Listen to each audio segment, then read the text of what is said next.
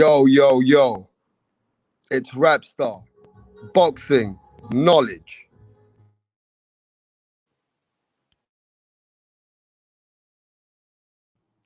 Here we are, all the way from London, England, bringing all these boxing content to everyone around the world. And lately, there's been a lot of situations in different parts of the world with the heavyweight scene. The heavyweight scene is one of the most exciting scenes in boxing since the game of boxing ever got invented. The heavyweight scene, the heavyweight scene is the most exciting scene in the boxing world. Deontay Wilder, the one punch destroyer. Deontay, the most exciting heavyweight coming in the game. Tyson Gypsy King, the most controversial heavyweight in the game today. And let's not forget the people's champion, the humble Anthony Joshua from United Kingdom, controlling the heavyweight scene. Let's talk about this. Where is the heavyweight scene going in 2021? Let's talk about this. Before I introduce you to a really great, knowledgeable brother in boxing, the man is in the boxing fraternity for many, many years. Let's introduce to everybody right now so they can cook it up with me about the heavyweight scene, where it's going and what's going on with the heavyweight scene. Ropedo, how you doing, my brother, today? I'm doing good, man. I'm doing good, Rapstar. Let's get this going, man. Let's get this party started. Ropedo, thanks for joining me, talking about the heavyweight scene, looking from England, looking from the outside, looking in. The heavyweight scene is such an exciting division for us in boxing. It's been ruling boxing for many, many years through the days of Ali, Tyson, Holmes. We can mention names and names and names. Evander Holyfield, Lennox Lewis, Frank Bruno. The heavyweight scene seems to have three main names which everybody in the world follows. Deontay Wilder, the Bronze Bomber, Gypsy King, Tyson Fury, and AJ, Anthony Joshua. As you can appreciate, Ropedo, there's a lot of things going on in the heavyweight scene today. And I want to get your views on the heavyweight Deontay Wilder situation and what you think about the heavyweight right now. Yo, Rapstar has everything. Yeah, so listen, man. I think there's a few things to think about here, first of all. Deontay Wilder right now, I know we were talking about this just yesterday, but Deontay Wilder right now, he's a completely different character to Anthony Joshua. Anthony Joshua is someone who's come up. I mean, I've been around him live. I've been up close and personal in a show that he was at, and I've heard him speak. I've seen the way he laughs, the way he carries himself around his fans, and he's very approachable. Deontay Wilder, there's a story behind him, and the story behind him, which I'm sure a lot of people already know, anyone that takes an interest in boxing, is obviously he seems to have a situation, obviously, that he had in his family. And, myself as a father, I understand what it's like to obviously, have a child and, have issues in that regard. And, it takes a big heart, man. It takes a big heart to handle a situation like that. And you know what? Deontay Wilder came from nothing. And, he put himself like at the top of the world. So, I don't think you can question the man's character and his heart. The man's definitely got heart. So I want to put that at the table. Anyone questioning Deontay Wilder's character as a man and his heart, the guy got in the ring. And I think anyone that steps in the ring, as I always say, and as many pundits say, and many fans already all agree with, anyone that steps in the ring, you can't question their heart, because they wouldn't be in the ring in the first place. Okay, So let's get that one out of the way. Now, going on to his career, everyone was excited about Deontay Wilder. And I know we've spoken about this before. Everyone was excited about Deontay Wilder because of his record, the way he was knocking everyone out. Now, there may be some that might talk about, well, who he was knocking out. But even if you're knocking out people that may not have the best records, I mean, I know he fought Bermane Stiverne, who was a world champion, and he did, take him out in devastating fashion. Even though he was being outboxed, I believe, with Luis Ortiz, he did take him out in devastating fashion. So he has taken out some people, who have been hovering around the top. So he's had some competition there. But the thing is, I think where there's been a lot of question marks, because before all this stuff happened after the Tyson Fury fight, no one was really asking these questions too much. Everyone was just excited about Deontay Wilder. These questions only started to surface after he fought Tyson Fury. The first fight was a draw, but a lot of people think Tyson Fury won that. But we've got to go by what the judges have put down, and it was a draw. And Tyson Fury didn't complain too much about it. I know he says everyone knows who won, but it was put down as a draw. The second fight, I think convincingly everyone knows, that was a fair and square victory for Tyson Fury. We've talked about some of the things that have been said with regards to, the excuses that were being made. 1 minute, oh, my man, Sweet Pea Whitaker, one of my favourite guys. So the thing is, then came the whole thing about the water. If it ain't the water, it was the gloves. If it wasn't that, it was the trainer. I mean, there was one conspiracy. Yeah, but can you elaborate? Can you just be honest? From looking outside in from England, I want you to tell the Americans and everybody else how it looks like from the outside in.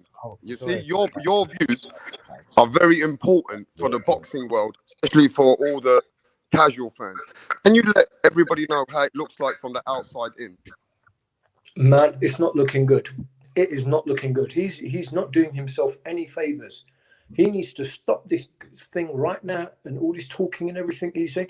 What's the gain in it? No one's going to reverse the decision. What's the gain in it? All you're doing is making yourself look bad. You're making people. People are. I mean, there's professionals who are out there, not British but American, who are saying, "Man, he lost fair and square." So all you're doing is you're messing with your own legacy, man. Don't do it. Just get on with the next fight. If you really think you can bring something and you can, come different towards Tyson Fury, whatever it was, even if you in your heart believe it was your suit, it was your water, it was your trainer, whatever. Look, listen, in the second fight, his trainer threw the towel in. All right, it was the second fight. His trainer threw the towel in. So it's not entirely. You could see Deontay Wilder was disappointed. So he's got heart. And let me tell you something. Even if Tyson you Fury cannot question. Let me just stop you here. I want all the England viewers and people who hate on Deontay Wilder. I want to get this straight. I'm a hardcore boxing fan. I love what Deontay Wilder brings to the table. Do not question Deontay Wilder's heart.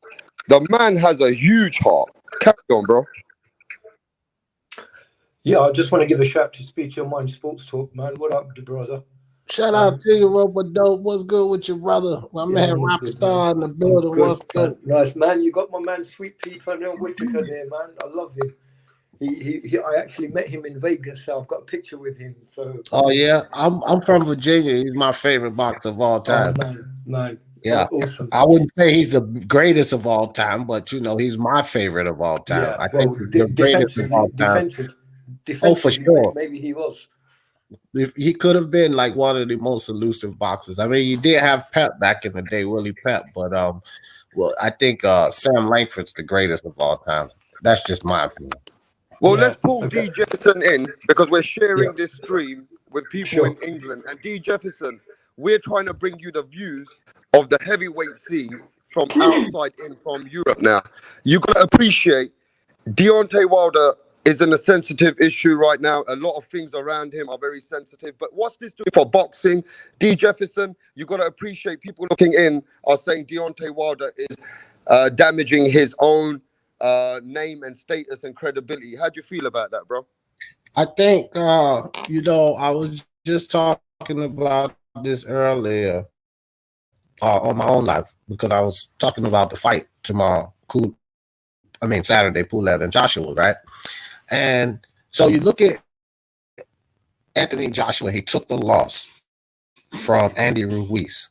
And you guys, I know you remember, it's this guy YB or YG or whatever his name is out there in London. He's super Anthony Joshua fan. Most of his videos are about Joshua.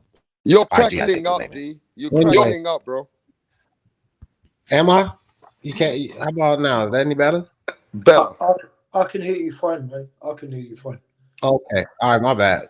So, I was listening to this guy YG, and he's making all kind of excuses. Anthony Joshua had a concussion going into that fight. He wasn't himself. So Joshua comes out the next day.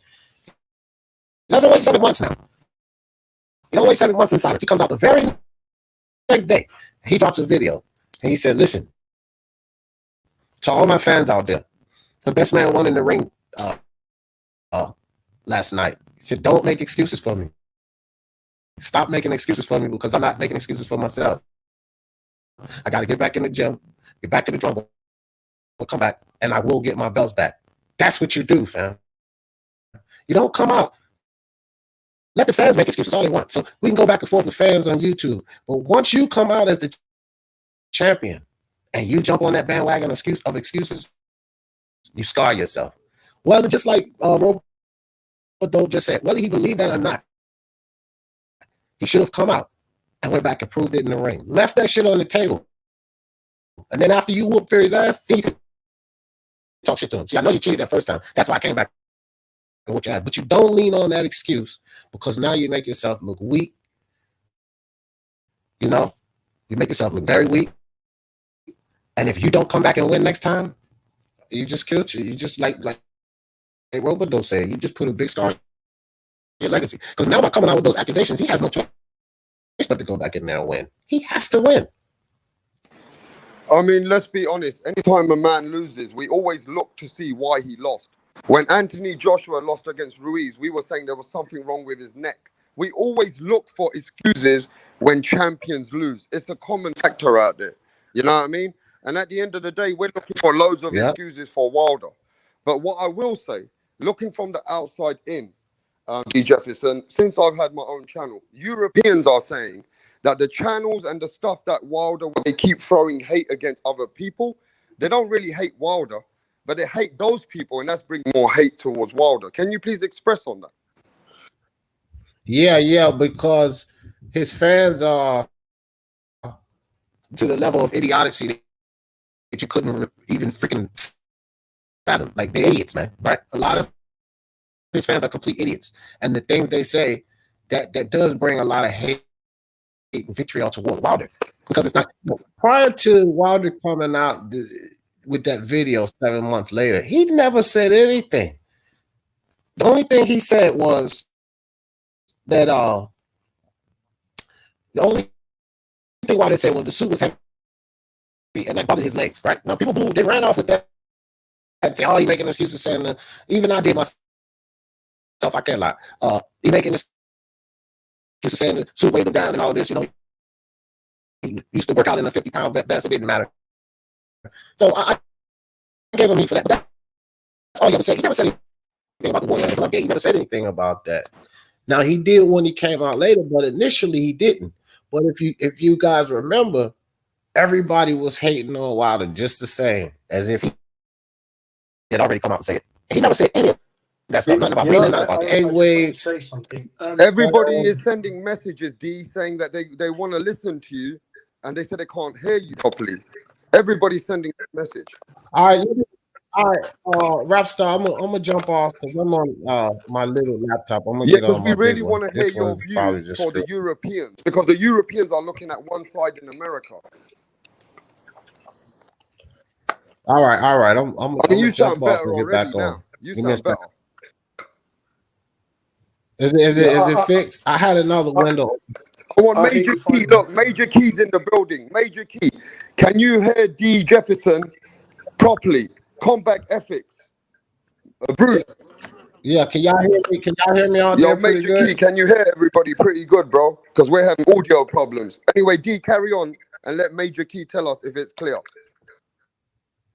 All right, all right. So yeah, so I believe that prior to Wilder coming out 7 months, people were still giving him the same hate, and it was all his fans at that point. Wilder had never said anything. You know what I mean? He never said anything. So now all of a sudden he comes out and he says, "Okay, we can give him the heat," but again, man, if he would have just kept his mouth shut, had the fight, win, lose, or draw, I think it would have been better for him. You know what I mean? But now I just say he put himself in a fix. He put himself in a situation where he has to win. He has to win this fight. Because if he loses now, what they gonna say? Oh, y'all thought he cheated in 2 fights and y'all let him get away with it again? Get out of here. Get out of here. Like nobody's even gonna listen to him. But if he goes in there and he wins, man, then he can talk all the shit he wants. And Fury fans or whoever, they were just gonna have to eat it because if he comes back and he wins, they're gonna say, see, he couldn't beat me on level playing field or whatever. So, but he's backed himself into a wall, I feel like, Wilder, by jumping on the bandwagon of excuses because now he has to win. And I don't think he is. You know what I mean? I think Fury's going to beat him up again. And then when he gets beat up again, he has a bigger problem on his hand. Because now what you going to say? What are you going to say? He cheated you a third time? It doesn't even give him any validity for the first 2 fights. Like the man just beat you up again. You still going to cry about the cheating? So he's backed himself into a wall, man. I mean, can I ask you this? I'm getting some messages, Roper Dog, for D. Jefferson right now. People are saying in Europe, if this fight has become a racial issue now, they say when Europe looks inside in America, it looks like a racial issue. They've made it into a racial issue. Now, is this because the fans had that movement going on? The Black Lives Matter movement was there, and then Deontay Wilder turned around and said to all the world, I'm going to be doing this for all the black people. I just want to keep it raw because we got a lot of Europeans that tell me this, and I need to ask D. Jefferson. It's not. This is what I will warn everyone about that. It's not that type of thing here. But this is one thing I know that you might have some channels. You're crackling a little bit again. All right, hey, Rashad, just let me switch to my laptop right quick. Let me switch to my laptop right quick. Okay, I want to get that question to Roper Dog while D. Jefferson gets his mic all sorted out. So you see what I'm saying? As looking from the outside in, it's looking like a racial tension between the Deontay Wilder situation with the Tyson Fury situation. And a lot of sensitive situations are coming in between. It's becoming political. How do you feel about that, Roper Dog? Well, look, I'm going to have to say something, man. You know what? And the thing is, look, Deontay Wilder is the one that has gone on and spoke about, my people and stuff like that. And, I mean, he's a boxer. And, look, there has been a problem in America when it comes to race. But he's obviously bringing that into the sport. Look, it may go on in the sport to some extent, but the thing is, I don't think it's from someone like Tyson Fury. Tyson Fury clowns around, but I wouldn't put him down as a racist. But the thing is that what I want to ask you is that do you think some of the tough sort of love that Deontay Wilder's getting right now is maybe because of the way that he's behaved?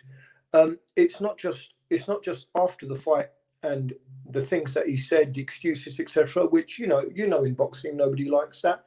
But do you think it's also because of his demeanor and the way that he's behaved?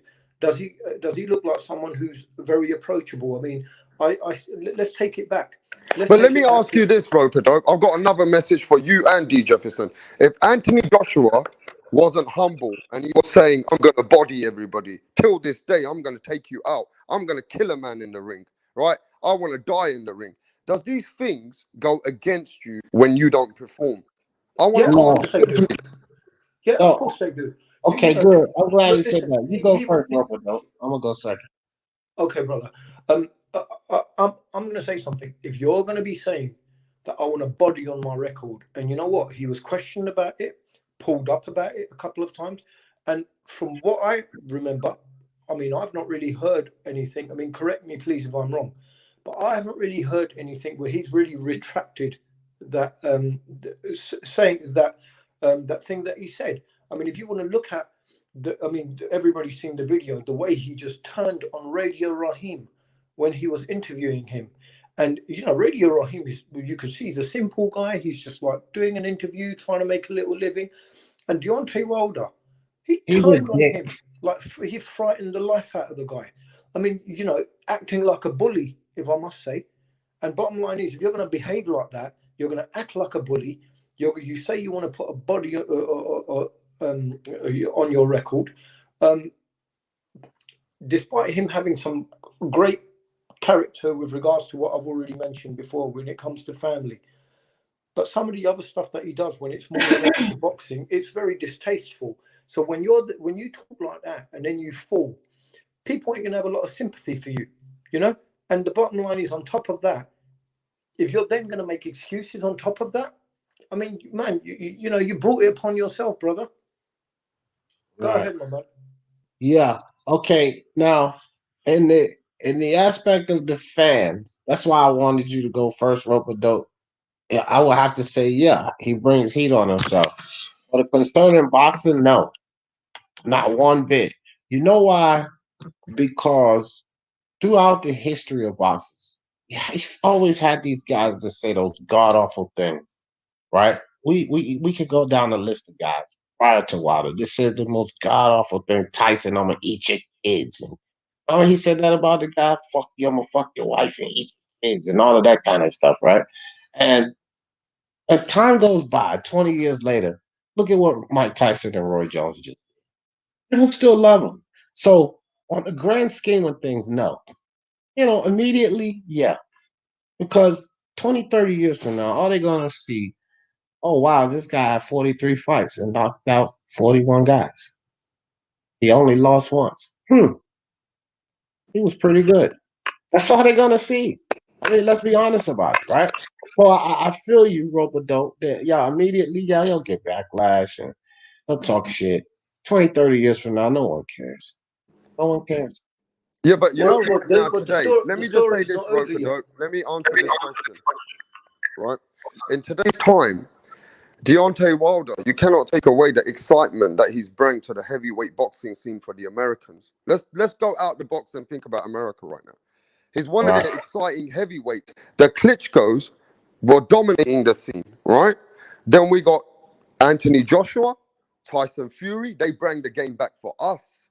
But when you talk about excitement, you cannot take away Roper Dope, the excitement that my man, my brethren, Deontay Wilder, brings to the table in the United States. Can you imagine? No, but Roper Dope, can you imagine how much we enjoy his excitement? But then when these things happen, we get disheartened. Can you imagine how the Americans are feeling, Roper Dope? Well, I've got nothing. Look, I've got nothing against the Klitschko's, but to be honest, I think a lot of people are glad to see the back of them, because every single fight, it was, especially with Vladimir Klitschko, it was just putting your jab in front of you and just keeping someone to a distance and coming with the right hand. I mean, basically adopting Lennox Lewis's strategies. But bottom line is, everyone was glad to see the back of them because, you know, they pretty much killed heavyweight boxing. So it was nice to all of a sudden see someone fresh with a personality like Deontay Wilder. And let me tell you something. One of the most exciting fighters, I want everybody to know in America, England think Deontay Wilder is one of the most exciting heavyweights in our time. Let's not take that away from him. But he wasn't just someone to be celebrated in America. We were celebrating him in the UK. Everyone was really excited about Deontay Wilder. And everyone was talking highly about him. And even though he's lost to Fury, he's still dangerous enough to take anyone out. So you still can't write him off, no matter what's happened and no matter what you said. Yeah. Hey, let me answer that question too. Now from an American standpoint, for the guys, the rap stars people that's listening in, I will tell you this. There are a lot of American fans that literally hate on Wilder and it has one thing to do with either the politics of the game, because certain fights didn't happen, namely Joshua, or for a certain community that pushed behind him that says a lot of ridiculous things. But for whatever reason, a lot of Americans did not like him. But here's the thing with it. It was still that sort of thing like Floyd Mayweather, where, and I'm not comparing him to Floyd or his star power to Floyd at all. What I'm saying, the similarity in the fact that the people that hated Floyd and the people that loved him, they all watched him. So I think it's a fair assessment to say that he did help bring this sport back in America, because the heavyweight division has always been the most popular division. And, his first fights where he wasn't really heard of, we got to realize Floyd was still tinkering around in the game, fighting Conor and all of these guys, right? And Floyd was the man then, so he was keeping people interested in boxing. But when Floyd pulled away from boxing, then you got this heavyweight that's knocking out every guy in front of him. Damn right, he was instrumental in bringing back that in America. Whether the American fans that like him or love him want to believe that or not, I would say, yeah, he definitely was instrumental in helping bring this sport back. Because we were ranked Hey, down in before like we number get to any 15. more, yeah, I wanna introduce a man who doesn't need any introduction. Everybody in Europe and England seems to know this channel every time I speak to somebody now. Please introduce yourself, my brother. You already know this is Punch Drawn Boxing, aka Mr. Move. Shot himself. My brother. Yeah, Mahalo. Your suck punch. I just want to let Moonshine know this. We got loads of trolls. We've got about Major Key said there's a lot of people hating on us. LDBC keeps coming over here and showing a dislike. But if they want to come here for all the smoke, Rapstar, he will smoke anyone if you come with your facts. If you come over here talking shit, I will destroy you on this channel. But Punch, please, right, what's going on? England saying they love Deontay Wilder.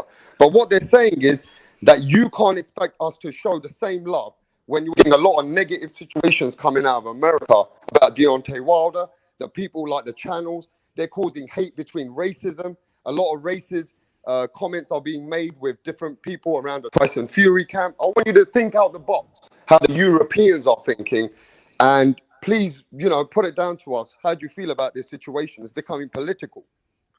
I mean, with the Deontay Wilder, I mean, I think the relevant thing about him right now is how he took his loss with Tyson Fury. I think that's the relevancy and the feelings that people have him toward negative wise. But if the whole body of work, I respect Deontay Wilder. I do believe that in America we don't support our fighters the way we should. I believe, man, the way the media is, even in the YTBC, everything, it's just like a cesspool, man, when it comes to this boxing world. We have to bring somebody down to give somebody credit. We have to devalue somebody to give somebody value. We need to discredit somebody to give somebody credit. And I think that's what it is with the way we break boxing down here.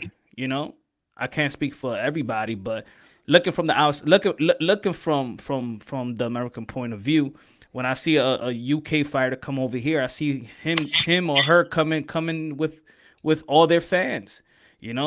Buying out Las Vegas. The UK fans, UK fighters, I never heard the term black Brit or the white Brit, or I just hear them say Brit. That's it. And when it comes to American fighters, is black fighters and white fighters and Latino Americans or whatever. It's just is a divide in America as well. Like if all the fighters in America were just American fighters, I think it would be different.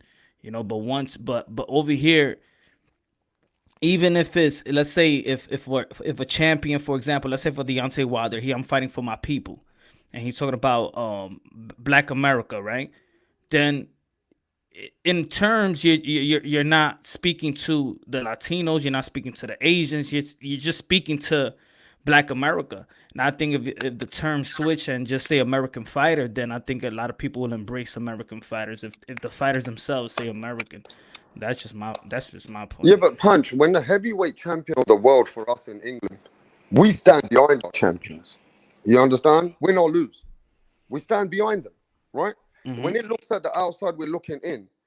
You guys have to stand behind your champion, Wilder, regardless of what he's going through, what's happening.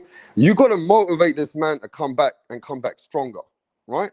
And it just shows me, why do we love our fighters with our, we're proud of our fighters. But when we look at the Americans, they're with you 1 minute and then they're shitting on you on the other minute. But you're all carrying the same flag. You're all in Look, the same man. part of the world. Look. Let me jump in on this. Let me look. We have to understand that culturally, like Punch is saying, there is a divide, a cultural divide here. Okay, so certain things that we look at, it's these prejudices in this country. People around the world look at us as Americans. They're silly with that. That's just silly for them to think that way. But these prejudices run deep here in America, right? And they spew into everything in all forms of entertainment. The movies, the other sports of the world, the music industry. These stereotypes and these discriminations and these prejudices, it run deep in this country. So as a culture, this is why we don't stand behind the flag at one as one. I mean, you understand? We don't. We simply don't. I It's just just like want you to answer this question, white D. I'm sorry. I've got to stop you here, D, because we're getting lots of questions from another stream I'm sharing. And then Brit Sports just sent, how come all other worlds are supporting their fighters with love and all these kind of things? Like Japan, look at Japan, how they support Inoue. Look at Philippines, how they support Manny Pacquiao. Look how we support Anthony Joshua. Look how we support Josh Taylor. Why you guys have got so much hate in America and dividends between your own people? That's also a stereotype because in Japan, I'll just give you one example. In Japan, Kosei Tanaka, he's accomplishing a lot. He's great, and they shit on him. They shit on Kosei Tanaka. So I mean, it happens. Look at Canelo Alvarez. He's a big portion of Mexican fans that can't stand him. He's a Mexican freaking great. He face a boxing argument. So it happens, but it just happens more often in America because of the divide that I'm talking about. Divide that punches that brought up, It's just this divide of people that, it's all about their racial background. Even though we're all Americans, it's about the Latinos and Hispanics. It's about the whites. It's about the blacks, about the African born American. Like there's even a divide Do, here. Like do, we're all black people, but it's a divide here from the African born Americans and the African Americans. Right? This is do, just silly. This is do what you it's think about. this is more in recent years, or do you think it's always been like this? No, it's been like this for many, many years here, man. So Because if I can say something, brother, if you don't mind me interjecting, um, I mean Mike Tyson, everyone wanted to see him, and I didn't see so much of this race talk when Mike Tyson was around.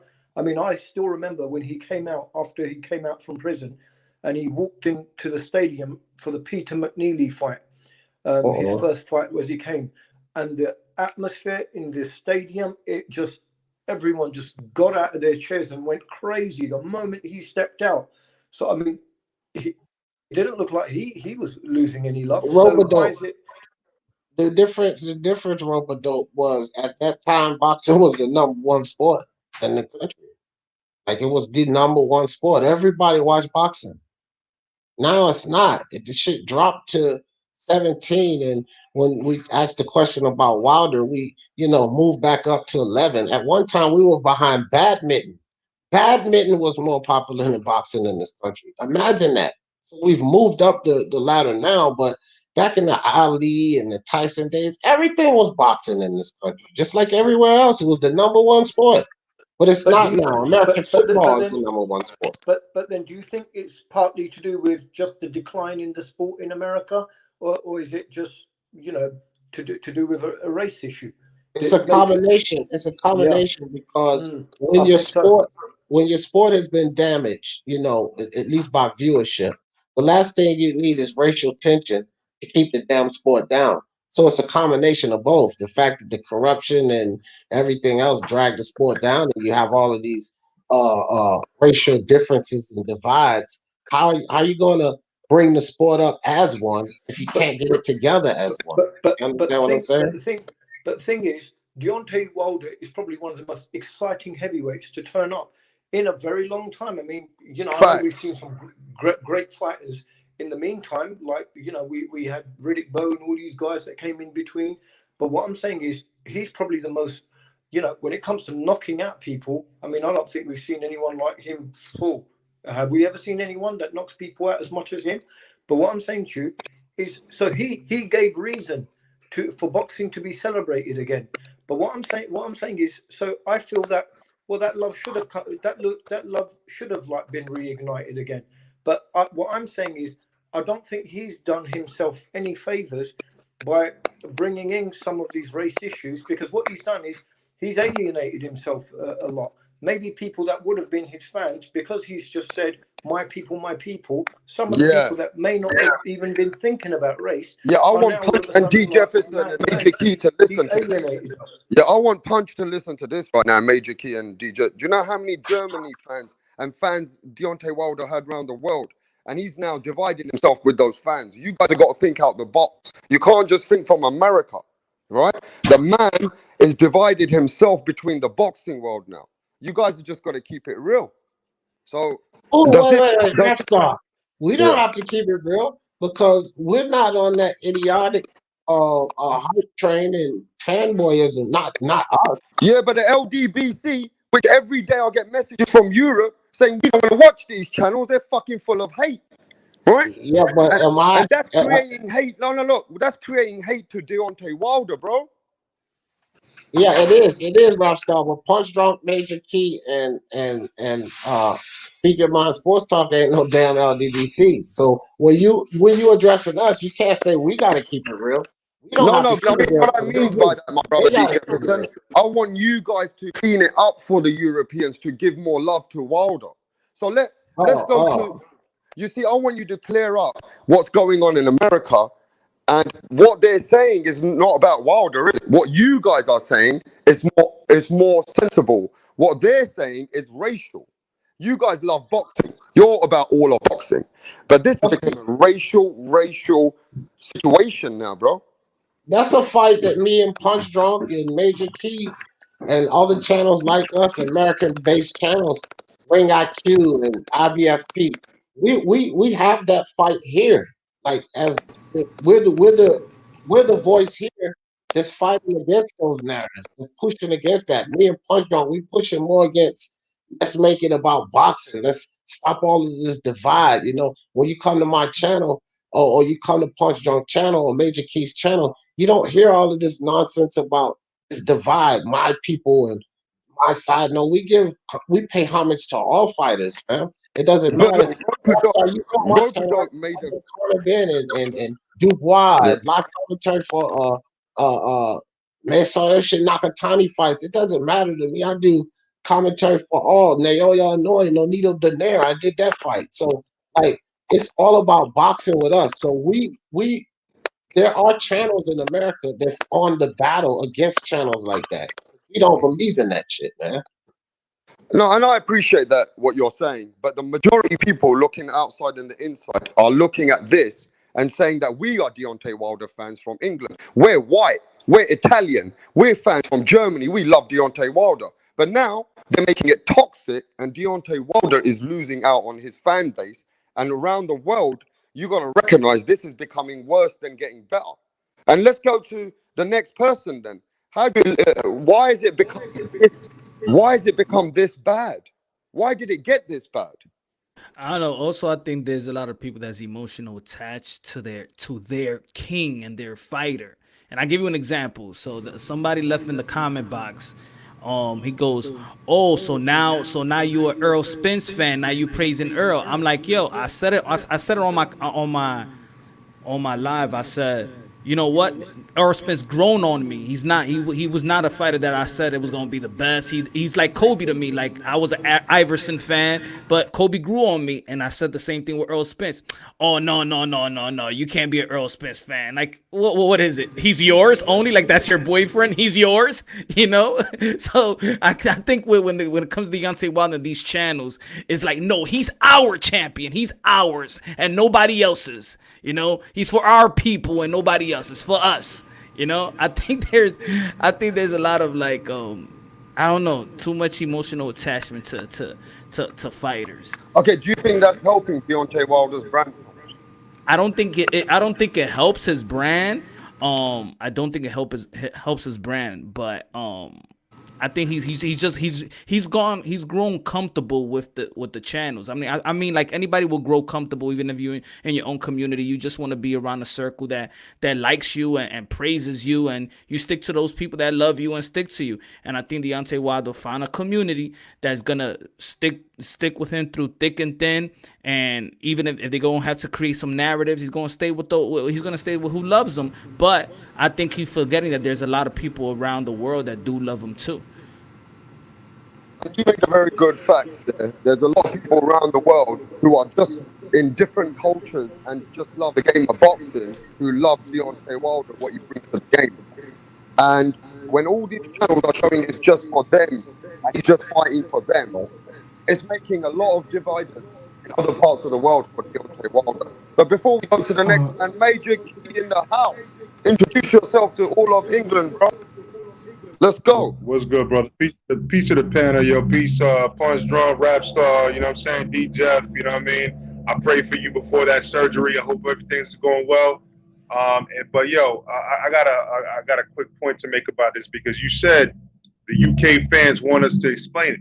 Only person that can explain this is Deontay Wilder at the end of the day. You know what I mean? Because at the end of the day, he's the one mentioning this, right? And everybody over here, at least myself, and I know a lot of these dudes always try to promote, hey, stay away from that. That's all negativity. You bigger than that. You bigger than that.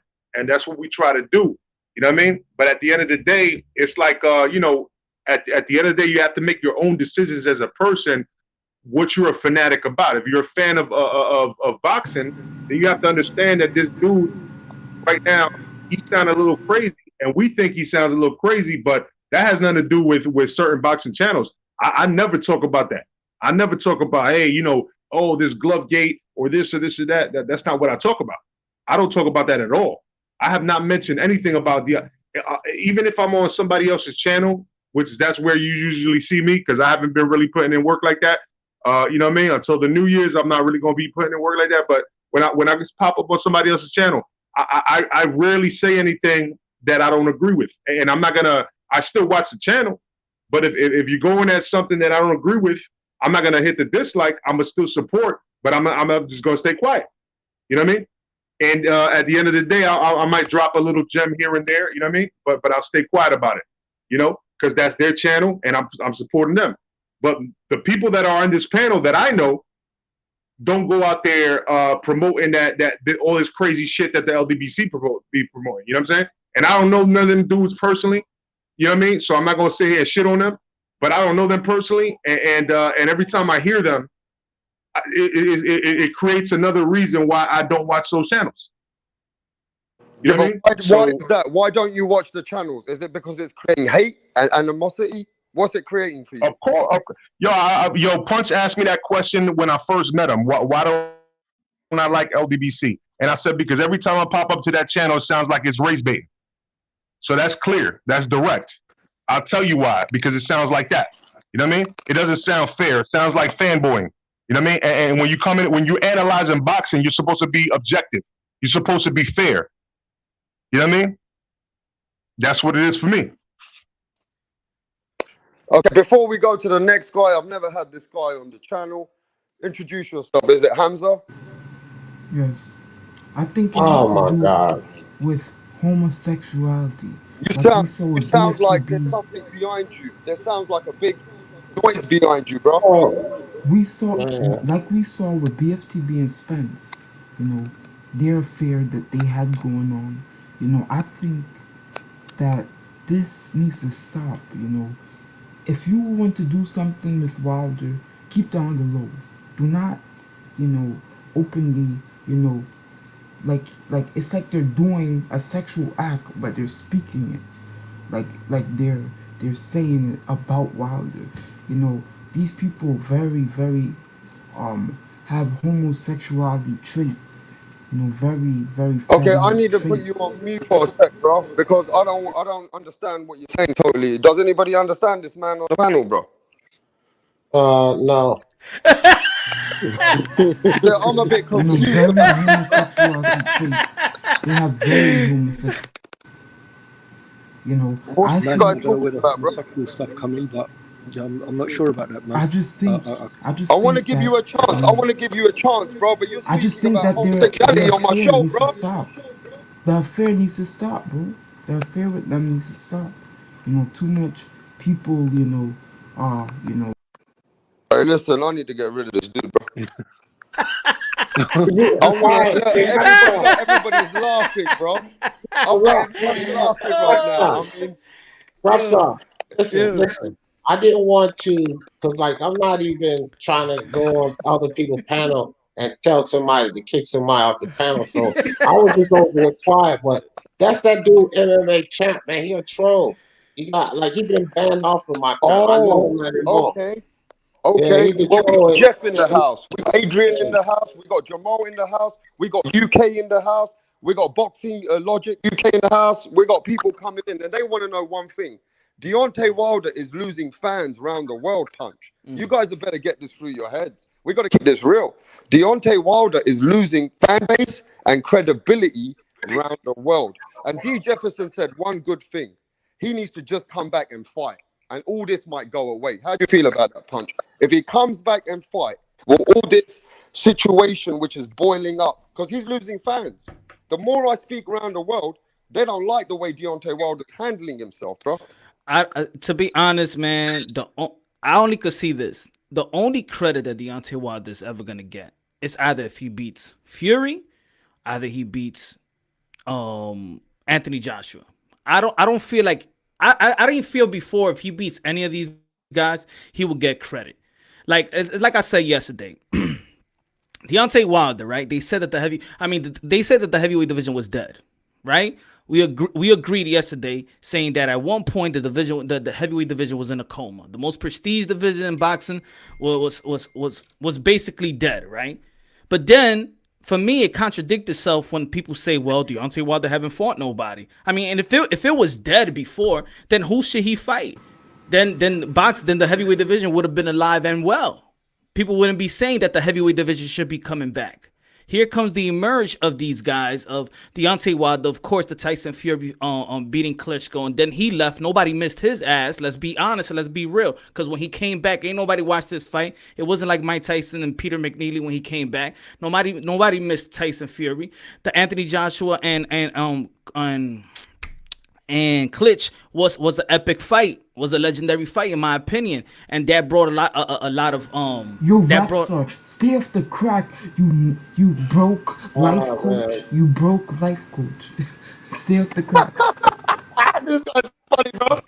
This guy's they funny. they brought a lot.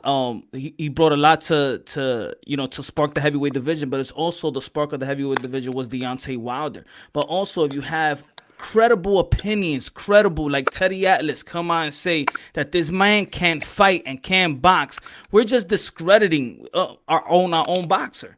I think that's what it comes with. It's just not it's just not about Deontay Wilder and the quote unquote excuse or the allegations. It was before that. People was just disrespecting his skills, disrespecting who he fights, and just was not going to give him any type of credit whatsoever. I think the best thing that happened to Deontay Wilder is that he lost, so now he could just come back and prove something to somebody. You know, with Deontay Wilder's always been something. He can box, but after he beats Stavern, it was, oh my God, he does have a good jab. He could box. If you check out if you check out the commentators after the fight, you check out what people were saying right after the fight. Oh, Deontay Wilder can box, and then it went back to he can box and he ain't fight nobody and he can't fight and this and this and that. And I mean, he was never going to get credit. He was not going to get credit for beating Tyson Fury the first fight because people are going to say that was Tyson Fury and he wasn't the same and he came back, he was drugged up and whatever. He was not going to get credit for that. He was a favorite to win in the second fight. Even if he would have knocked Tyson Fury, he was not going to get credit for that. The only way he was going to get credit if he fights Anthony Joshua and beats Anthony Joshua. That's it. Okay, that makes a very good point. I just want to touch on Punch's point because we got a lot of people from England and Europe saying, let's stop this talk and political movement. Let's get these fights going, but don't fight Tyson Fury anymore. He's your boogeyman. We want the fight with Anthony Joshua and Deontay Wilder because we think Deontay Wilder, Anthony Joshua matchup styles is a much more exciting fight for those two. Now, Ropedo, I just want, before we get D Jefferson, I want you to tell me from England, like, the way it looks like for Deontay Wilder, would you want him to fight the third fight with Tyson Fury? Because a lot of the Deontay Wilder fans want that fight. What do you think? Is that a good idea for Deontay Wilder? I definitely think that's a fight that he should have. The reason being because until that happens, even if he goes and beats Anthony Joshua, that question is still going to remain out there. But what about Tyson Fury? So that cloud, that black cloud, is going to be hanging over his head. And until he fights him, you know, he's not going to get rid of that. I agree totally because listen, you guys know why Manny Pacquiao is still here? Because he was supposed to fight Floyd again. That cloud, man, that does that. It plagues a lot of fighters. It keeps them around longer. You know, I got to get this fight back with this guy. And sometimes they never get their fight back and they stick in the game too long. I agree with Rope-a-Dope 100%.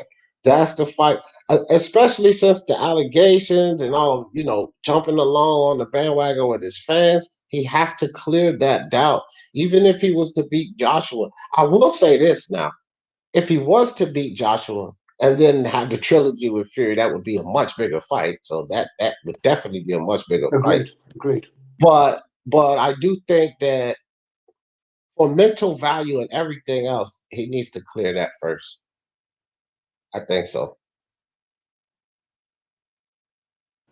I got 6 people in the back of the house. Shall I let them all in? If you can keep control of it. It's your panel. I mean, they look like trolls to me. I mean, some of them look like trolls. I just wanted to say something. And, you know, I think after that, we might be ready to move on to speaking about a couple of the other guys like Joshua or Fury, if you want. But I just wanted to touch on something. When Punch, I wanted to ask you something, brother, and purely always respect is there. I wanted to just ask you something. You know, when you were saying that, you know, people are saying that, oh, Wilder can't box, etc. And then when he beats Stavern, they said, oh, he can box. Do you think that was fair criticism that when people were saying that he can't box? Because I can to some extent see why people may have said that about him, because when he was fighting in the ring, he was swinging wild punches, he was going off balance and everything. So do you think maybe there was a bit of a fair point that may have happened? Well, I mean, what's your take on that? I say he's not the skill set is not all elite, but his wild is what makes him an attraction. His wildness is actually what makes it an attraction. The way, I mean, they call him a one-trick pony, right? I don't call it a one-trick pony. I call it he knocks out people with the basics. The same basics that you go into the gym and the first combination you ever learn is that 1-2. He don't beat people off the one-trick pony, because if it's a one-trick pony, how the hell is he gonna keep tricking people the same time for like 40 fights? That's not a one-trick pony. That's the guy that's just beating you off the basics. I think, look, the beauty about boxing and the fighters and the cultures that everybody comes from different parts of the world. Everybody got their style. I don't want Deontay Wilder to to fight like Tyson Fury. I don't want Deontay Wilder to fight like Anthony Joshua. I don't want Anthony Joshua to fight like Tyson Fury. That's the beauty of it. The best fights in boxing is always the boxer versus the puncher. He's the puncher, and Tyson Fury is the boxer. That's what makes great fights. And you could tell any promoters will say it, and fighters will say it. I mean, look what matter of fact, they was talking about this the other day, that people really don't want to see Billy Joe Saunders and Demetrius Andrade in the ring. That's two boring styles together. Like, nah, it would be boring really to have them watch them fight, really, but have them with a puncher or a slugger, like have them with a triple G, or have them, and then it will make an exciting fight. And I actually agree. I think Douglas Fisher actually said that. And I actually agree with that, So the man is knocking out. I don't know what else do I really want to see. Of course, could he block better? Cause he stopped falling for the same feints. Cause I think that was the major problem in the second fight. He fell for every feint that Tyson Fury threw.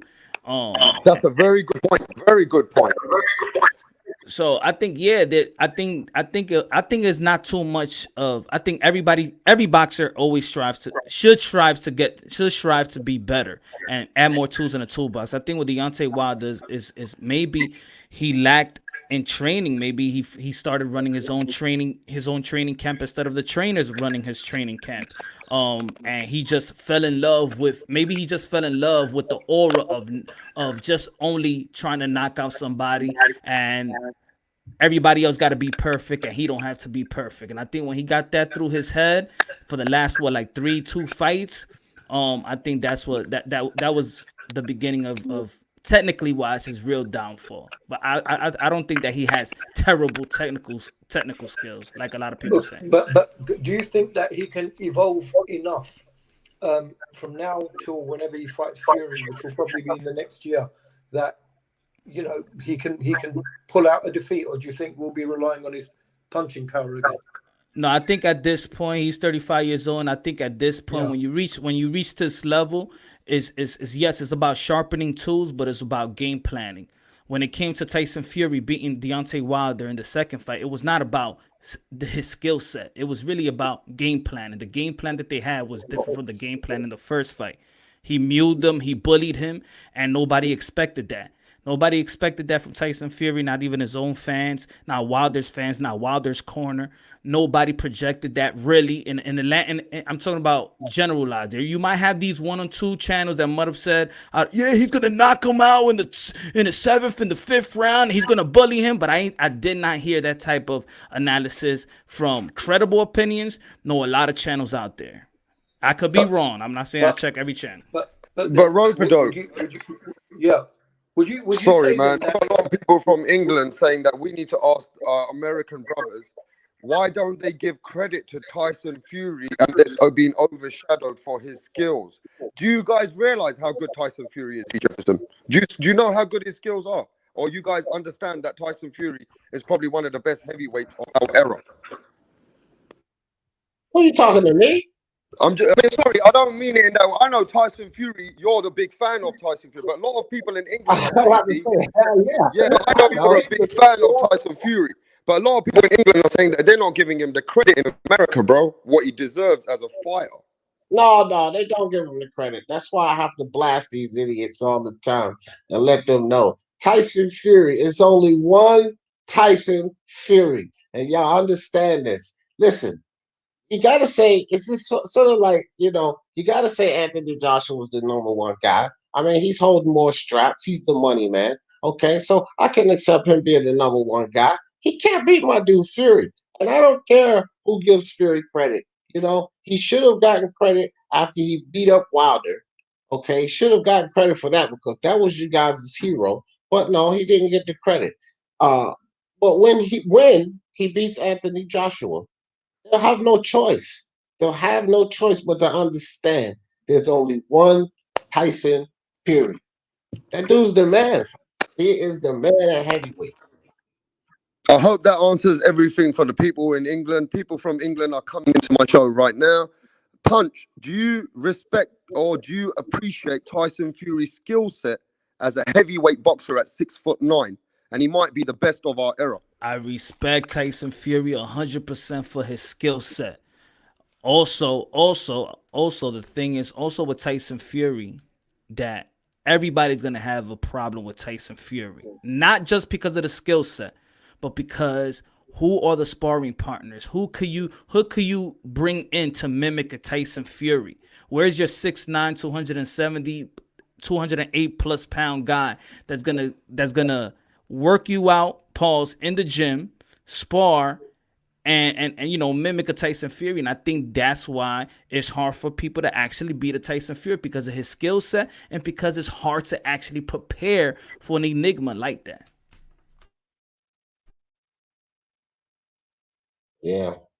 I mean, though, Tyson Fury, 6'9". Emmanuel Stewart said, "This man has got skills that I've never seen in a man this big."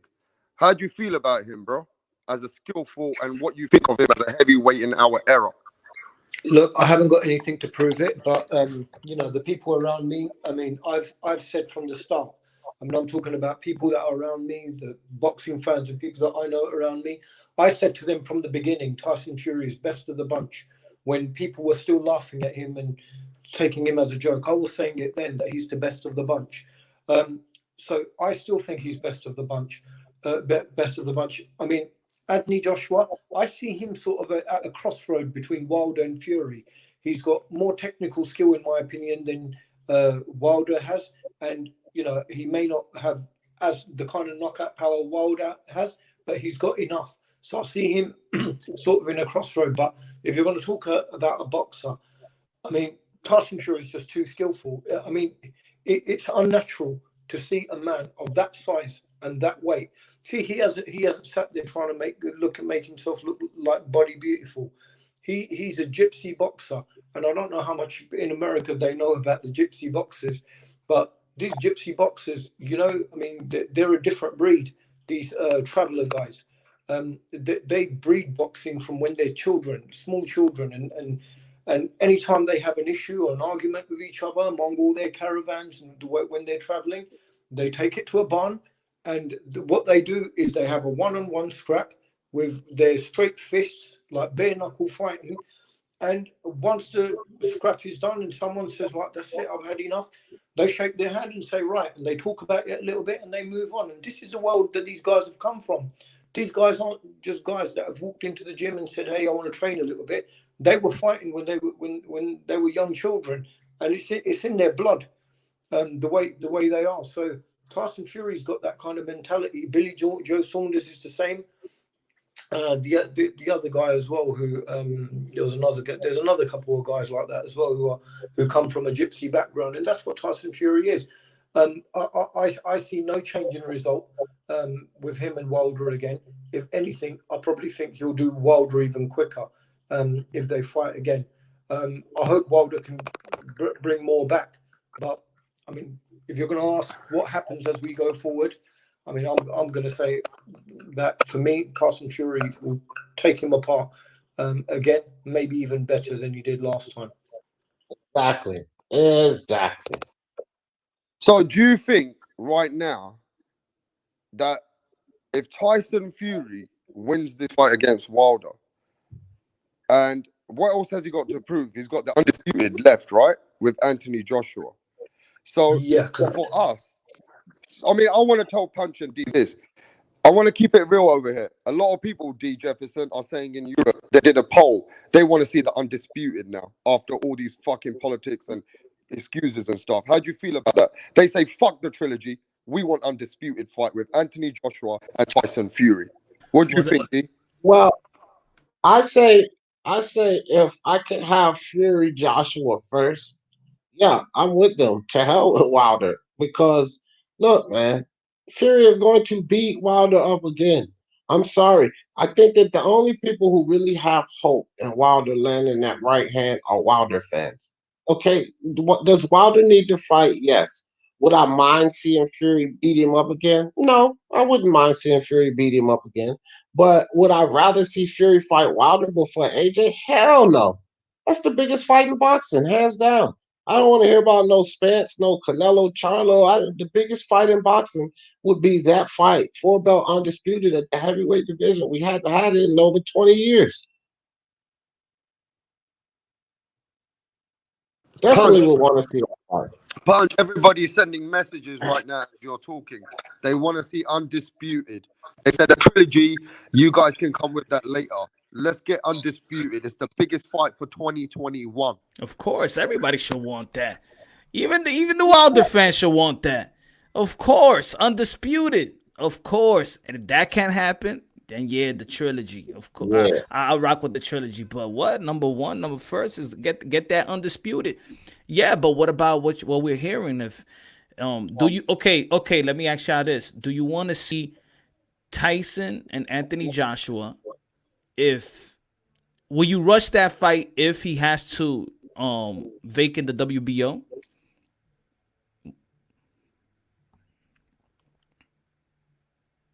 Say that again, my brother. I just left the phone for Would us. you Say that again. would y'all want to see that fight? You know, but let's say that fight happens and the WBO says, nah, you got to fight your mandatory or whatever, and they make him vacate the title. Do y'all still want to see that fight first, Anthony Joshua and Tyson Fury? Well, I want them to pay Usyk a handsome amount of money to put him aside and get the undisputed going. I think so too. Yeah, but what if that couldn't happen? The point is, if he had to drop the belt, would you rather see that fight or just let Joshua fight Houston and let Wilder fight Fury and then get the fight after? I mean, right now, people have come to the point that Anthony Joshua and Tyson Fury is the biggest fight for us in boxing. It lifts boxing back to the spirits. It brings a whole new fan base to boxing. And we can, blow this sport up with that fight. The only thing with the Wilder, he's the most attractive heavyweight in the world.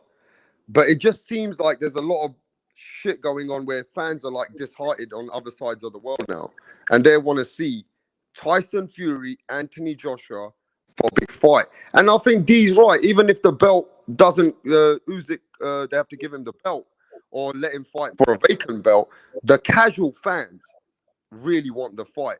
It's one of the biggest fights in the world. And I want to go to Rope-a-Dope from England. Hey, Rope-a-Dope, how do you feel about Anthony Joshua, Tyson Fury? How big is that fight, bro? Look, we've seen what a British undisputed will do, and the thing is that I'm going to be a bit selfish here, guys, and that is that I'd rather have Wilder taken care of, and then he comes back to the UK, and we have an all British undisputed championship after that, and put Wilder to bed in the meantime. I mean, because then everyone's just going to say, okay, that one's done. Let's go back to America. I think, look, it would be better for Wilder, I suppose, in the meantime, if he probably does have a little bit of a break and probably does maybe have a tune up with someone else before he goes back in for Fury. So in a way, maybe it is better for Wilder to just, have a bit of time out and these guys have the undisputed. But regardless, that undisputed fight that happens, if we can keep, because if there's a Wilder and Joshua matchup, let's just say if they manage to put that together, and that title leaves the hands of Anthony Joshua, then we're not going to have an all British undisputed heavyweight fight to look forward to. We're not going to see that. So really, as a Brit, I would like to see Joshua. But let me add. Can I add that? But let me add this. These belt federation is all about money, right? They want money. We heard also Tyson Fury said before the second fight with Wilder that he's only gonna fight 2 fights, right? So let's say that was his fight with Deontay Wilder, right? And now he just want to fight for the undisputed, right? Yeah. How about if he beats Anthony Joshua, right, for the undisputed, and then he drops all the belts, and then it's scattered all over the place? I would think that the WBO will want to secure that there's gonna be still big fights along. I think they would enforce that mandatory and let them strip the title, or make Anthony Joshua really say, you know what, let me fight Usyk. That's another big fight. Or I don't know, but I just figure that if the Belt Federation is needs to look out for themselves as well, like they usually do.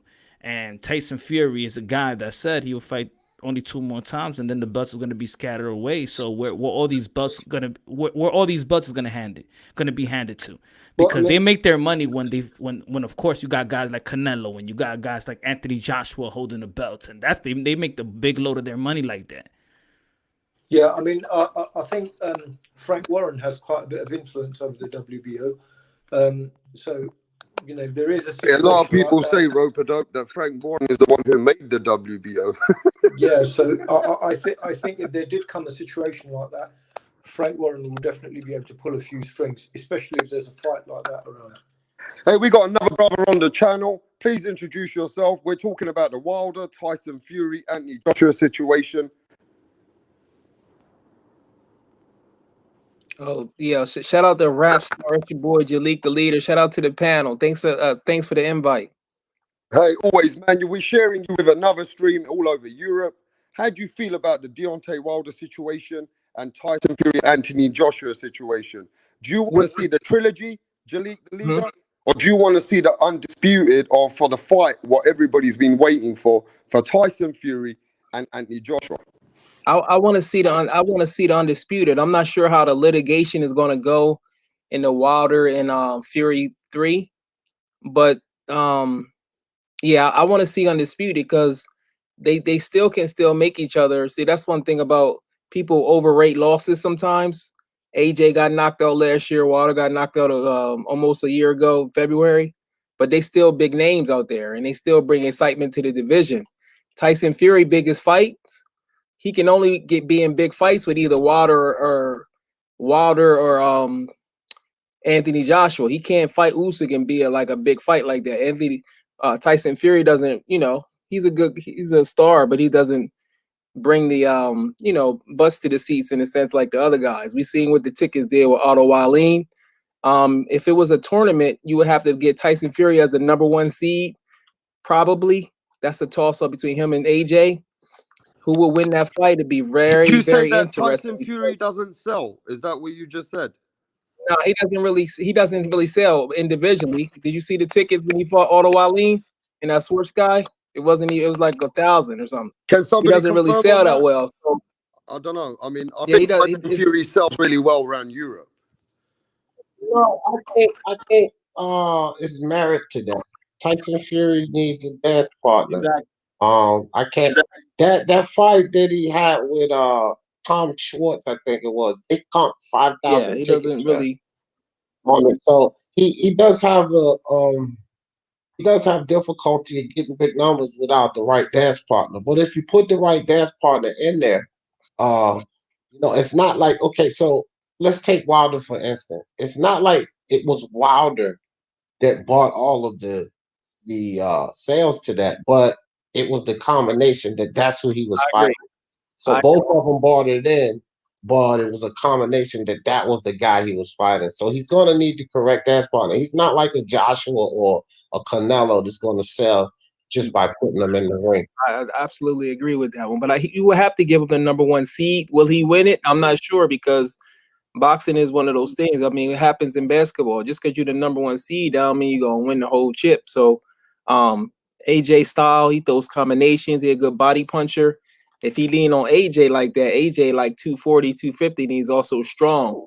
So he would fight him totally different. That's one thing that Tyson Fury has going for him because he can fight in different styles. So that's a good thing that he can do. And then also AJ, you say, okay, if he boxed like he did against Ruiz in a rematch, he was much lighter though. So that kind of in a way that works, but it also doesn't work because for him to come that light against Tyson Fury, once again, Tyson Fury can use his size similar to what he did against Wilder, and we seen it in the Cunningham fight. So it gets real interesting when you look at the weight and intangibles and the game plans. It's just a fascinating time to look at who's really going to win. But I wouldn't depend on AJ's footwork against a guy with superior footwork. I wouldn't even depend on move around the ring though, so it's not. He can. Who moves around the ring better? No, I want to say this to you, Jalik, real quick, and this ain't no debate type thing, but AJ, Hold on. AJ's split game is Bro, horrible. I'm done debating you, bro. We I'm gonna say not. I just said it's not a debate. I'm not debating you. I'm just saying AJ Cliff's game is horrible. That's why he couldn't keep himself out of trouble hey, with Ruiz. You know, Fury's got a superior Cliff game. Cliff game is a yeah. No, you Fury's agree. got a superior Cliff game. Bro. I agree with you on that. I Yeah. agree with you. That's why it's interesting. I don't know which is if he becomes heavier, he doesn't move in the ring as much, and he has conditioning issues. So that's why I'm like, I don't know. I think it has to be a combination where he can move around and still have his conditioning and still have his strength. So that's the thin line, because just like life is all about balance. So that's what he's gonna have to be, very balanced to win that fight. And also, Tyson Fury can't be too heavy neither, because that can work also against him as well. So that's going to be those two things right there will, play a big part in who will come out victorious. I think Tyson Fury has. I think Anthony Joshua's learnt that already. That being too muscular, I think he's concentrating on being slender. I think he's concentrating more on his boxing rather than being more muscular. I don't know if you guys have recently seen, but he's taken on another trainer alongside Robert McCracken, and this guy comes from a martial arts background. He believes in running bare feet outside, etc. And Tyson and Anthony Joshua's brought him in, and this guy's putting all kinds of like stuff and sayings, etc. On his last fight, he had a saying up on his changing room, and he's working on his mind, he's working on his spirit, and they're working more on his techniques. And he's just recently come in, this guy that he's taken on. So the thing with Anthony Joshua, because he started boxing late at 18 years old, one thing about him is, I think as he goes along, he could still tweak his style a little bit. He could still improve his boxing, because he's still, I feel, a work in progress. I mean, if he keeps going, I think we could see an improved Anthony Joshua in another couple of years. I don't think he'll be the same Joshua that we see today, providing everything goes well for him. So I think there's more to come from Joshua. So I think if Fury or Wilder or anyone does want to fight him, the sooner they fight him, the better, because I think the Joshua we're going to see in another couple of years is not going to be as easy as the Joshua that they might find right now. I want to get to Major Key. Hasn't said nothing for a long time. Major Key, are you there, or is this a troll? Yeah, no, man, I fell off for a little bit, man, because I have a house guest and I got off for work early and all that, man.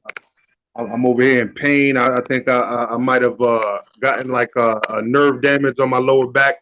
I'm just chilling, man, or some hydrocodones, you know what I'm saying? Just relaxing like a motherfucker. But listen, man, look, the main thing that I want. Oh, Jalik the leader, by the way. Peace to you, bro, because France and Two was always telling me about you.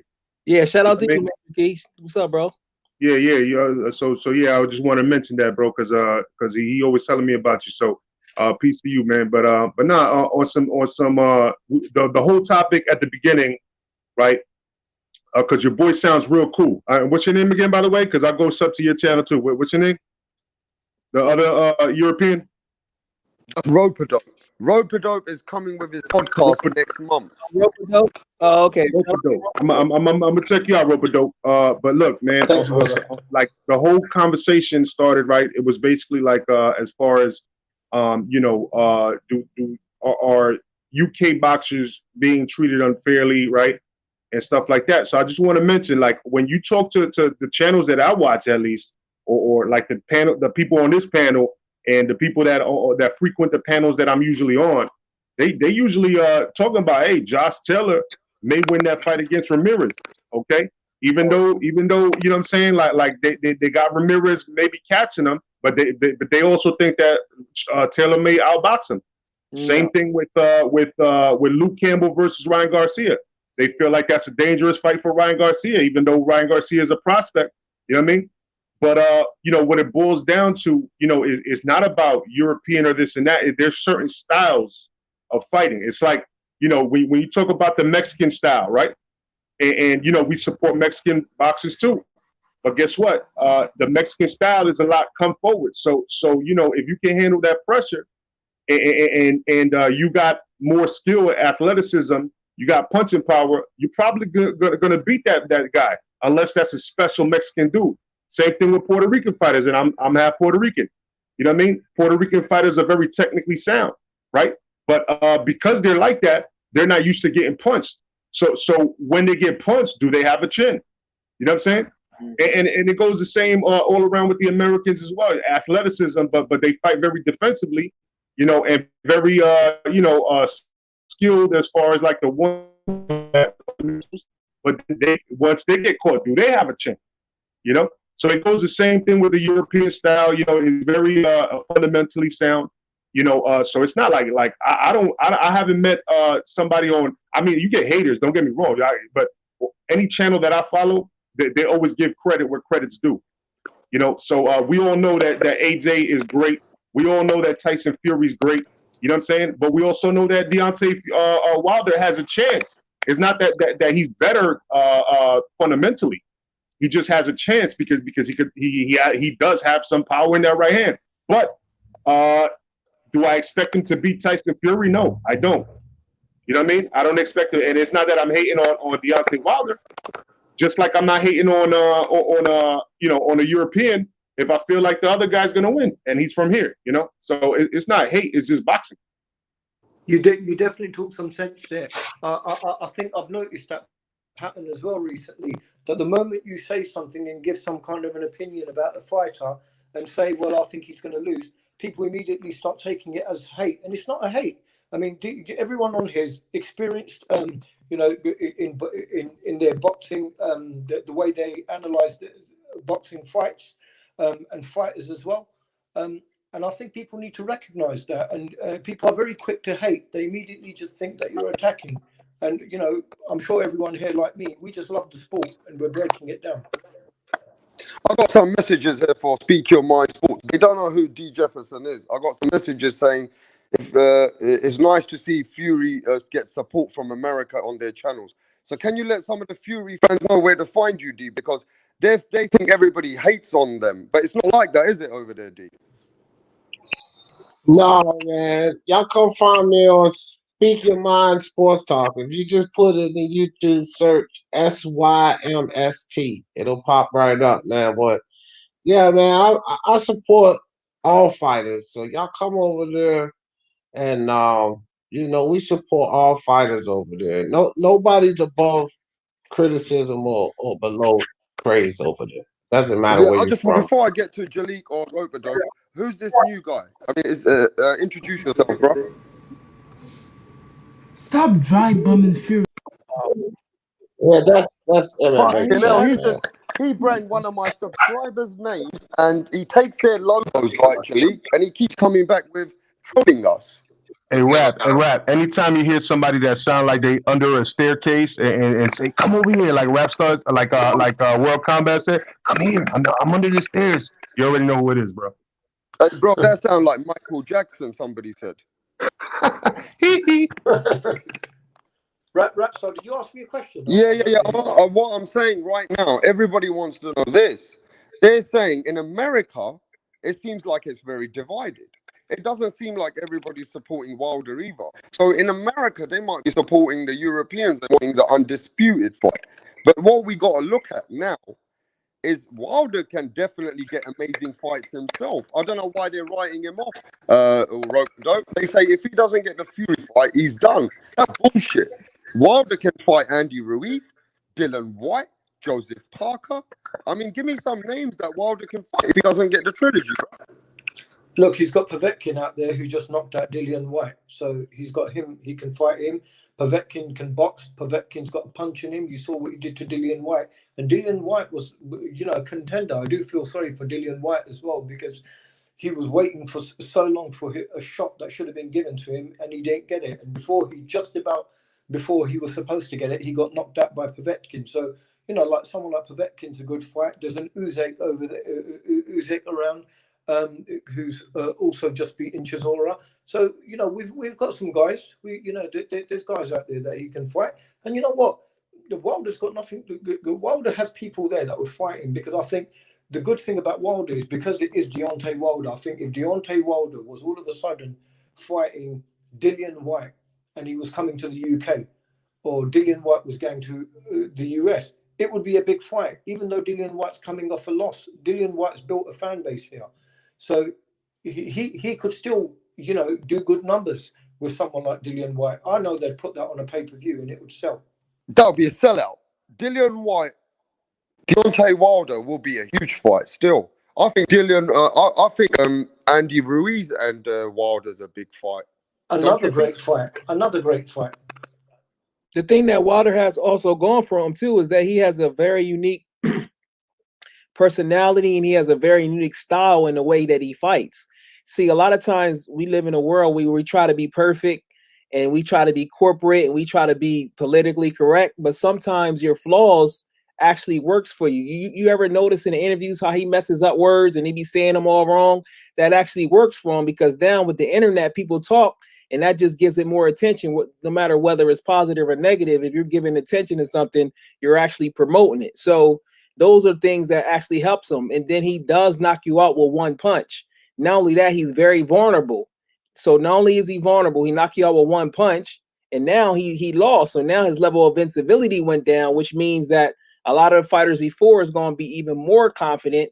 So they will fight him even more aggressive, and he is a counter puncher. So it's going to be real interesting because everybody isn't Tyson Fury. Just because Tyson Fury knocked him out, that doesn't mean AJ is going to knock him. I always had Wilder as a favorite to knock out Anthony Joshua based on the styles because Anthony Joshua don't fight like Tyson Fury. We know Wilder can get him out of there. Anthony Joshua has more power than Tyson Fury, but he doesn't box the way he does. So it's a totally different ball game. So that's all it takes is for him to get back. And boxing and people in general love a comeback story. So I'm not counting him out. The thing with Wilder is he's speaking in a defeated way with the and I'm not talking about the glove situation. I'm just talking about the fact that he's talking about his what's the dude name from the Olympics 84? Mark Breland. Mark Breland. Yeah, the fact that he brings that up. So is he speaking in a way where it's doubt? So if he was my opponent, I'd be like, yeah, I got him because he's doubting. He's like he hasn't accepted the fact that, you know, sometimes you just lose. Now, if he just stuck with the gloves, he feel like the gloves okay, but the fact that he was drugged and that's showing his weaknesses. So he's gonna definitely have to fix that. The challenging part with fixing that, he's the breadwinner of his family. Does he have people around him that are telling him the truth, even if they get their feelings hurt? If it was me, I would rather tell him the truth and he stopped being my friend than to lie to him. I'm not a yes man nowhere. I don't kiss up to people. I'm not afraid of people. Of course, I mean, and when we speaking of fear, a lot of times Wilder is very intimidating. So a lot of people is probably just afraid of him. So yeah, I mean, he's a boxer. Can I piggyback 1 second off of that? Go ahead. Go ahead. And then whoever want to jump on, I'm gonna make it brief though, because I know I just spoke. But just to piggyback off of that before I lose my thought. Also, we can't forget that I heard the conversation earlier when I was being quiet. We were talking about what happened with the difference between the first fight and the second fight. He said it. Tyson Fury said it himself. So all this other shit about heroin falling out of the towel and all this other crazy shit that you hear, you know, like he said it. He came up, he got up, and after he felt like he almost got knocked out, he got aggressive. And then he seen a difference in what his success. So he said, you know what? That's going to be my game plan the next fight. I'm going to come at him. I'm not going to box from the outside. I'm going to come in. And that's what he did. And that's why he won. You know, maybe maybe the suit was too heavy. Maybe the LED lights made, you know, blinking. I don't know what the hell. But at the end of the day, he still got his ass whooped. No matter what the excuse is, he got his ass whooped. But I'm sure it wasn't heroin or Mark Breland giving him, you know what I'm saying, this or Mark. If Mark Breland threw in the towel and that was the excuse, then why was it the other excuse? And why was it the other excuse? And why was it the next 20? There was so many damn excuses. Like, come on, man. You know, so I mean, I digress though, but I just want to make that quick point because that's how he changes his strategy. Yeah, but because of all those excuses and those situations, Deontay Wilder, when he comes back in the ring, whether you like it or not, it's a huge attraction. It's gonna be a huge sellout because now there's controversy behind it and it sells, right? Yep. So Deontay Wilder, in fact, he's probably bringing back more money to the bank now because of all this stuff. Do you know what I'm saying? At the end of the day, you got to remember controversy sells. It's a big thing in boxing. Do you think Deontay Wilder knows what he's doing? Do you think that people think he doesn't have a good PR team? But he's caused a whole bunch of negative press. And negative press sells, my friend. Yeah, he definitely he brings excitement, and then he speak up on issues that a lot of people's afraid to, so that works out for him. Yeah, I mean, it's a lot of things that work for him. And then I heard a couple people that work in the media. I forget who it was. They said he is actually cool to talk to, so that works out for him. But the challenging part too is the way. Hey, Jalik, I met with Deontay Wilder. Oh, yeah, it was very, yeah. very easygoing man to speak. Yeah, you the one said it. Yeah, I think I Yeah. remember. When I met Deontay Wilder, he makes time for his fans and he's really down to earth. Like, yeah, that's what I'm saying. He's easy to approach, Deontay Wilder, bro. Yeah, so that works out for him. You know what I mean? So we'll see. We'll see what he can do, because this is going to be interesting. And do y'all think on the panel, is he going to get the third fight? You think they're going to vote in his favor, or do you think they just going to try to make the undisputed and just say Let's he's start with D. Jefferson. He predicts stuff. He predicts gamble. I mean, he does a lot of fights. He gambles on them. Let's go with D. Jefferson. 2021. Let all the casual and hardcore fans know, D. What are you predicting in your brain? What's going to happen with the heavyweight? Please explain.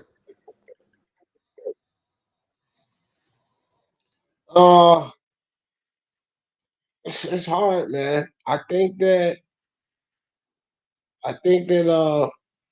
Anthony Joshua will satisfy the mandatory with Usyk, and Joshua and Fury will meet up later in 2021.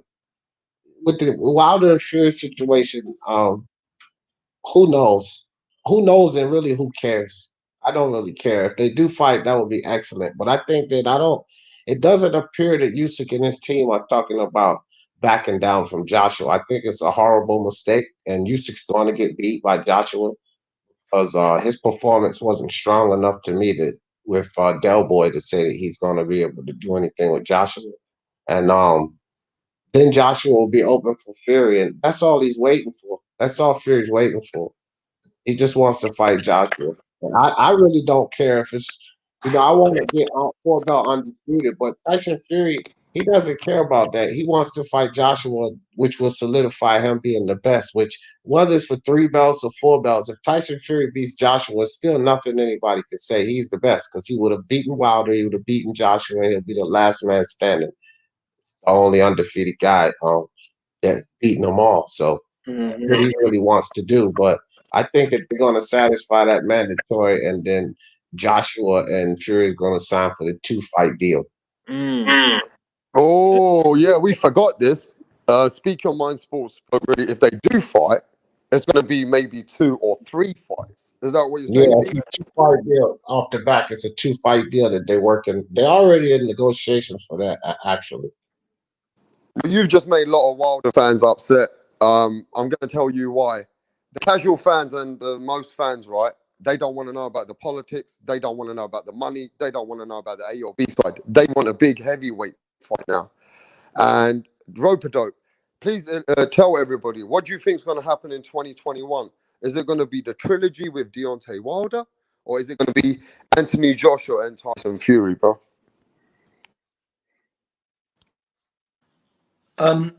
Look, from what I can see at the moment, it looks like there seems to be more trouble making Joshua Fury right now.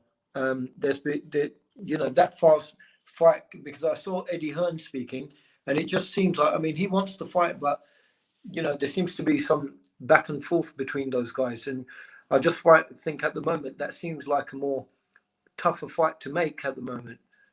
So I'm going to say it looks more likely like it may just go back to Wilder. And if it doesn't go to Wilder, it may even be someone else. But it just seems at the moment, the Fury and Joshua looks like a tougher fight to make. Yeah. So you think that 2021, what fight are we going to get? Let the fans know. Where do you think? Is it going to be? What did you say it's going to be? I don't think the next fight's going to be Joshua. Whether it's Wilder or not, I don't know. But I mean, I don't see Joshua fight happening till the end of 2021. Okay, so you think it might be the trilogy? I think it may head that way. Jalik, what you thinking, bro? You feeling the trilogy, or you feeling it's I'm going to be Joshua? leaning more towards the trilogy based on the controversy, and I think that's what the guy, the judge is going to be, because Al Heyman is super connected to the so I just think they'll just be able to have it in their favor to get to have the trilogy. And then Anthony Joshua is going to fight. See, that's going to be the thing, because I heard. Is it true that Usyk contract is up with Eddie Hearn? Is that true? Because if Usyk's contract's up with Eddie Hearn. Yeah, that's what I'm hearing. I heard his contract was up. I got to look into that. D, do you know anything about that, D? That's what I'm not sure on. That's going to play a big part in that, because if I was Usyk, to be honest with you, the competitive side will want it. But if they can offer me 5-10 million, and then I can get undisputed and still keep perfecting my craft at heavyweight, I might have to do that. But at the same time, he's a competitor, and Usyk is game. See, a lot of people don't forget when Bird beat David Tool. They be like, "Oh, he too small. He too small." Chris Bird, we know who Chris Bird is, 1992 middleweight, and then he went on to win the heavyweight championship. Same. But let me ask this. My bad. But let me ask you this. But even if his contract's up, outside of Eddie Hearn, how many great heavyweights are everywhere else? What do you mean? Like, how many great heavyweights is? And like the zone pretty much got the heavyweights locked down. You got a few over here, but really, who should he sign with? Is that what your question? Who should he sign with? Yeah, I think he should resign. Yeah. First off, his contract ain't up. Okay, so I ain't want to cut nobody I out. wasn't sure. That's what I heard because I know it's actually a co-promotion deal with somebody else in Europe. So yeah, that's the thing. It's a co-promotion, so Hearn don't have like the majority rights over. Right. But I like Philip Hergovic too. They do got some good people on the zone, but I like Croatian Sensation. Yeah, they got a bunch of good people over there, or at least household names, if anything. Yeah, you know what I mean? They do. Yep. Okay, Major Key, what's going to happen, bro? Because a lot of fans want to see the fight now. They're sick of what's going on in the heavyweight scene. One of our most prestige, exciting heavyweight divisions is taking a suffer. It's taking a hit. Now they want. So what fight specifically are you asking me about? Is it going to be the trilogy, or do you think it's going to be Anthony Joshua and Tyson? Let's see who predicts this right in 2021. Man, look, here's the thing, man. They're going to court. I think that it's going to be delayed. Any court case of that level is going to take some time anyway. I think in the meantime, unless there's some kind of what do they call that, motion to prevent him from fighting, which I doubt is going to happen, then Tyson Fury is probably going to fight Joshua, unless Joshua, like what D said, will fight Usyk first. Because he may want to take the mandatory, because a lot of people are pushing for that as well. You know what I mean? So there's a couple of avenues there. So I'm not a psychic. So these are the potentials. I'm not gonna stick to one story with that, because that's all hypothetical. Yeah, I actually thought it was mediation, where it's just in front of a judge and not actually court. Well, you talking about the loss, the shit with Wilder, the contract? That's all it is, arbitration and mediation. Arbitration, yeah, that's what it's called. Casual fans are very confused. Very confused. You've confused the fans. I got to clean this up. The Deontay Wilder is going to court for what? Can somebody simplify the court case? Let's go to D. D. Break it down. What Deontay Wilder's doing, bro? Okay, so people are getting confused when he came out with the allegations over the video, and he accused Fury of cheating and all of that, and said that he's going to fight him. If not, he's going to take him to court. Okay, well, it was misleading because he accused him of what could be criminal allegations, but the mention of taking him to court only had to do with the contract that Bob Arum had said expired, the contract for them to fight. So it never went to court. It went into arbitration mediation. That's the only thing that's into court right now. It has nothing to do with any cheating, glove gate, or any of that, because that would be criminal charges brought upon Fury, because that's a whole different court case. But the only thing that's going on now, which the assumption should be that Wilder's team probably won. That could be a good assumption because Fury had a fight scheduled in December that, lo and behold, had to be canceled. And then both of those guys did announce that they will have a fight around the same time. They haven't, neither of them have said who. So it could possibly be that the courts upheld the contract, whether it expired or not, under force majeure. Because under force majeure, if there's a natural disaster or something like that, then it can extend. It will give you the right to extend any contract deadlines because of a natural disaster, which we had with the pandemic. So under force majeure, they must have taken them to court under force majeure and say, well, we should have the right to extend this contract because of the natural disaster, which was the pandemic. And I think that's probably what happened here. Yeah. So I've just That's a got great some point. messages. I've got messages here from people, and the watcher just said there's no court case. Nobody's going to court. It's just paperwork against attorneys for mediation. And Yeah. Roper-Dog, I want to ask you this. They're saying that the reason why they're going with this legal thing is not really for the trilogy. I just want to explain this. It's to make sure that they get step-aside money. People are saying that Deontay Wilder wants step-aside money. Could this... Okay, Adi, explain that. Could Deontay Wilder be doing this so he can get side money, step-aside money? No, I don't believe that at all. Because look, Wilder, whether we call him delusional or not, the guy believes that it was some fuckery going on with the Fury situation. He believes that he can beat him. It doesn't matter if we believe. He believes he can get in that ring and beat him. Not only that, he wants to clear his name. And people have to remember something. These guys are not scared to punch each other in the face, fam. Wilder's not afraid of Fury at all. So he wants to go back in there and redeem himself. I don't think he's looking for any type of step-aside money or none of that dumb shit. Wilder wants to fight Fury again. And they went there to get the right for him to fight him again. Okay, so I hope that clears it up for the casuals. D. Jefferson says that Wilder's not tapping. He really does want the fight. Let's go to Roper-Dog. Roper-Dog, do you think that he's getting a call for the fight, or does he want some handsome payout to step aside? Because this is all going to unfold in the next 6 months. So let's see who's right. Come on. No, I think I'm going to have to give Wilder more credit than that. I think he believes in himself. I think he believes in his power. And I think looking at the first fight, the way he took Fury down, I think he's probably gone and analysed the fight again, and I think he probably feels that he can win. But I don't think. I think more of Wilder than that. I think he's a proud man. I think it takes a bitch to do that. Please excuse my French. I think it takes a bitch to do that. Yeah, it happens in boxing all the time. It happens all the time. Step aside money, and I don't see Wilder as that kind of a guy. I think he genuinely wants to fight. Rapstar, look, think about this. Wilder got too much pride, fam.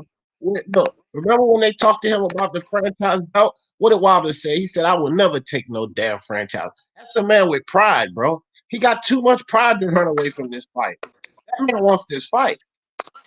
I mean, Roper-Dog made a good thing. Wilder has a big heart. One thing with Wilder, you cannot take away the man's heart.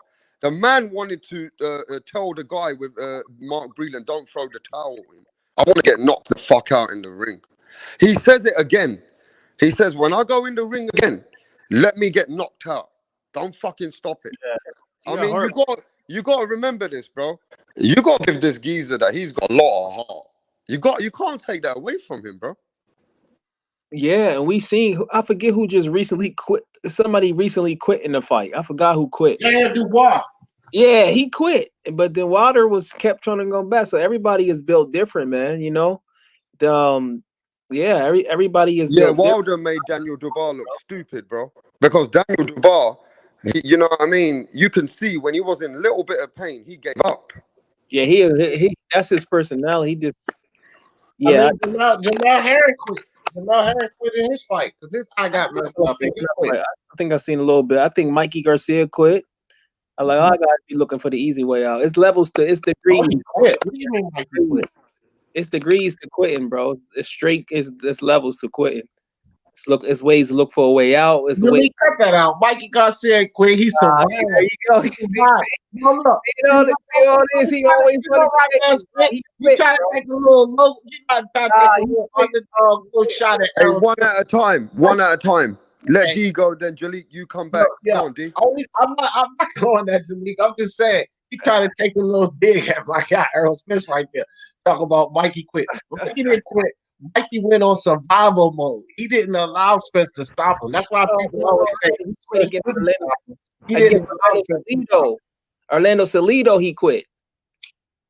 Guys, I just want to say something. As we're on the topic of quitting, one thing I've got to say, well, one of the things I want to say, the first thing, I think there's a case that Amir Khan quit against Terence Crawford. That's one. For sure. What I also want to, and I don't like saying that because he's a Brit, but I want to be fair. But the other thing I want to say is, since this Dubois thing that happened, where people are saying he's quit, some people are saying, well, what did you want him to do? Be in a wheelchair, lose his eye? But one thing that is being said out there, I've heard it in the UK, you may have heard it in the US, but they're saying, why is it okay that the MMA fighters can tap out when they're in trouble, and that's okay, but when a boxer sits there and doesn't get up after the 10 count, when he looks like he can, why are people so hard on him? Because you can tap off your leg. You can literally break somebody's leg. So that's yeah. You can kill somebody. Yeah, you can totally dislocate their shoulder, tear their ligament. That's not boxing. Or you can tap out. But not only that, tapping out is respected and revered in the MMA. There's no shame in tapping out. Okay, but with boxers, boxing fans are fucking ignorant. Okay, and this is what I mean when I say that. You cannot determine when a man is going to put himself in bodily harm's way. Like, listen, if a man is tough enough, like Naoya Inoue, to get his jaw broken and his orbital socket cracked and continue to go, well, good, toodaloo for him. But if a man decides that, look, I want to see tomorrow, I'll fight again. Fuck that. I'm going to see tomorrow. So, the hell with the fans. They can get mad that Daniel Dubois didn't risk his damn eye. Maybe he doesn't come back looking like Abner Morris. But these fans just want to see blood. They don't care. They don't think about that. They don't take any of that in. This man still has a family. He has to live the next day. You think he's young. And he's young. Please, you guys. He's 23 years old. You think he wants to go exactly? And you look at the fight, bro, he was looking to quit way before he quit.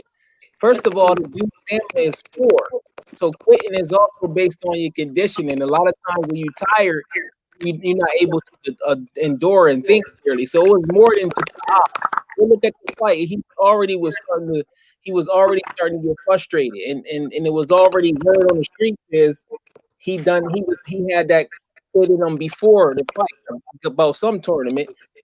Who said his manager was already put out there that he might quit in a sense on there. That's why I picked Joe Joyce to stop him. I know he ain't got condition. These guys come in, he was too big. Gerald McClellan. That's the same cornball. Every time he comes over.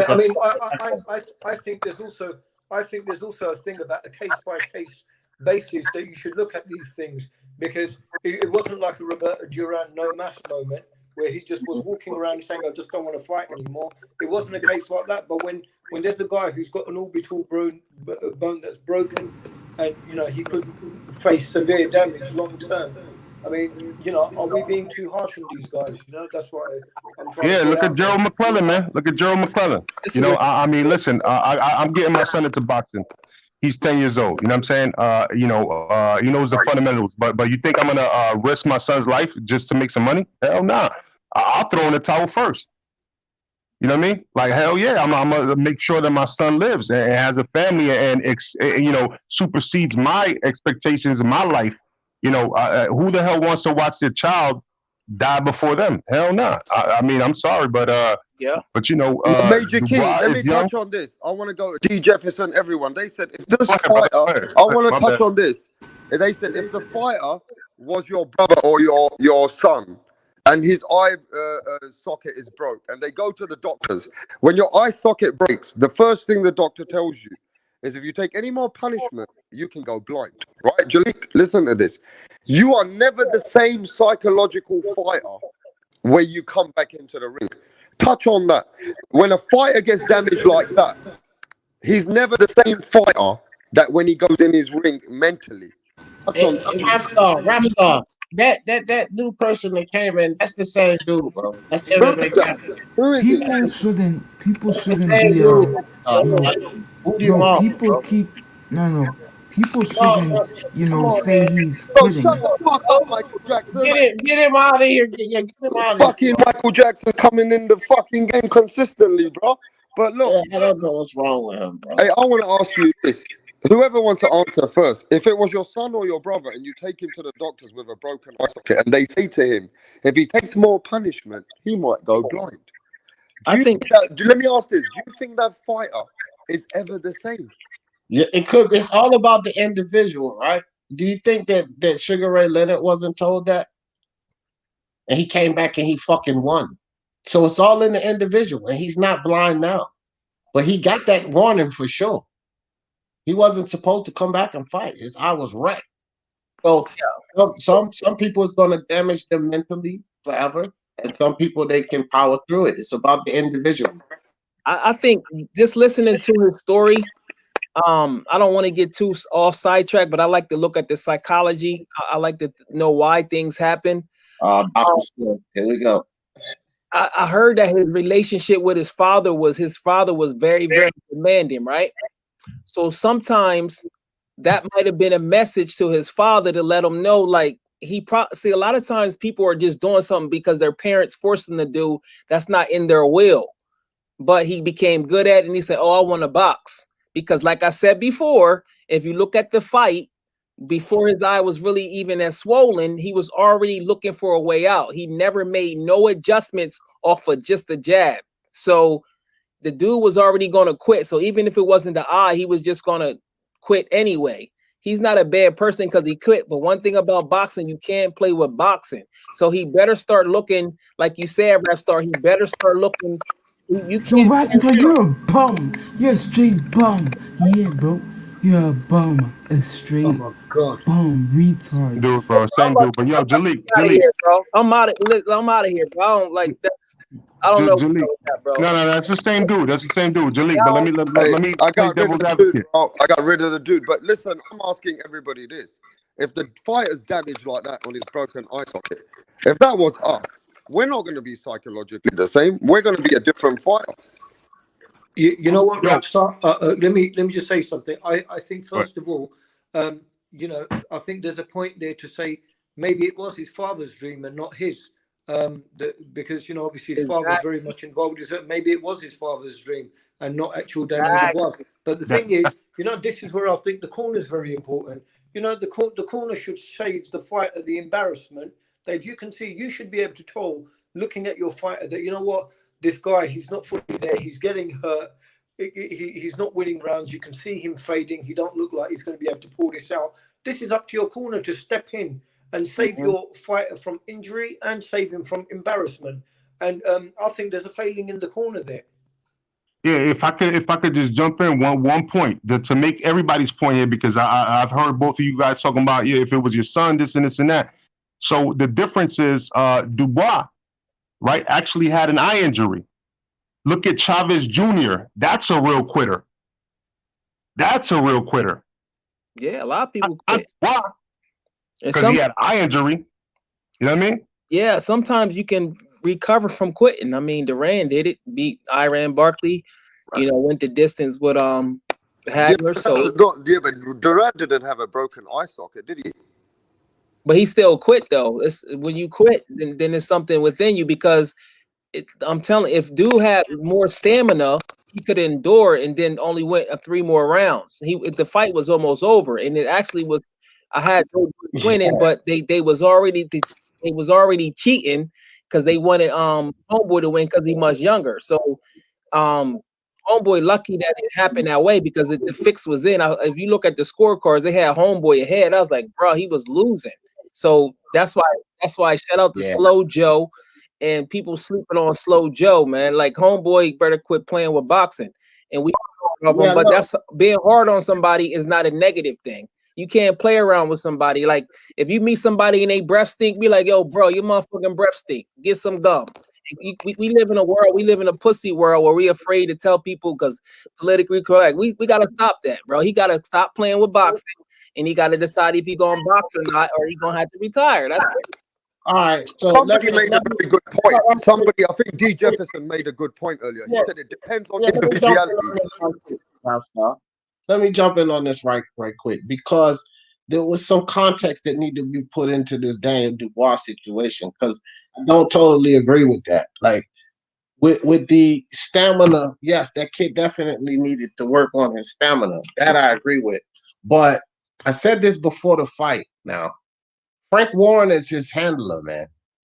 And Frank Warren was not putting this kid in the right fights to prepare him for that level of competition. It don't go from freaking Richard Lartey and then go downhill because after Dubois fought Nathan Gorman, then he fought Richard Lartey. Frank Warren took him downhill the next 3 fights. He fought an Ebenezer Tete, which was a community boxer. Then he fought Fujimoto, What type of boxer? guy who got knocked out by freaking GGG. And then he fights Ricardo Schneiders, which is a guy who was totally afraid of, so he took him totally downhill. So we got to look at Frank Warren and the way he moved this kid to prepare him for that fight. That's number one. Number two, with the eye injury, we can say all of this we want about stamina, but I just broke that down. And the doctor made it official. His eye was wrecked, fam. So we can talk about all this if he had more stamina, but the doctor validated that it wasn't, he might have quit, yes. No arguing. He quit on the fight, right? But he had reason to quit because it was no stamina issue. His eye was wrecked, fam. When he got hit that last time, you think he didn't hear the crack? When your bones break, you're gonna hear that sound. It's right there by his damn ears. He's gonna hear that, and that's what happened. So People like Arthur Abraham, he fought with a broken jaw in the whole fight. Some people say that what's that guy's name? Danny Williams. He fought with a broken collarbone, Jalik, and he won the fight. Some people say it comes to individuality, what you got inside your soul. What do you say to that? Bro, some people listen. Some people, boxing is like life, bro. Some people can endure some things. Some people can sleep in cars. They can, be on welfare. They can go through all these different things, get divorces, and then some people, unfortunately, they go through the same situations. Then they start sniffing dope, trying to escape. They start smoking crack. Everybody is built different. I'm glad. I hope the guy is okay. I want him to be successful. You know what I'm saying? But we got to call it what it is. And we also got to point out the way he disrespected homeboy's mother that's blind. He was real talking crazy to JoJo's mom. People forgot to bring that part up too. So it's not like he's a super angel guy, but I don't wish bad on nobody on this earth. So hopefully he's healthy. And I don't want to see nobody in the ring just boxing because he got the pressure from his mom, from his dad, and it's not really in it because you can really get hurt. So why would you do it and you already got your eye in there? That would be stupid and foolish. You got a point as far as Karma being a bitch, bro. I got to give you that. Karma is a bitch. Go ahead. Would you say this is very different to when Miguel Cotto didn't get up after the first Margarito fight? Say that again?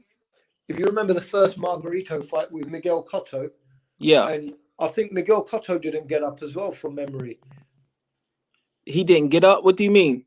He got from stopped? The first fight that he had. A lot of people, you're right. You're right about that. A lot of people, he was quit. He got tired. Yeah, you're right about that. He got some shit about that, I think. Yeah, he did. You're right. It's a similar situation, but absolutely right. Miguel Cotto's still seen as a legend. Yeah, it's not like he can't recover. If Durant can do it, it's also too. Remember Vitaly Klitschko? And when Chris Bird beat him, they said he was a quitter, and that's why people was like, yeah. And then what is with you and this damn Chris Bird, man? Yo, listen, don't let me come on your if y'all want to see the debate with me and D. Jefferson, see how you got started with me. You and that Chris Bird, man. Why you always I'm just trying to. It fits the context, D. Come on, bro. Don't let me treat you like Roberto Duran quit. Roberto Duran, no mas. Sally No Chris, mas. they said he was a quitter, but then he came back, had to fight with Lennox Lewis, and he showed heart. Even though he lost, he wanted to keep going on, even though his eye was messed up. So see how it goes. So if you're gonna But be let in it, me you ask gotta you be. this, Jalik. Let me ask Road Dog Yeah. Jalik D. Jefferson. When you quit at a young age, it can haunt you. If you've achieved greatness and you've quit in a fight, like Roper Dope said, you still got legendary status behind you, right? So if you quit at a young age, you guys are forgetting this. The man is in his prime. He's young. Now, if he's got quit in him, people are saying he's gonna show quit in him later. That's how people are. They're toxic, right? So, how do you feel about that? People are overcritical because again, those people won't in the ring and heard their eye cracking up, right? So you could say, okay, he got quit in him, he's gonna quit again. What if he don't get his? What if he don't hear bones cracking in his face again? It's a different from having your arm broken or a hand broken or something. Okay, that's different. This is your eye, man. You got to see. You probably won't even be able to box again with one eye. The commission won't allow it. Like this is the thing. Like it's up to the individual. As fans, like let's just say you had a business where you walk dogs or something, right? And then one of these dogs mauled the fuck out of your ass. You ain't gonna walk that dog again. You might still walk dogs, but you ain't gonna walk that dog again. So it's up to the individual, right? That's facts, man. Yo, with that being said, man, I agree with that point, but I gotta go, bro. I got a guest over here. Nice meeting you, bro. All right, Yo, man. take care, man. And peace to everybody on the Major panel, man. Key. I'm chopping it I'll up with catch you y'all. soon, Major Key. No Catch you doubt, soon, brother. brother. Thank you. All right. Yeah. No, but this is a very important point. Being young at your peak, getting sponsors, coming into the game, and then you show that you got quit in you because your eye socket is gone. A lot of people are toxic. They're like, fuck you, bro. You ain't shit. I mean, I'm just going to let you Right. know. It is what it is. We got to keep this the way it is. Yeah, you're right about that. Yeah, but the way I look at Daniel DeBow, I think he'll quit even if it wasn't his eye. But what if that dog would have mauled that dude? Delete. Ronald Hey, yo, Finkley in the house. What up, Ronald? I gotta put you in his place, y'all. I gotta put him in his place, bro. What up, Ronald? Rob Finkley, what's poppin', man? Shout out to Ron Finkley. Hey. Roper Dope, man. You bring me back some great questions, Rap Star, bro. Get on here, well. Yo, what's good, yo? Ronald. What's up, Fink? What up, Ronald? I got you tomorrow, Rap Star. I just wanted to jump on and let you know I respect you for man. Ronald's a real dude. Everybody better know Ronald's a real dude. He bet me $100 on Danny Garcia and Errol Spence fight. And the man is come back to tell me he got my money soon. Hey, Ronald, you're a real dude, bro. Oh, that's what's I told you not to bet that money, damn it. Didn't I tell you that they don't bet it? What did I tell you, Ron? Hey, Ron, you bet with Danny? Wow, okay. Hey, let me tell you how much money I made on Danny Garcia. Let me tell you, Ronald, I made $800 already. Oh, wow. Yeah, because everybody felt Errol Spence was not going to be the same. Yeah. I'm going to tell you the truth. All those Errol Spence fans, they weren't sure about him. And I'm telling you this, a lot of people were not going to be Errol Spence fans if you didn't win. They would have moved on to the next guy sometime. Rockstar, you gotta start putting me on with some of your people, man. You might make me start gambling again. These people want to waste all that money. I might start shipping you like $200 or $300. I want to give $10 to D Jefferson because we betted on D Jefferson's show. So we're gonna give $10 out of the money that I win to D. Oh, that's pretty. I appreciate that, fellas. Yeah, because if I take the bet on another man's show, I need to show respect to his show, right? Hey, man, that's cool shit, bro. Yeah. So Ronald, you know my Cash App. I don't need to tell you. Ronald, he got you. Ronald's a good dude. He always pay his bets. I got a question for the panel when you get a chance. Go ahead, Delete. I'm hearing word on the streets that Shakur Stevenson's opponent for Saturday is better than what is being led on. Is that true? I never heard of the dude, but I'm hearing that he's solid. What's up with him? Yeah, he's really solid. And it's going to be a good fight for Shakur. It's not a walk-through fight. I got a question for Ronald. because he's come on the panel. Ronald, Deontay Wilder and Tyson Fury, or is it Deontay Wilder and Anthony Joshua? What do you want to see in 2021? Where's he gone, bro? His phone, he having connection issues. Okay, I got many people coming on the channel right now. I don't know if they're trolls. Yo, what Oh, up, bro? what's up, Eric? I'll tell you like this. What's up? I would like to Oh, see this both. is not a troll, right, D? This is a real No, that's person? Eric. That's Eric. He out there in the UK with you. That's my man, Eric.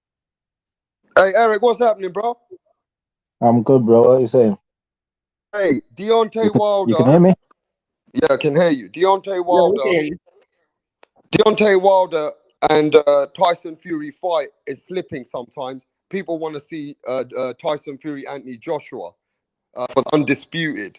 What do you think about this? Do you want to see Deontay Wilder, Tyson Fury, or you want to see Tyson Fury, Anthony Joshua now?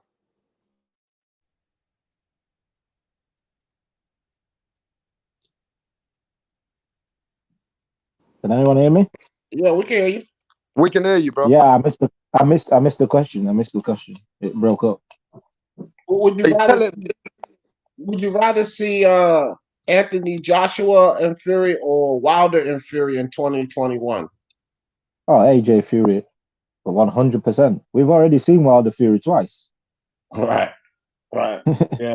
I don't really want to see it the third time anyway. But if you're gonna ask me to choose, then it's not even for me. It's not even debatable.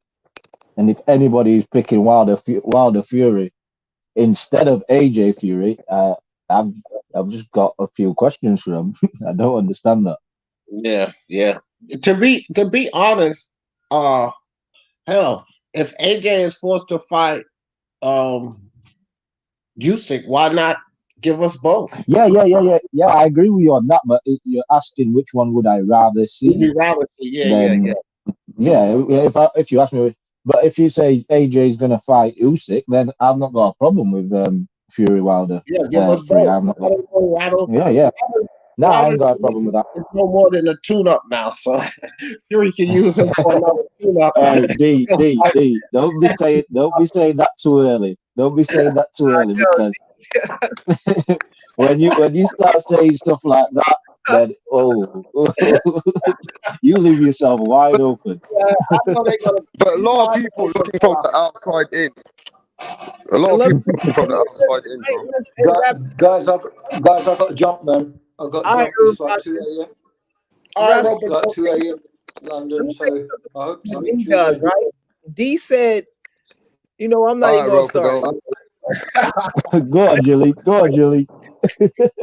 Nah, because I'm gonna start debating, bro. Listen, bro. Now I'm trying to go it up. Maybe let's not debate D. Jalik is dying. He's Jalik's Wilder. Stop with us, bro. We gotta get Jalik's Wilder. Your boy is tuned up, man. Jalik's Wilder senses is kicking in, D. You're gonna have smoke up here in a minute. No, I'm just joking, man. I'm just joking. I'm trying to set Jalik off. Now, Wilder ain't no tune-up, man. Fury got to be careful when he go in there. Facing Wilder, because he already took his head off, man. Even Fury said he was knocked out for a few seconds there. You know what I mean? So he got to be careful going in there with Wilder. I was poking at Jalik, man. He knew that shit. He already Yeah, like you said the other day on your live, D, my internet was playing up, so it ended up cutting me off. I've got a question for everybody on the panel. I have a question right now. Everybody's saying that you guys haven't mentioned Deontay Wilder's mental state. His mental state does not look good from the outside looking in. Does anybody know anything about his mental state? D. Jefferson. I think he's fine. And this is why I say this. Wilder has always done and said things that people thought were right mentally, right? Just like they talked about his mental state when he said the whole thing about catching the body in the ring, right? They was like, who would say something like that? And then he comes out and slams Dominic Brazil like no tomorrow. So I think he's fine, man. I think he's pissed off because he lost, and he has every right to be, but he's fine. He's fine mentally, bro. My view on it is, I feel, this is just my view, I feel Wilder is running with the narrative of Fury cheating and whatnot, just to keep the intrigue with the fans for the third fight. I don't believe he believes that Fury cheated, in my opinion. I just think it's because before this glove gate and everything, not many people were really cared about the third fight. Now Wilder's come out and says he believes Fury cheated, he believes Fury had something in his glove. There's more people who wants to see this third fight now. So mentally, I think he's realized that there's a way to make this fight happen and make it more interesting to the fans who wants to watch it, and this is the way to do it. So you think the fight is bigger than it ever could have been? Yo, Rapstar, can Yeah, yeah, I believe so. Just because of the Govgate, because there's more, because of the conspiracies. And in my opinion, anyway, I think it's bigger than. There's more intrigue now than there was before, because once Fury beat him and he beat him soundly, I don't think everyone was like, nah, we don't need to see this again. Yo, Yeah, Ronald, what was you saying? yo, what's good, y'all? I'm about to roll out. I'm gonna listen to y'all because I think I'm gonna lose the connection. But I wanted to let you know, Rapstar, I appreciate you. I love the UK, and I love what y'all do for the sport of boxing in America. Hey, we love you. We love what you do. We've seen your energy on every single platform, sending super chats, and I've seen you supporting a lot of channels, Ronald.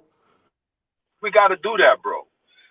We got to do that because it's like you see DJ over here. You see, I don't know if you know my boy BHP, but like we got to get these. And I see you, Rapstar, already. You already at fights. I'm on the East Coast. We got to like make sure that we give people a different perspective to just acting like it's an oppression situation. We're just boxing fans. Let's go to the fight. Let's treat these fighters like they're important and big up the prospects. You see what I'm saying? Like big up the prospects. Let's keep going forward, bro. Hey, we appreciate that, Ronald. But before you leave us, you better sit here and tell us, we're all the European fans, that people want Anthony Joshua fight with Tyson Fury. Do you want Anthony Joshua Tyson Fury, or you want to see the trilogy now, Ronald? Still. Yo, dog. Of course we want to see AJ versus Fury. We're boxing fans. That makes it exciting because we didn't get Wilder versus AJ. So why wouldn't we want Tyson Fury versus AJ? That just makes sense to me. We just intrigued about the best matchups, bro. At least I am. That's what I call true media. People that just are boxing fans who want the best fight the best. And Fury is the best right now. And we all know this shit. Fury is the best right now. Yeah. But AJ is important. Don't get me wrong. Because AJ is important to this whole equation. But I'm just saying, like, why would we dwell on that shit? We can get something better. Because we're not going to. I'm tired of that litigation shit. Either you're going to fight or you're going to fucking die. Period.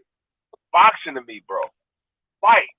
If it was a tournament, come to think about it, I think AJ would actually be the #1 seed because he got a better resume than Tyson Fury. So I'll take that back. And then Tyson Fury. Yeah, I agree with you. Yeah, I mean, do you think by Tyson Fury beating Klitschko before AJ, does that help his resume?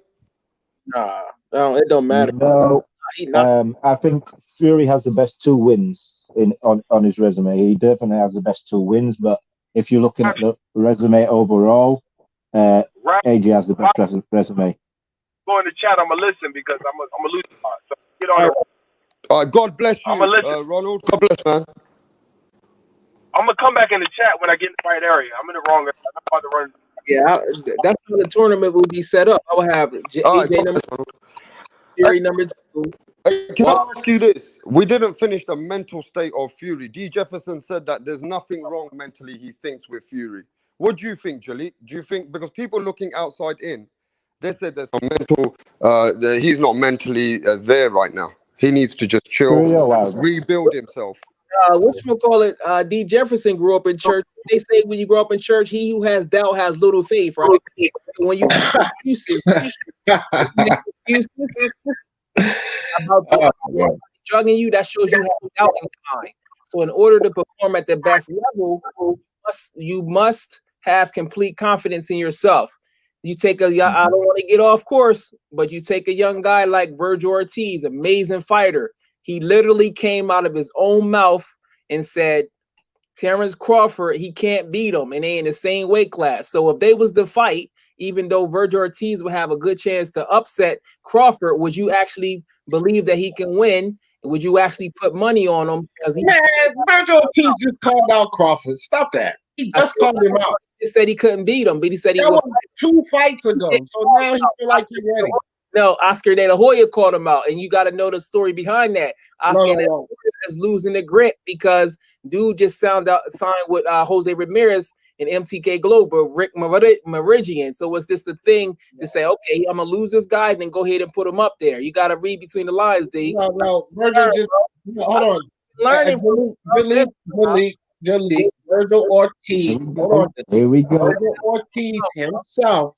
I ain't talking about the Oscar article. I'm talking Virgil Ortiz himself said that he's ready for that fight. He said it himself. He called out Crawford. What fight got him? What did he do since the time he said it? I don't care. Yeah. He's ready. I don't know.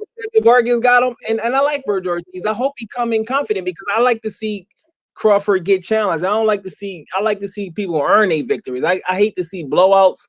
That's something even if you're one of my favorites, I still want to see you get challenged and earn it. He's a pressure fighter, fam. And as we all know, we can be on the Crawford bandwagon.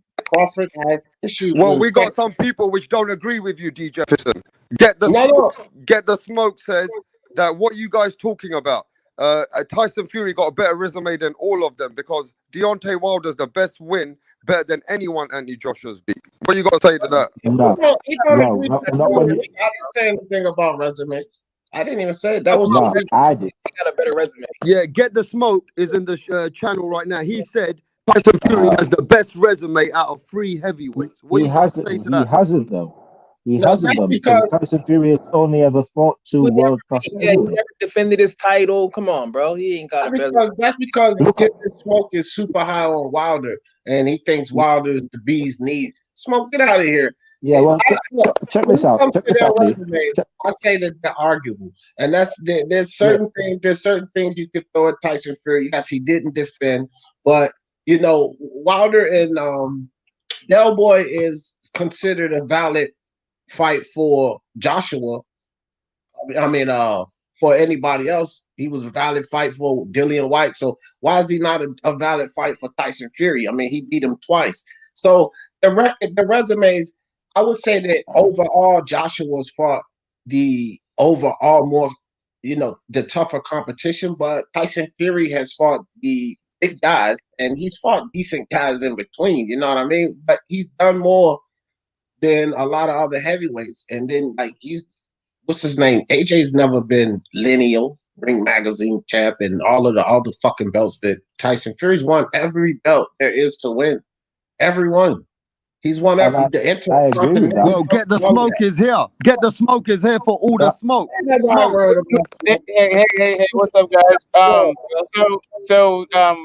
I think D just ended up partially for what I was talking about, but really the idea, like, first off, I was never that high on Vladimir Klitschko, but he did have a heck of a long run that was ended by one Tyson Fury, and then also Vlad. The reason why I wasn't high on Vlad because I remember what he looked like before he hooked up with Emmanuel Stewart and what he looked like after he hooked up with Emmanuel Stewart. And you add that with the inactivity and the age, I think beating a guy that is knocking everybody out and stopping him in that fashion, like, I don't understand how that wouldn't be the best win, right? I'm not talking about in terms of legacy or anything like that. I'm talking about a prime champion that is actually knocking everybody out in their thing. I think that is a better win. Now, whether you're talking about I don't know how you guys judge a loss, but to me, a loss is a ding on your resume. You don't just overlook it like it didn't happen. It's great that he avenged it, and it's cool. It says something about him, but I don't think that gives him the superior resume. Yeah, but when you're talking about resume, we're talking about what's up, guys? Who he's fought. Yeah, he fought and beat. That's what we're talking about, Smoke. At the end of I mean, you guys keep saying who he beat like you can't read box rec. Where he stopped Jared Chisora, right? He gave Jared Chisora his first loss. He stopped Vladimir Klitschko's Hall of Fame run. right? Like when we're talking about who he fight, right? It's a comparison. The best win on on AJ's resume is Vladimir Klitschko, right? It's both of their best wins. So you can't just go who's he fought because because when you go to AJ's, it's Carlos Takam, it's Eric Molina, it's Dominic Yeah, Brazil, Hold on, it's those yeah. aren't even his best wins, Povetkin, bro. Why are you it's all naming these off other his guys worst that victories, all of Everybody's these bro? got One guys. their second, turn. L hold Dog on, next. 1 second, 1 second. Wait. This is my Nah, turn. Let me speak. Smoke goes first. L Dog next. Then it goes to D. Then we go to Jalik, and then we blow this up. Go on, Smoke. Finish up. yeah. So this whole idea, like Andy Ruiz and who he actually lost to, right? Like at this point, like you can say that it's like who's he fought, but it's a comparison. And when you look at it, like the reason why there's only one Hall of Famer available for everybody to fight in this class, right? And that Hall of Famer is Vladimir Klitschko. So for me, I at least give an active champion, unified champion Vladimir Klitschko, ring champion Vladimir Klitschko, a better win than no belt Vladimir Klitschko off of the couch being old, right? So I'm just saying, for me, Whoa, an oh, an whoa. undefeated fighter it trumps it when you look at their comparative resumes. Derek Chisora was a hell of a win, beat him twice. I think Christian Hammer's a fine win, but beating Vladimir Klitschko the way he did, and also beating Deontay Wilder, I don't see how. I mean, what mopping up Jesus Klitschko's Christ. leftovers, whatever, man. I respect you. All right, can I go now? Yeah, go L. Hell no. So this is how I know Get the Smoke is biased. When he was listing off AJ's wins, he wasn't listing off any of his best wins. He was listing off Eric Molina, Dominic Like Miss Brazil. Parker. Well, hold on. Clearly, you missed Povetkin, you missed Charles Mhm. Martin, you missed Vladimir Klitschko, you missed Joseph Parker. Mm-hmm. I mean, you missed some good wins, and that's the thing when it comes to resumes. To me, AJ has the best resume by a significant margin. I mean, Tyson Fury has 3 best wins: Klitschko, Wilder, Chisora. Now, only one of those wins I really consider to be a top tier win, and that's Klitschko. Okay, Wilder was not knocking everyone out. Wilder was knocking everyone he fought out, but he was fighting low level opposition. He'd fought one good opponent who happened to be 40, over the age of 40. So, I mean, let's not act like Wilder was knocking out people with great skills and great punch resistance. He was knocking out the Gerald Washingtons, the Eric Molinas, the fucking Bermain Staverns of this world. Whereas AJ came up beating Dillian White, who was a prospect and who went on to become a top contender in the division. He beat Charles Martin, who is a top contender in the division. He's top 10, top 15. He beat Vladimir Klitschko, who's a legend and who came into that fight prepared like a rejuvenated man. He beat Joseph Parker, who was the undefeated world champion, who was a young fighter. He beat Povetkin, who still Come had a lot on, left in Aldon. the Don't tank. run down the whole resume, fam. We don't need to hear all of that. We know exactly. I mean, and Yo, listen, Yo, what's going on? What's going on, yeah, Rapstar? What's happening, Yeah, bro? hold on. I have faith. Hold on, hold on. Also, What's happening, bro? I have faith. Before you came on here, Rapstar said I had the floor next, so can that shit. Don't come on here with that shit. Wait, Now, hold on, bro. Chill out, bro. Chill out, bro. Hold on. You chill Hold out. on, bro. I had the floor before you came on here. Hold on for a Let's take second. it easy, bro. Yeah, you Well, take it. you gotta wait. Chill out. So look, Okay, listen. D. El Jefe's after you. Come on, All let's right. carry on cooking, bro. Yeah. So L Dog, look, here's something. It doesn't really matter, L Dog, where you rate Wilder or what you rate his wins as. What's really gonna matter, and this is the truth, guys. There are guys in the Hall of Fame right now that have done much less than Wilder, regardless of what you may think. The 10 title defenses alone in the heavyweight division will probably get him in the Hall of Fame, whether you guys like this or not. Those are the facts, fam. Okay? And I'm going to tell you like this. If he should get into the Hall of Fame, which I think he has a chance to get there because of what he did in the most popular division, regardless of who you guys say and try to discredit his whole freaking resume. We can do that with a lot of guys. But the powers to be will probably slide him in the Hall of Fame. Essentially, that's saying that Fury has 2 Hall of Famers under his resume. 2. And that's huge, right? So we can go back and forth with, and Smoke already broke down the AJ thing. You could sit up here, L Dog, and say, "Oh, they're rejuvenated, Klitschko, and the best I've ever seen him." Man, forget about all of that. You can say that that's your opinion of him, but still, he was the oldest you ever seen him at that point. He was on his way out the door as you seen him at that point, regardless of how you try to pump who he was up. And like Smoke said, when Fury fought him, he was that guy that was knocking out everyone. So I just said, and I'll say it again, I think that they're comparable. I'm not trying to sit here and argue that Fury's was greater or that AJ's was greater, but it's things that you can point out on Fury's side, and it's things that you can point out on AJ's side, and I'll leave it at that. Yeah, Well, let's you go, brought up some brethren. great. Let's go to Hell Jefe right now. Hell Jefe, who's got the best resume? Who's the best heavyweight right now today at the moment? The best heavyweight right now, bro. Salute to all y'all. Salute to Rap Star, man. Salute to the people in the chat, bro. It's Tyson Fury. You know what I'm saying? Tyson Fury beat the best heavyweight.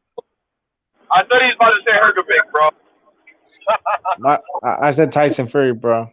I said All Tyson right. Fury the best heavyweight because he beat Deontay Wilder. If we really think about, you know what I'm saying, back 2 or 3 years ago, Deontay Wilder was at top of the heavyweight division.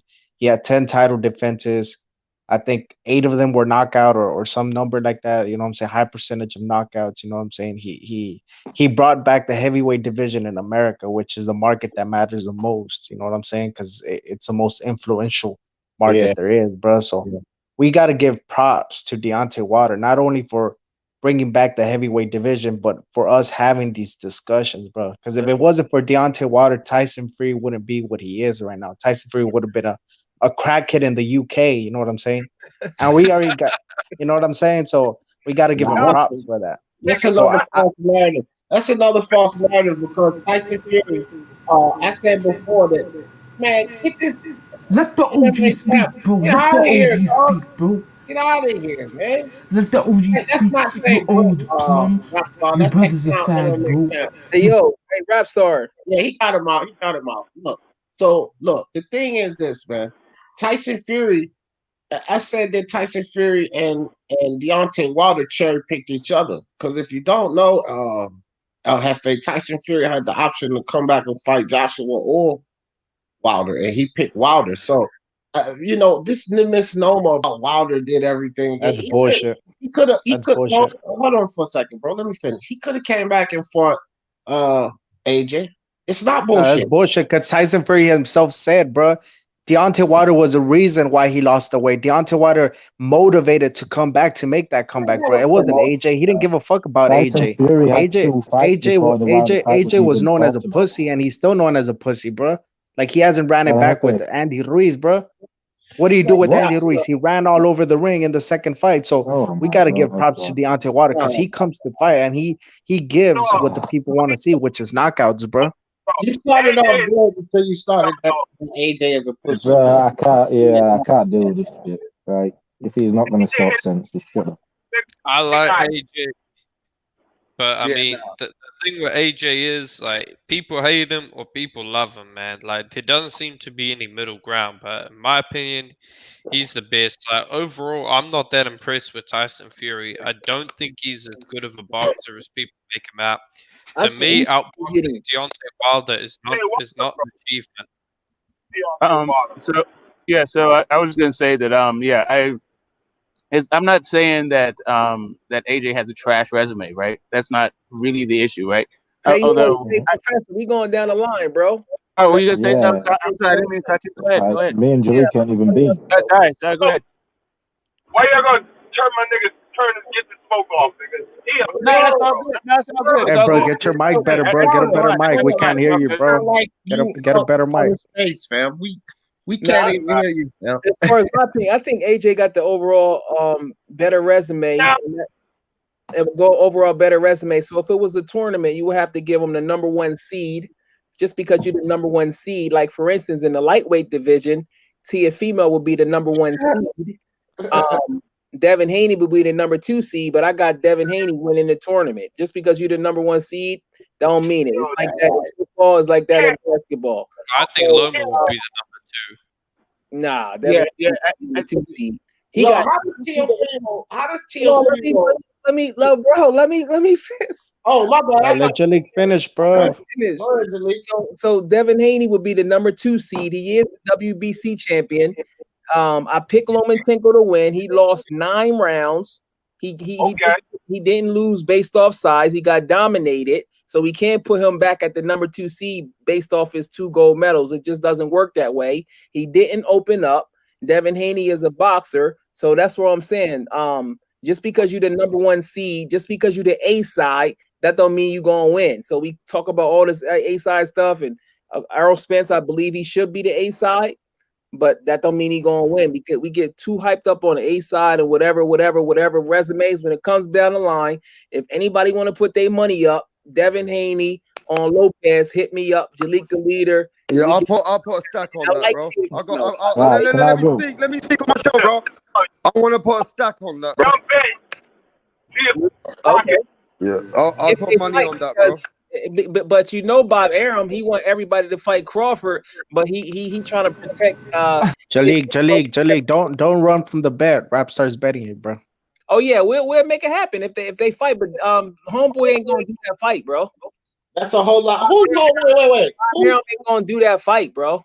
That's No, not a he's good not. style for Teofimo. He's not gonna do that. He's not gonna do move that up and put him in with He's gonna move up and put him in with Jose Ramirez and Teofimo. I don't know. I mean, and Josh Taylor, who I believe Josh Taylor will win, and I don't see how Teofimo can beat Josh Taylor, who is on my pound for pound like top. Yeah, the same way you didn't see how he was gonna beat Loma, but you're gonna see. So don't worry about it. That's your guy, bro. All right, yo, you gonna see. Yeah, exactly. Taylor is a whole new different breed, bro. The same way you didn't think he was gonna beat Taylor Loma. might be the UK's best fighter. Don't Hey, Jaleel, let me ask you this, Jaleel. Jaleel, let me ask Jaleel this question right now. I need to ask Jaleel a question in front of everybody. Ryan Garcia is coming to fight our own Luke Campbell, right? You know this, right? On 2nd of January. Yeah. If Ryan Garcia puts a beating on Luke Campbell, don't you think Ryan Garcia is more proven than Devin Haney? He is. You can't see proven. You got to look at different things. Let me ask you guys this: did any of you in here pick Andre Ward to win a Super 6 tournament? And if you did, Bro, stop diverting, bro. Answer the question, Jalik. no, that's what I'm trying to put things in context for you, El Jefe. Shout out to Oak Cliff. Listen. Big Andre. Hey Ryan, Ryan, go fix your goddamn phone, let me go, bro.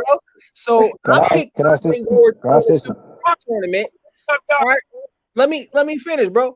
I picked Andre Ward to win the Super 6 tournament, even though prior to that he got dropped by Darnell Boone and the dude Kenny had hurt him as well, or he got hurt, and people say he might have a weak chin.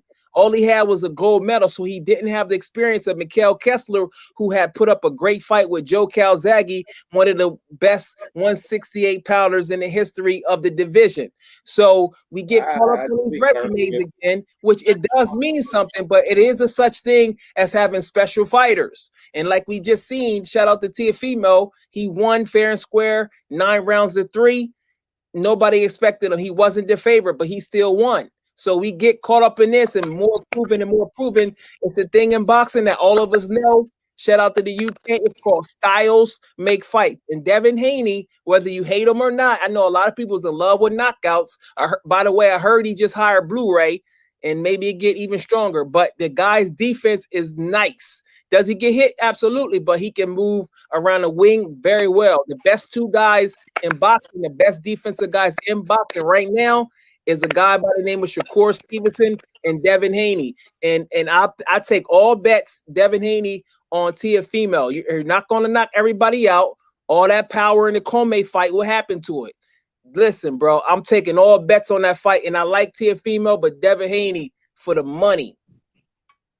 That's what he said about Andre and where he see his situation. It's just very and simple. not only that, you ran all the way away from that question. And let me tell you something. Ryan Garcia, yes, you did. Whatever. If Ryan Garcia beats Luke Campbell, because this was the question, he is definitely more proven than Devin Haney. Doesn't matter if he's proven or not. Let me go. Go ahead, Eric. Because Eric didn't say anything. Go ahead, Eric.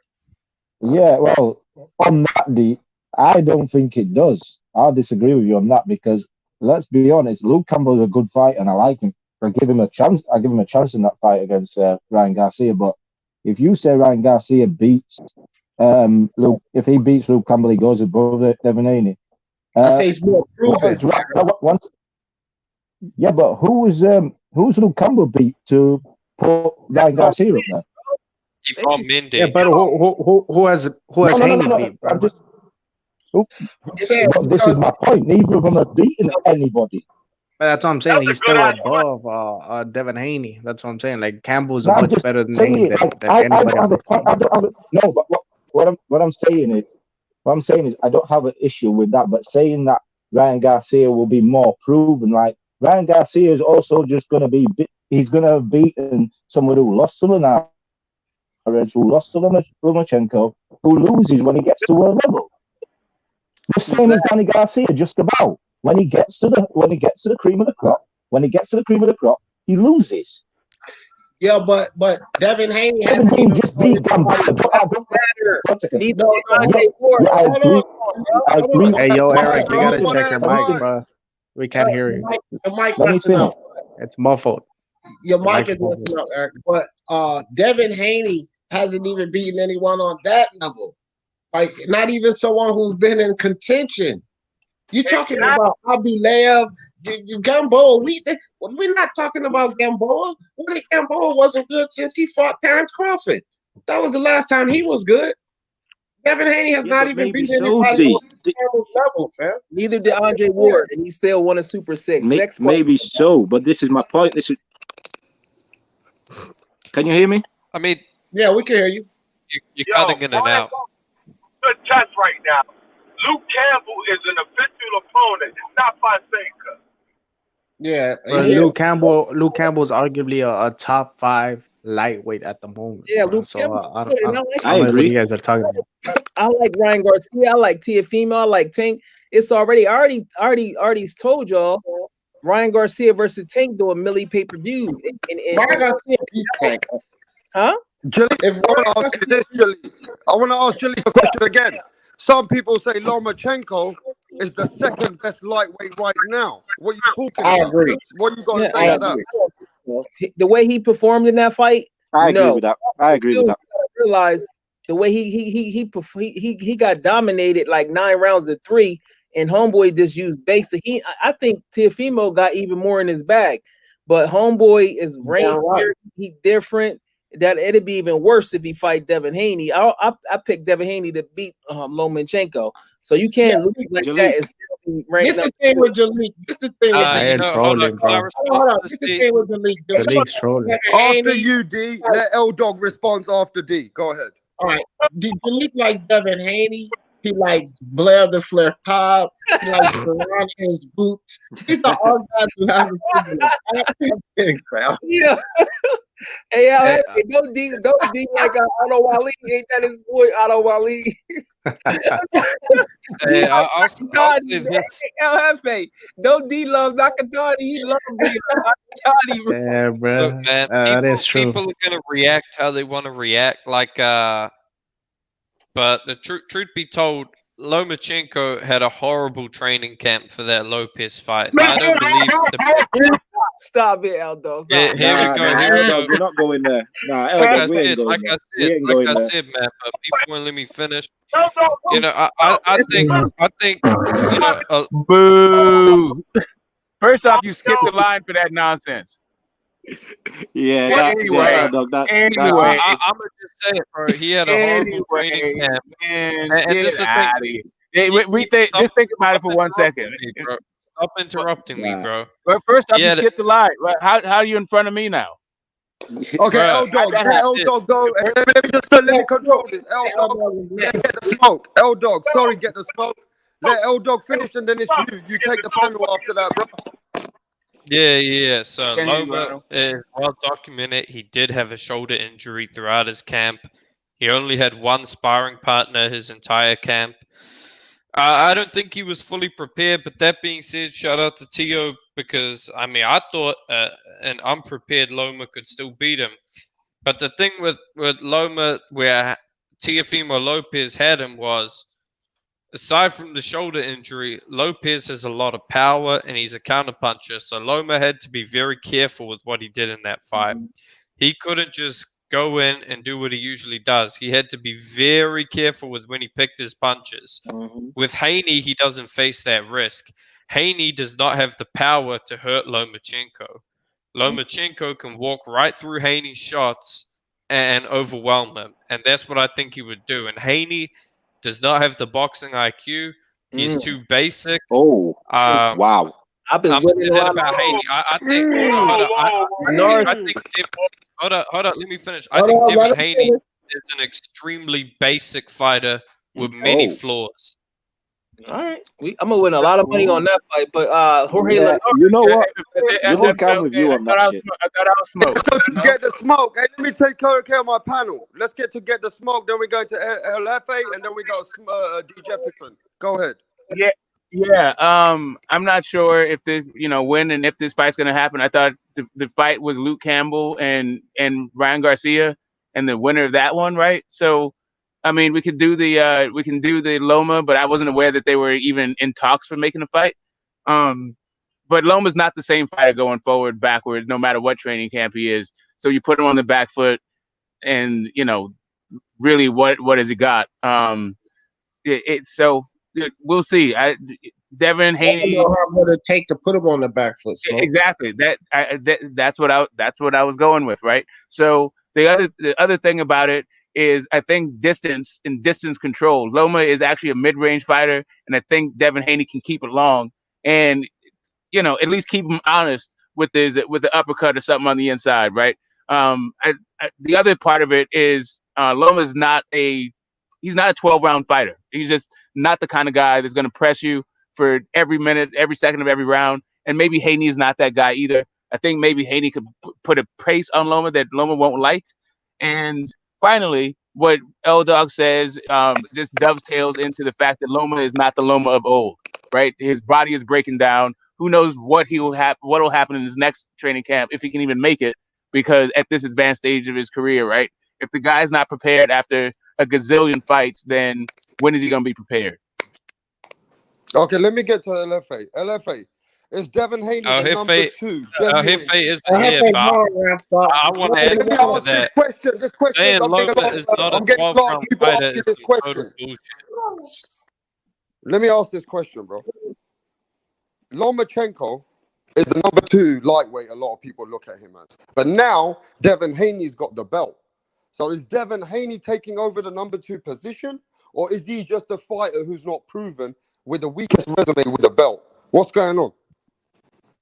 He's the number. He's the number 2 in the tournament style. You got to give him credit for something. I mean, it's obvious that Top Rank avoided him. Yeah, but how can you put him number 2 when Lomachenko got such better credibility of opponents? You avoided him.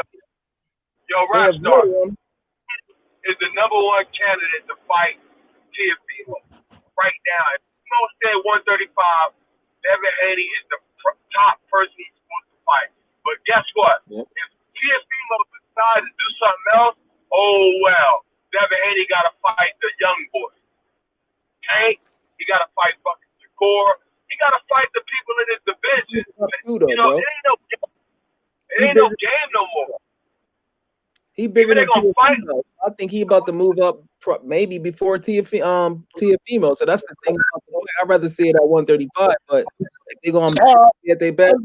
Jalik, no disrespect, fam, but I and everybody knows this. I've been talking. I've talked to fucking Bill Haney and Junior Lopez, both of them, both of these kids. That ain't no fucking way is Devin Haney ready to move up before Teofimo. Teofimo is two fights tops, whereas Devin Haney said, he's just gonna look and see how he feels. It could be 3 fights, 4 fights. This comes from them, the camps, fam.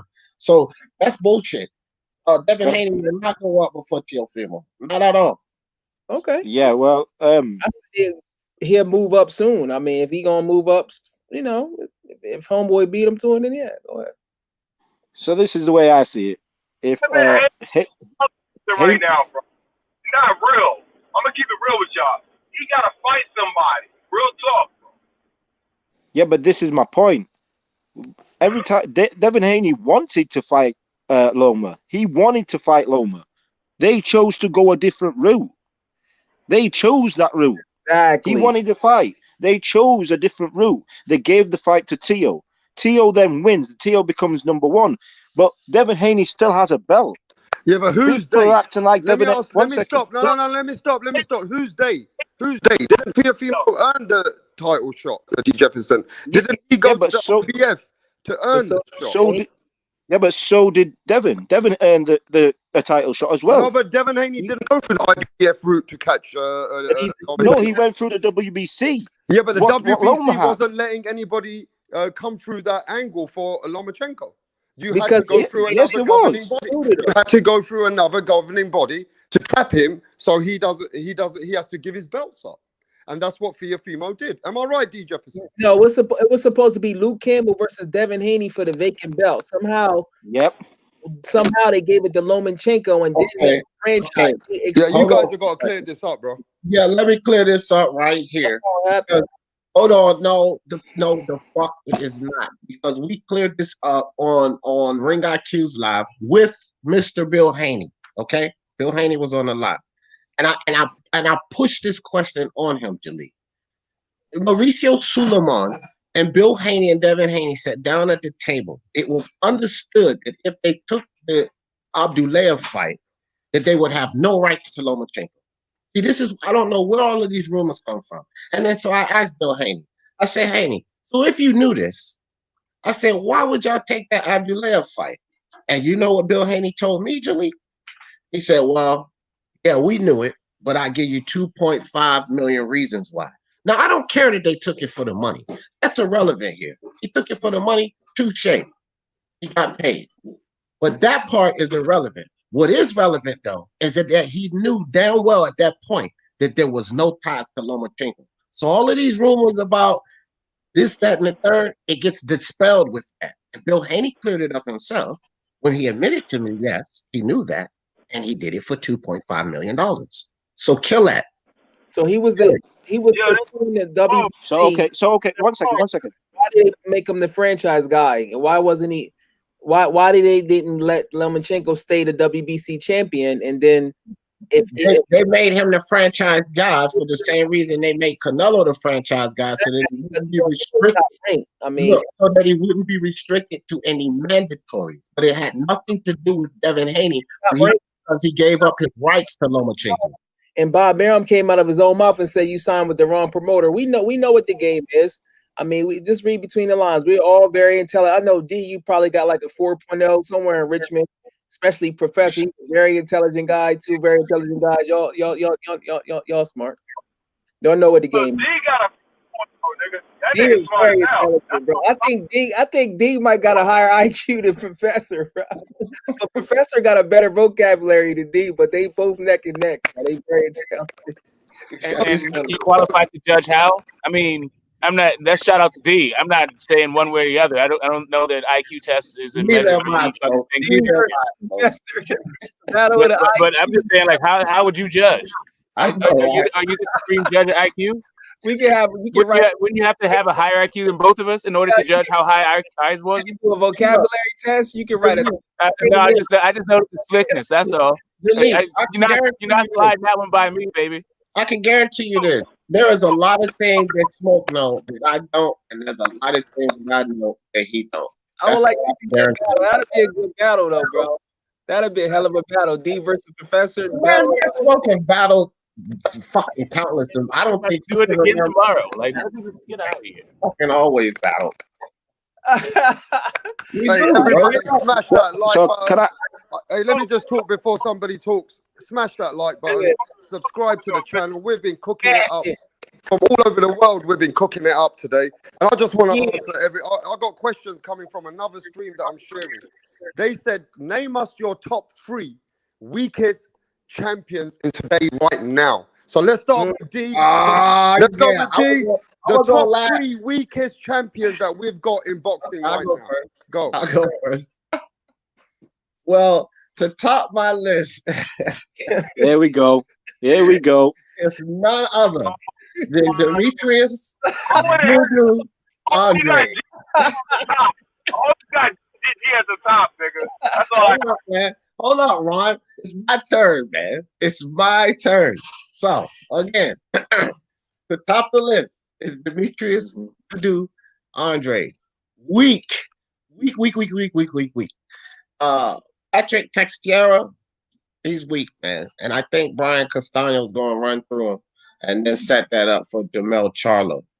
And then my third weakest is once again Demetrius Dudu Andre. He's number 1 and number 3.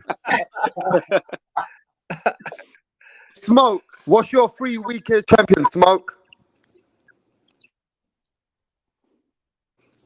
Hey, I'm get the gonna smoke. go Where you with at? I'm gonna go with Hayaguchi down there at the Hold How on, you Ron. hate Demetrius Andre, That's nigga? weak, bro. Ron, hold on, bro. Yeah, I'm gonna go with Kayaguchi down there at the tiny weight.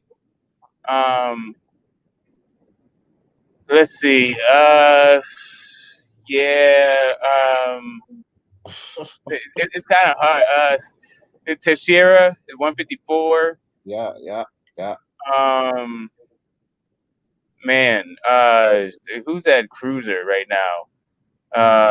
Nah, man, you So know. people are saying Devin Haney is a WBC champ. Yeah. Wait, Devin Haney. let me Devin Haney. speak, bro. Yeah. No, Devin Haney. Haney is a WBC champion. How did you No, forget him? I got you. You know what? That's it, right there. All right, Devin let's Haney go to rounds it out. Jalik. Y'all got a lot of hate for Devin Jalik, Haney. your 3 weakest champions. My top 3 is Triple G, Billy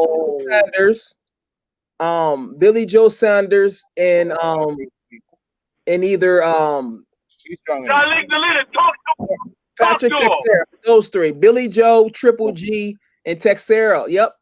Yeah, I think we all agree on Textera. Yeah.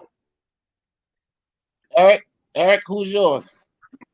Andre, agree with you, too. Go ahead, Eric. can you hear me? Yeah. Andre, Texera, and you know what?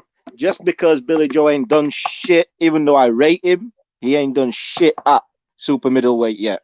So I'm gonna have to say him. Okay. Ronald. Yeah. Now y'all don't want to talk, man. Ronald. Hey, I got Andre, Texera, and Haney. That's my 3 at the moment. I'm here. Talk to me, bro. What's your 3? What's your top 3? I don't know. You know, Joe Smith is pretty weak too. John Ryder kind of whipped that ass. Yeah, Yo, I'm get with you this on that. smoke. D Jeffers, I'm gonna go with GG Texera because he is at 154. Mel Charlo was there, so I'm gonna go to those 2, yo. I like what Okay, I like Jefferson. what Charlo did last fight. So I got another question for the panel. Let's spice it up. Who's your 3 best champions right now, then? Oh, okay. I like that. That's tough for me, man. Yeah, but you got all these fans watching. We got 700 fans watching in Europe, so you better start telling us who they are. Who's your top 3 pound for pound or top 5 maybe? Yeah. All of my top 5 guys in boxing right now are champions. So you would essentially be asking me who is my best. So for one, my first one would have to be Canelo, right? Because he's my number 1 pound for pound. And I don't think anybody from 160 to 168 can beat him. So I'm going to say Canelo's my number 1 champion. And this is where it gets difficult because now I have Tyson Fury, Errol Spence, Teofimo Lopez, and Jamel Charlo, right? This is tough. Because of the age factor, I'm going to have to go with Teofimo Lopez because I think he has the highest ceiling. He's only 23. So I'll say Canelo, Teofimo Lopez, and damn, bro, how do I pick between these 3? That's the heavyweight division, and I think he's gonna be AJ. I'm gonna have to go with Tyson Fury. Tyson Fury makes the list. Damn right, Jalik, I'm going to Jalik, and then I'm getting a Smoke, and then I'm getting to the other brother. I got Crawford. Who's doing top 5 for pound, top 3, top 5? 3 champions. Top 3 fighters as champions right now. Nothing to do with pound for pound. this is how I'm doing mine because they all champions. I got Crawford, I got Artur Better BF, and I got Demetrius Andrade number 3. Oh, hell no. Ain't nobody You're gonna get a lot of shit for that, Jaleel. You're gonna get a lot of shit, bro. Let me explain it to you. The only person. We don't need no explanation for that. That's what I'm trying to say because who gonna beat Crawford? The only person Go that on, got a Smoke. chance to beat him is Boots. So no, Crawford is Smoke. good. Crawford I is was good. gonna let him go. I wasn't letting. I wasn't gonna try to cut his wisdom short. Let him go. So yeah, go ahead, Professor. Yeah, Crawford is Oh, good. wait a minute. So if Andre can make a list, can Gary Russell Jr. make a list? Can Jerry? Josh Taylor can't make a list. I mean, whatever. That's that's Who's me. your favorite But three? anyway, yeah. I was just giving some shout outs because now the field is wide open. Jalik just opened my eyes. I'm tripping. No. Let's see. I'm gonna go with my favorite champs right now. Actually, forget all this. Jamel Charlo, Bam. Errol Spence, Manny Pacquiao. Bam. I Okay. like that, Smoke. I like that list. Hey, that's a very good point. Before we go to ER boxing, Manny Pacquiao's still active. How can you not have him in your top 3? Yeah, I don't count him though. Like he done. No, because Yeah, he's all he's on. Hall of Fame, so I'm not even picking Yeah, him. Mine is I'll answer why I don't have Manny out, Manny, and for the same reason I put Teofimo in my top 3 because he's a ceiling. It's a ceiling there. Manny's on his way out, bro. Win, lose, or draw, he's on his way out. So I'm not gonna put him as like my number 1 champion. He get ready to leave, then I'll have to pick him. So can I ask you this before we go to ER boxing? Some people have got Manny Pacquiao number 11 and number 10 pound for pound. Is that disrespectful? Wait. Is that disrespectful to Manny Pacquiao? Which he done, a bro. pound for pound fighter. Years. No, it's not. It's not disrespectful because It's disrespectful to Keith Thurman too. Look. Yeah, You gotta look at whatever the criteria is, right? And I go like 3, maybe 3.5 years back, and then I start judging from there, right? So my guys are going to shift and change. If you say like pound for pound based on everything these guys have done their whole career, then I think Manny tops everybody hands down, even Canelo. But we're not doing that, or that's not everybody's criteria. So I don't think it's disrespectful. I think it's very respectful with the fact that Manny had a shot Matisse Abrona and the win over Keith Thurman, that people even put him in the top 10 or close to the top 10. I think that shows much respect to put him there, because if you have a criteria based on what have you done for me lately, Manny ain't really talking it up, man. Yeah, I know. That's what I'm saying. It's like it's a young. Let somebody else go. It's like he holding on. Like, come on, man. Yeah. I mean, Great at the end of fighter. the day, you get people. Let me explain this to you. People say you got younger guys out there who haven't done that much, but they're out there ahead of Manny Pacquiao. It's kind of disrespectful to have Manny Pacquiao on that list. Just take him off. Let him be himself. Yeah, 'cause like I don't know. nobody cares. Everything has their time. It's like once you get to a certain thing, it's new rappers, new people in the game. Like it's a new era, bro. I mean, Manny Pacquiao is a legend, and we wish him the best. And hopefully, his finances is in order, and his debt is taken care of, and he continues to do great things. Because I hate people be broke after their career or what he's all done. You know what I mean? So it's because Hey, I got some problems over here on the show right now. There's some women coming through the other stream on the Europe what we're sharing. They're saying we're being sexist. They say, why are you not involving the women in the top 3 factors? Now, let me ask you this. We don't talk about women that much about boxing. We don't. We are wrong about that. I think they're getting offended about this. Nobody asked about it. Okay. Look, well, I want to tell my you. top 3. Let me say that. Go ahead, bro. I want to hear your top 3. My fault. Yeah, let me say this to them Let about. him say it. Oh. Well, hold on, Jalik. Jesus Christ, bro. The women's boxing. It's women's boxing channels, and you will see a lot of us over there. Ring IQ is a boxing channel that covers women boxing extensively. He has them on his show all the time. It's not the fact that we're leaving them out, but right now we're talking about Joshua, we're talking about men's boxing. So you wouldn't go to an NBA channel and hear them talking about Lisa Leslie and the greats of the WNBA. No, they're going to be talking about Kevin Durant and Braun and these guys because this is men's boxing and that's women's boxing. So we have nothing against women's boxing. As a matter of fact, I love women's boxing. I think at an overall level, it's more exciting than men's boxing because it's less technical battles. Those ladies let their fucking hands go. So I love women's boxing. So it's no disrespect to women's boxing, but that's not the topic. That's the only Okay, thing. well, a woman asked me just now on another stream, name us 5 fighters that we can look forward to watching in 2021. I got Katie Taylor, Savannah, I got Carissa Shields. D, who's your top women fighter? And show them that you know about women fighting. Tell them, bro. Well, I actually like Savannah Marshall and Katie Taylor as well. Toy Harper's good. Like you said, Clarissa Shields is good.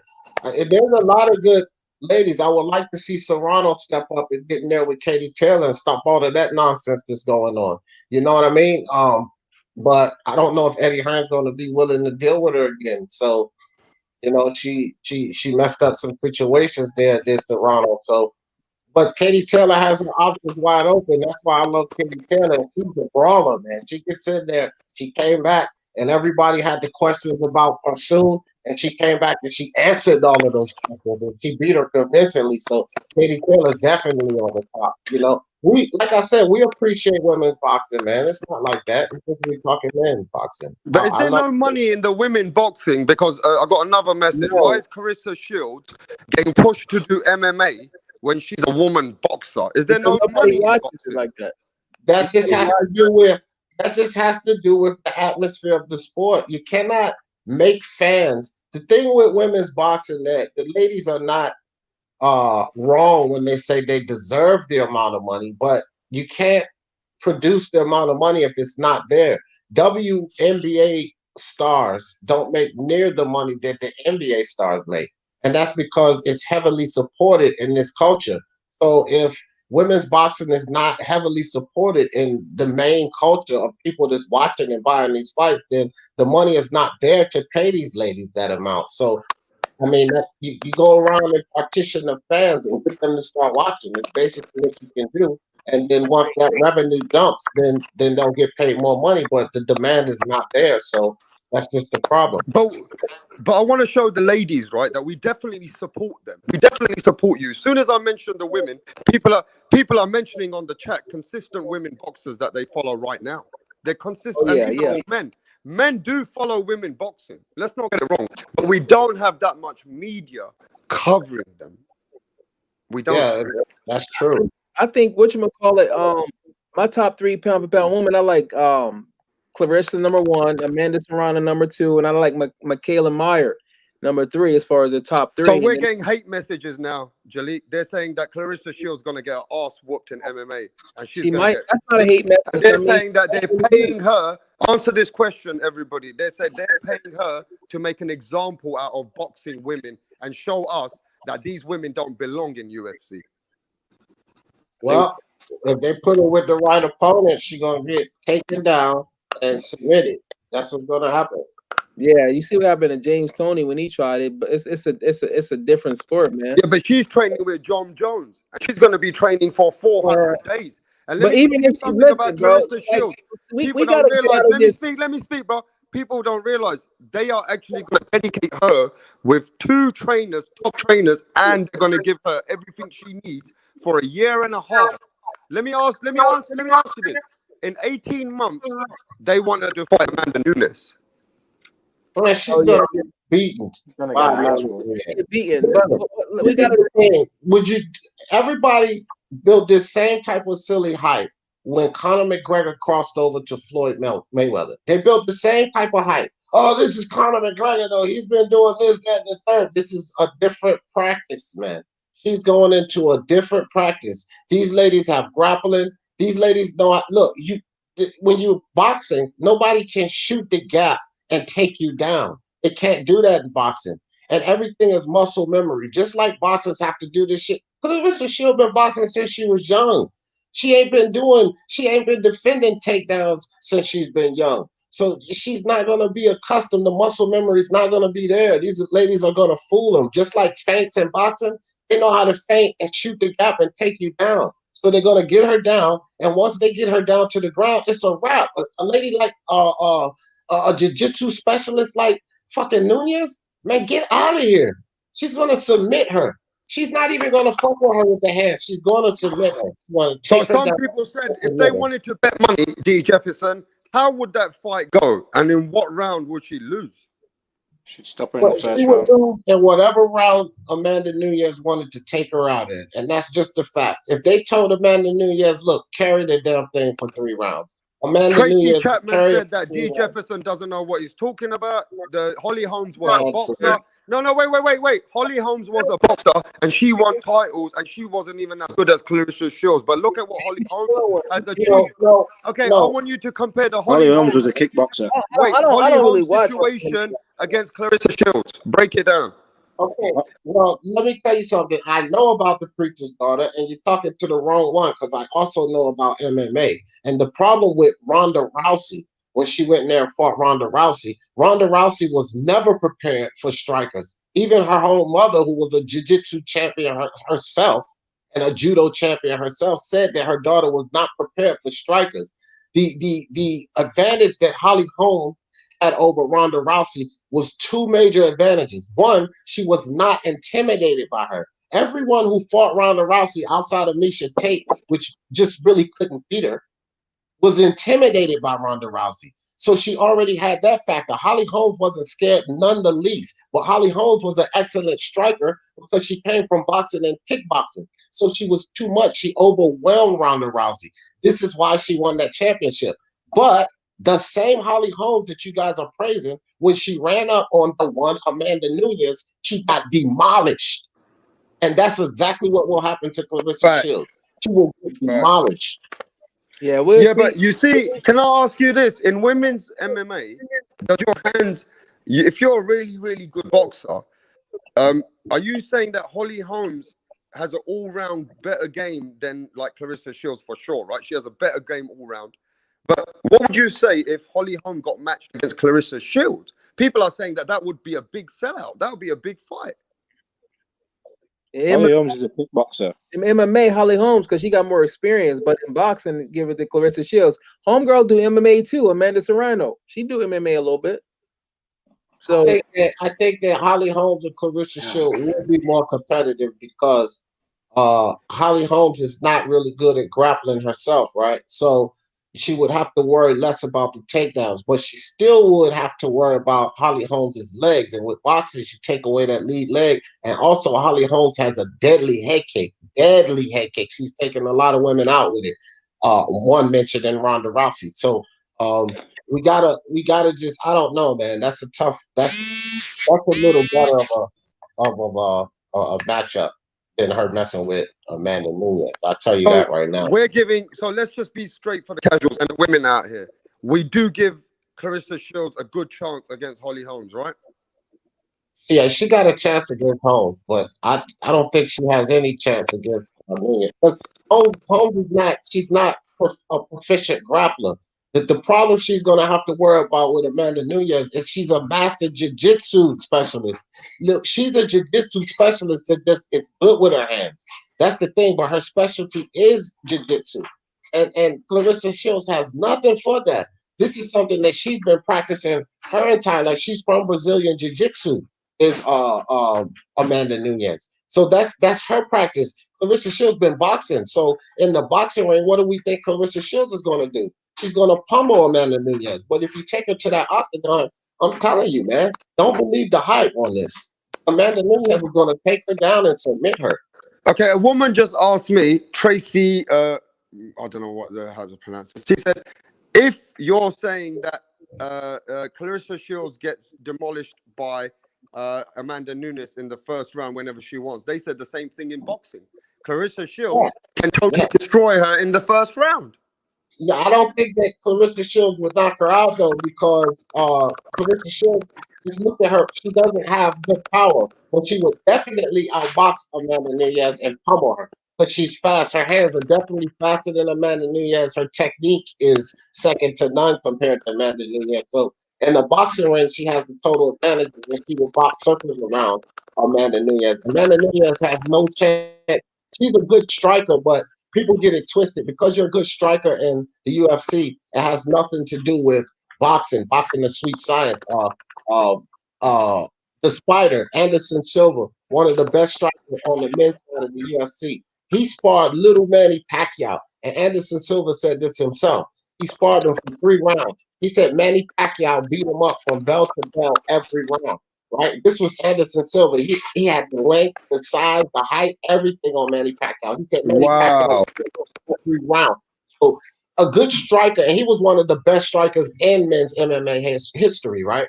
So a good striker means nothing to a boxer. So she would box circles around Amanda Nunes and the ring. I'm sure of it. But in that octagon, that's Amanda Nunes' territory. It's a different practice, and I don't think she has a chance at that. Hey, Smoke, let me ask you the same question, Smoke. Are you telling me that Clarissa Shields, after 18 months of training, doesn't stand a chance against Amanda Nunes? No, bro. Amanda Nunes is the top of the top. It's just like a person coming in from boxing and then they fight like the best. Ain't she like the number one pound for pound? Like She's apparently the GOAT. She's the greatest Yeah. of all time. She's the GOAT. Yeah, let's get Clarissa ain't even going. going to be fighting no one like that. Clarissa ain't going to fight nobody at Yeah, that that's what I'm level. saying. It's like a I get it. It's marketing and stuff like that. And keep her busy, keep her in shape. If she lose, she just lose. So what? That's how life is. Ain't nobody got to be perfect to be great. Clarissa ain't never Somebody going to said fight to me anybody just in the now, UFC ever. somebody said if Clarissa Shield cross over and wins, she's going to be the biggest star in woman combat sports. She isn't fighting in the UFC. Eric, she's already signed a contract with a UFC management team.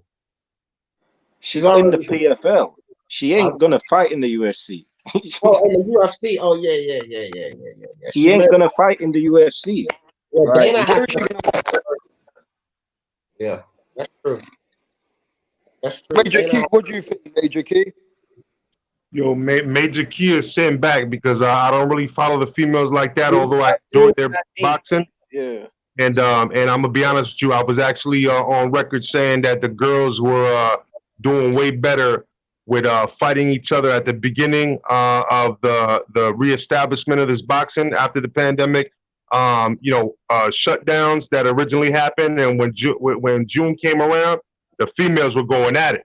You know what I mean? So I got to give them credit, and that's how I started feeling. So I know everybody y'all talking about, but I really haven't followed them like that. So I'm not even gonna try to say and bullshit with some. I don't, just like I don't follow UFC. I haven't followed the females enough to give a realistic analysis about it. So I'm just listening to y'all chop it up until we get back to something that I know about. Yeah, no, but I gotta get to this because we're getting a lot of women tuning in, and women want to know if a woman is going crossing over, they need to support her, right? They need to support her because that's a big risk. D. Jefferson, that's a huge risk for a woman to go cross over and fight with elites. Well, sometimes I would just say it like this. Sometimes certain risks are very rewarding, if you know what I mean. So I feel you. Yeah, if you feel like you want to support her on her venture, I think give her full support. Um, but it's definitely money involved in it. And maybe she just want to compete, right? Maybe she's tired of the atmosphere. Like, let's think about this. Maybe Clarissa Shields is tired of the atmosphere of women's boxing, and she's interested in. She's a fighter, man. So maybe she's interested in competing in MMA, and she wants to go out. Just like Eric just said, it's the PFL league, right? Okay, well, she just signed a contract with a management company. That didn't mean that she was going to the UFC, but you know how these articles are. So he's right. That doesn't mean she's going to the UFC. Maybe she's just starting at a smaller league, see how it goes, see if she can be as dominant as she was in boxing. And she's thinking about leaving and then trying to get into the UFC. I'll tell you this, if she wins a few fights in whatever league, PFL, one rec, whatever, if she wins a few fights, they don't sign her in a heartbeat just because of her name, right? She only have to win like 1 or 2 fights, and he doesn't give a shit whether she gets beat up or not because she'll already have had 2 fights under her belt under MMA, so he'll be secure. right? So he'll put her in the ring because of her name, in the octagon, I mean, because of her name. But we just have to see how this goes. I don't think we should put too much into it. I just know this: when we start talking about UFC, is the creme de la creme of MMA. It's the number one league. It's the league that they are trying to get into. Bellator is number two, but it's a lot of UFC guys that have been sent back. You know what I mean? So when we start talking about Clarissa Shields in the UFC, we got to understand that we're talking about basically the elites of the MMA. And you wouldn't take an MMA person and bring them over to boxing and think that they're going to beat an elite boxer, right? And we've seen what that looked like with Floyd Mayweather playing with Conor McGregor for 9 rounds until he just got him out of there, right? So either practice the crossover situation, the other person's at a huge disadvantage, and either practice, either way it goes. MMA to boxing or boxing to MMA, much of a leap. How old is Clarissa Shields right now? I don't know her exact age. 24, 25. Yeah, something like that, man. Yeah. I mean, she's not old. She is young. Yeah, maybe she Yeah, just wants. whatever happens, whatever hopefully she reach her thing, she got to do what makes her happy. I mean, you know what I mean? So yeah, if she Think about it. If you want lose, then that's the end of the world. Like, she's already reached the pinnacle of boxing. If you think about it, she's won belts, she's unified, she's went undisputed. She's already reached the pinnacle of boxing. What if she wants to compete and thinks that she could reach the pinnacle of UFC and shock us all and go through the PFL, get to the UFC, start beating these ladies up, and then get a championship belt there? Like, that'd be amazing. Athletes desire to do things like that. Bo Jackson did it. Deion Sanders was a champion in both football and in baseball. So athletes desire to take it to the next level. Maybe she's really wanting to do that. Hey, Jaleel, my cousin just reminded me. He goes, "You can't compare Holly Holmes to Clarissa. Holly Holmes was a kickboxing champion too, and they said that Holly Holmes was a wrestler. So they're saying that Holly Holmes is a way more advanced MMA person when she went into MMA. That's what I'm saying. Yeah. Who knows what's gonna happen? She just do her best, and that's what happens. Like a lot of times we emphasize, oh, she gonna lose. She lose. I mean, who cares? We all. She's not a strong grappler. At the end of the world, she lose. I mean, she just lost.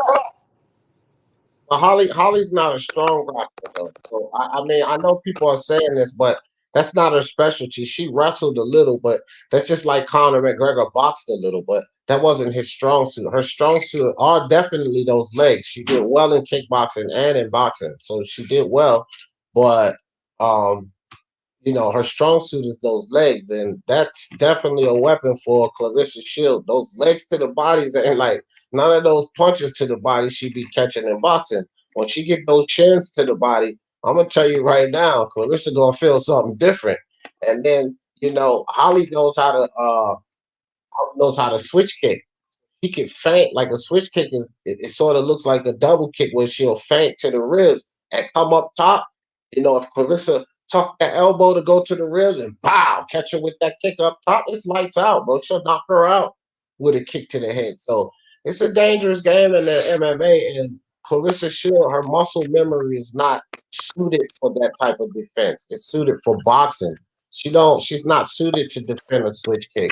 And Holly Holmes. Let me say this too, because I don't really know too much about this. Like I said before, and shout out to the channel, and to the chat.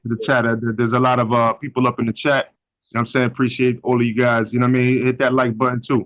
But yo, remember, I know both of you were there, Rap and you, D. Y'all was over there on Punch's channel, and when he was interviewing, wasn't it Serrano, Amanda Serrano? Yeah. Serrano. And right.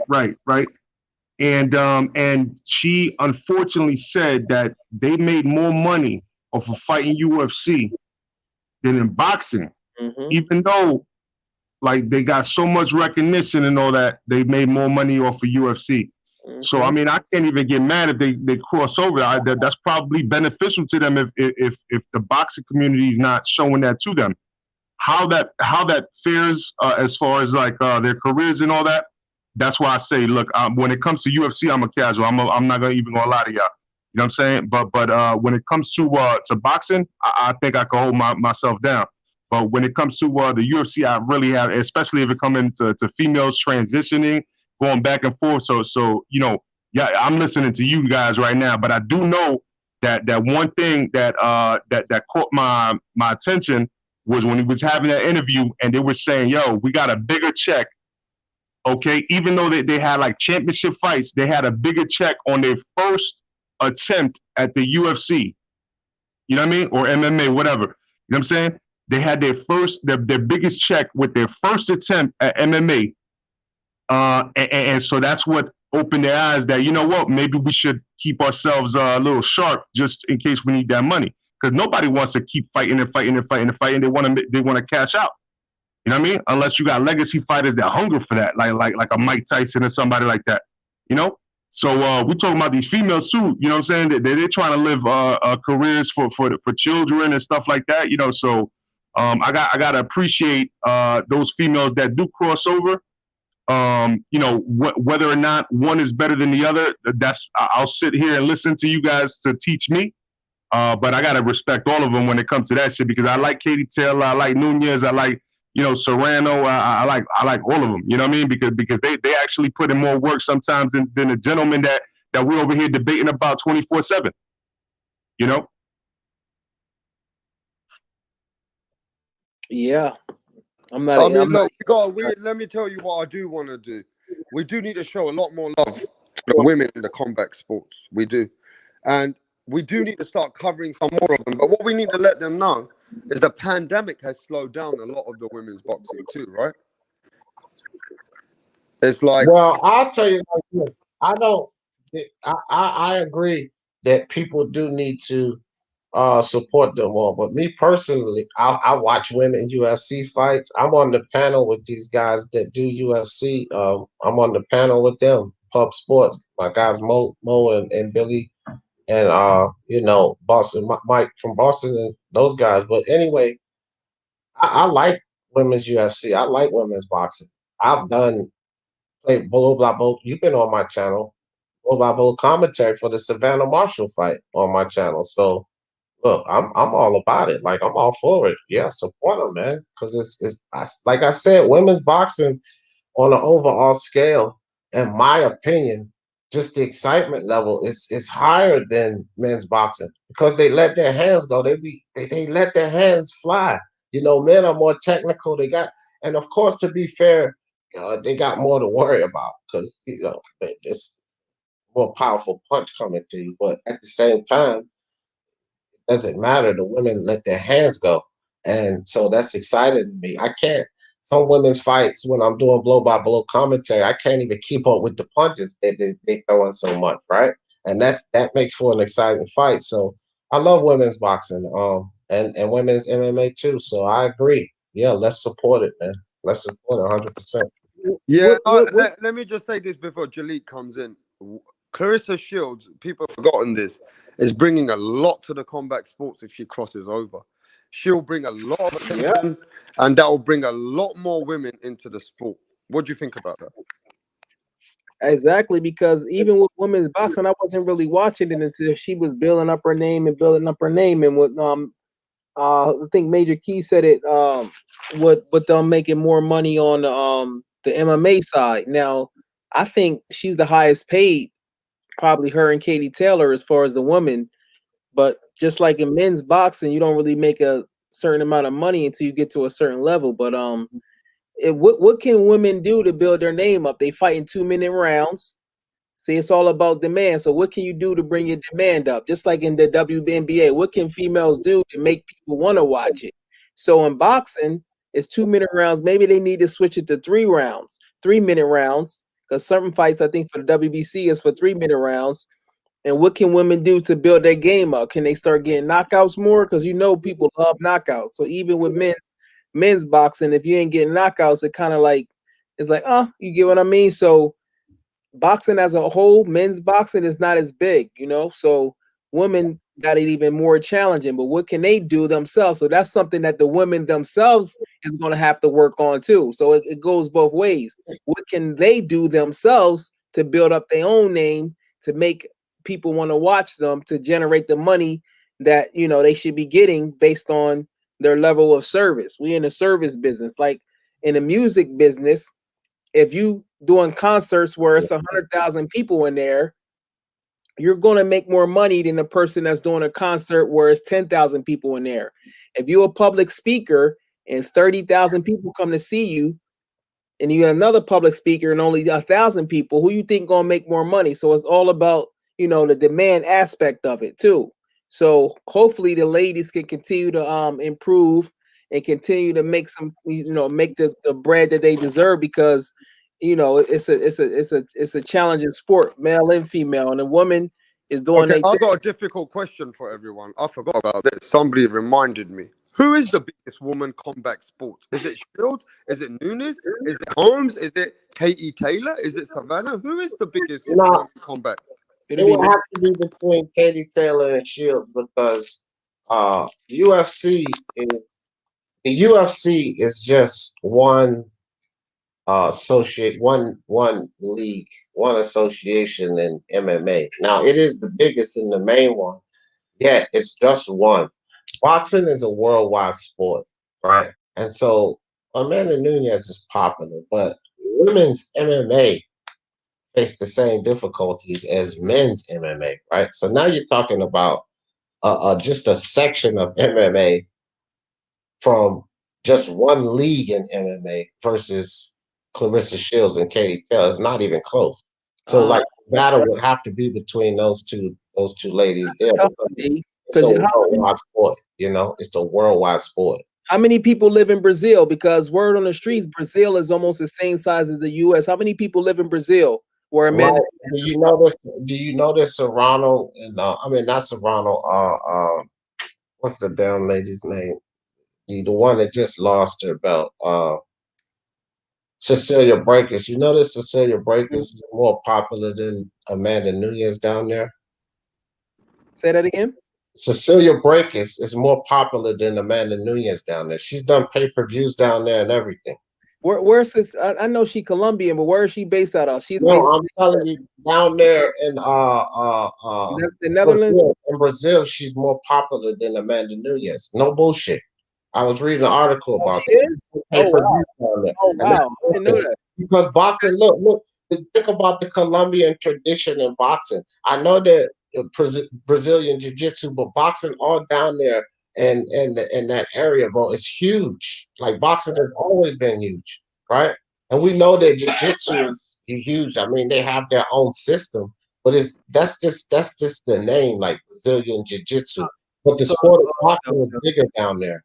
So okay. So boxing is bigger in Brazil than MMA.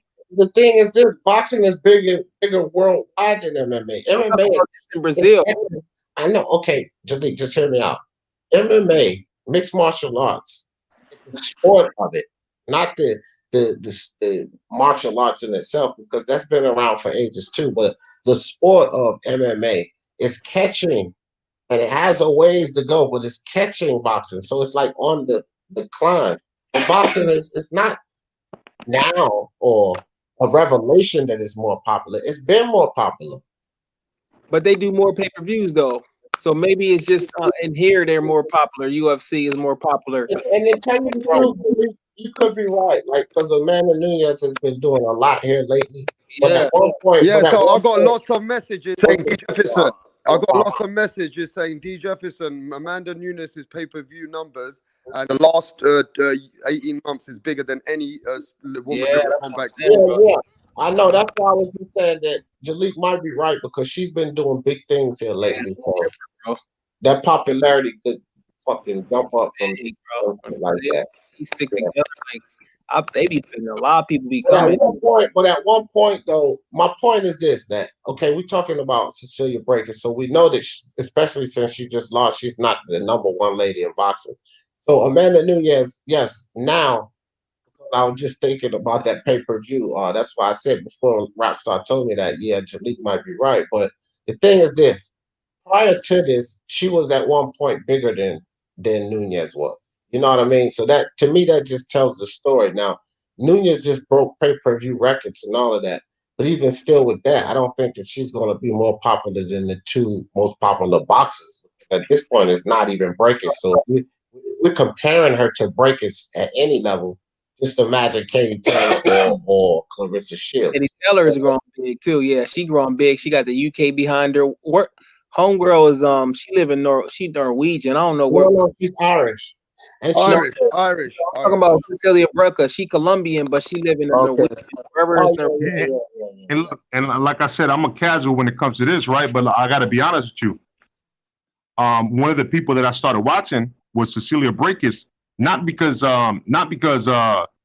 she's from Colombia, not, just because, oh shit, I looked at a record, I heard what they were saying. Oh, she like what was it, 25 championship defenses or something like that, that she was on the brink of or something, like, breaking records. I was like, holy shit, who is this? And then I because of following that, I saw about Katie Taylor, and then because of YouTube, I found out about Serrano, Nunez, Sanisa Estrada.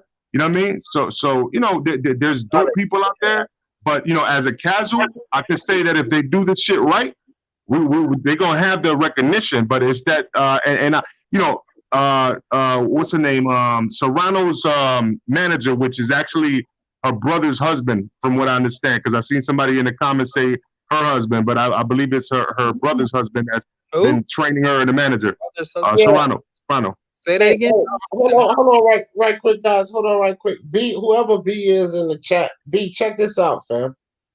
Not only do these ladies come on to Ring IQ's channel, Serrano was on Punch Drunk's channel. They also have videos of these ladies speaking themselves on Fight Hype FLTV. All you have to do, fam, is go do your own research. This is not anything that I'm saying.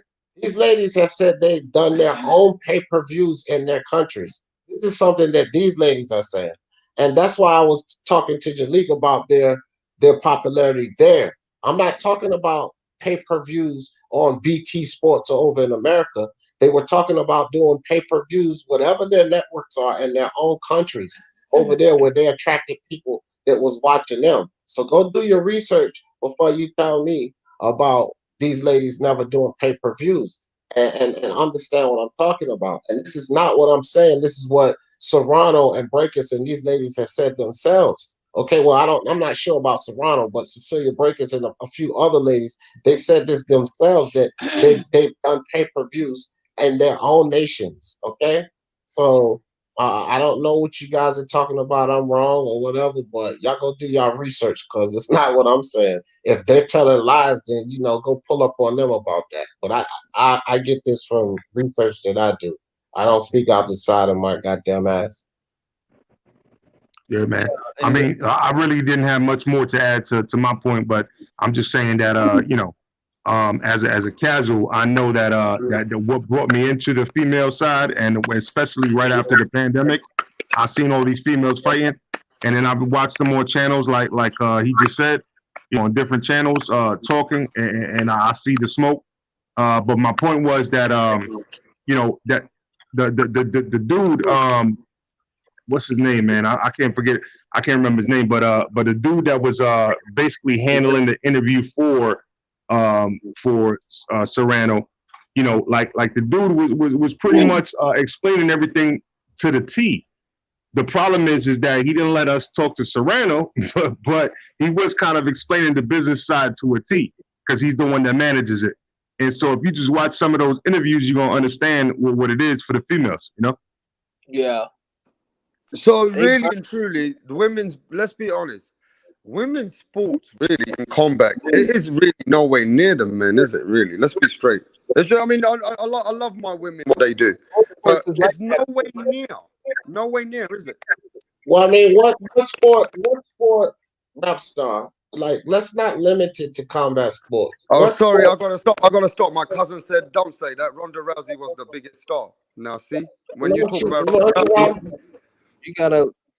Ronda Rousey was making less money than ladies in the WWE, fam. So cut it out. That's why she went and did a crossover and came to the WWE. So yeah, she was a big star, but if you guys want to talk about popularity, just follow the money. You think they're paying these NBA guys $50 million and $150 million contracts because they're not understanding that a lot of people are going to watch them. And then the same in the WNBA, the women that's at the same level in the WNBA as these guys like LeBron and them, they're making like 15, 20 million. Don't you just follow the money? It'll tell you where the popularity is. So it's not us being biased or us being Yeah, chauvinistic up here. This is just the yeah, fact nobody of like that. That's the great. media. You know what I mean? This is how the media works. The people are not viewing it. They're not paying for it. They're not watching it. So they're not getting the views. So the money is just not there. That's just Yeah, how it is. there's no conquer it and divide thing like we're superior to female. I don't even think like that. Like, No, I mean that's just the reality of the like world. They nobody. rather listen. WNBA don't do the same that men's NBA do. You know why? Because of the alley oops, the dunks. Those ladies are just as talented. They dribble just as well. They shoot the ball, but they don't get up off their feet and dunk and alley oop. Dunk over top of people. That's Yeah. the part of excitement that Okay, they listen, can't offer. D, take over the channel for just 2 minutes. And there's another question just for you, D. How do the women change this to get near the men's sport? Go ahead. How do they want to? Yeah, this Not, again, it's, like, it's not their job, and I will say this. I think that it's a combination, right? The investors that are the commissions for women's sports have to invest more. They have to invest more. They have to expose them more, and they have to market them more. And then the ladies, they may have to do a little extra to play their part. But again, some of the things that the public wants, it's just like it's like the ladies can't provide it because we can't find ladies that can go out there and dunk from the free throw line. Like let's be serious, guys. And this is what fans want. So are we gonna get angry at all the fans around the world that want to see guys dunk outside of the baseline and all of that? Ladies just simply can't do that. And so they can't offer that level of excitement that a lot of fans want. And then men's boxing versus women's boxing, like they just don't. A lot of them don't have the power to be knocking other ladies out the way these guys do. But the brutal nature of humans, they want to see knockouts. So at a certain extent, maybe we're asking for what we can't get because of what people want. People want to see knockouts. right.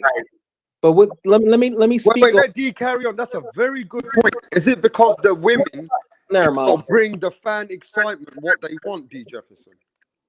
Yeah, because they may not be physically able to. It's not that they're not as skilled, not as talented in what they do. They don't practice as hard. They don't put their mitts on in the gym and run 5 miles. I'm pretty sure it's a lot of the ladies that give the same time and they sweat, they train, they cut weight. You know what I mean? But they're just not physically able to knock the other lady out. Whereas you get Monster Inouye in there, he's gonna knock most of the guys out he gets in the ring with. They have that the men are just physically made more dominant, and that's just they can jump higher, they can run faster. The ladies football league where they wear the slim suits and everything. Okay, people watch it, but a lot of people watch it as a gimmick. It can't run at 20 miles per hour and smash into another guy, right? Soccer, when you look at soccer, the women's soccer league, men's soccer is faster, it's more explosive. It's just they're not physically able to offer what the fans want. And so that's just where the marketing lies. It's nobody's fault, or I don't know how much of changes that can be made to address it. It's a demand for higher level, higher intensity, higher impact in sports. That's just the demand. Let me say something about women's sports because there's a sport out there where that makes probably equal to the guys or sometimes more. Women's tennis. I don't even watch the men tennis, but women's tennis, I watch that. You got Serena, you got the other Johns on there, and it's they generate like the same money or more than the men. So that's how you build yourself up in a sense. But tennis is a different type of sport than the physicality of like say basketball and MMA. So just because women's boxing is not doing as good as men, that doesn't mean that women are inferior to thing. We got to be careful because it's a lot of people that get paid a lot of money to create a conquer and divide thing between men and women. I'm not that type person. I'm not superior to females, but women's tennis is better. I watch that more than men's tennis, and they Yeah, make but come on, the Serena and Venus Williams probably made more money in women's tennis than any other woman that ever played that sport. And Roger Federer, Facts. hold on, and Roger Federer alone has made more money than those two girls. So come on, Delete. It's still much. the demand. We're not Men hit the ball faster. It's still the demand, Delete. I know that Well, you look at the ratings, bro. Women's tennis get just as much or more ratings than men. All right, I'm just telling you, where's the money going though, Delete? Where's They, the where are the all right, sponsors? research it, bro. Research it, bro. I'm not even going to debate. Just research the money. You know, I did tennis earlier on my channel. You So know did that. you? I want to ask everybody a question on the panel. Do we have boxing for women on the Olympics? That's a start. What you That's mean? the first way to Still start, got right? Yes, Clarissa Shields got gold medals. Why would anybody ask that? Yeah, so we have the women fraternity, we have all the tournaments, we have the foundation. What is actually lacking? Because the money's there. Saudi Arabia wants to pay for all kinds of fights now. Boxing is not What is popular. missing in the women's It's the hype. boxing? It's the hype. There's no hype behind it, bro. There's no hype. Well, let me tell you something, Rapstar. Hold on, Rapstar just mentioned something. So now the women may not like this, but all they have to do is go pick up and read. Okay, this is not coming from me, but that Middle Eastern culture, man, you can forget about it. They don't revere women the way we do over here in Western culture. Okay, so you think that they're gonna be shelling out hundreds of millions of dollars to build stadiums and all of that to get a woman's fight over there? You're crazy. And that's just a cultural thing. This is not coming from D. Jefferson. You go over there and you read about how they revere women and the culture of women over there. And those guys are not going to shell out that kind of money for women's boxing. And that's, again, because what are they paying for? To see one of these heavyweights come over there and knock each other out. That's what they're paying for it, man. But D, let me add this though. Like let's be honest. If the women, right, and when I talk about hype, I mean like let's take a blueprint from the MMA. What made Ronda Rousey, right? What made Cyborg? What made these women, right? There was animosity. There was some shit talking. There was like the same way that you would expect from a boxer, like in like a Floyd Mayweather or a Javante Davis, just shit talking. You know what I mean? Like they have to take something like that and not just be like all calm all the time and just we'll take the fight. You know, we'll go in there and do this. And, that it's the same thing that we were talking about Terrence Crawford. They gotta go in and start talking their shit. You know what I mean? That's why I said there's some things that the ladies can do too, and I was alluding to like what you're talking about, Glenn, but just at an overall perspective, they can do some things to increase the popularity, but to close the gap or to even close in. It's still going to be a difference. Yeah, I agree. There's still going to be a difference in the money, but at least they should make an effort to at least start getting to that path.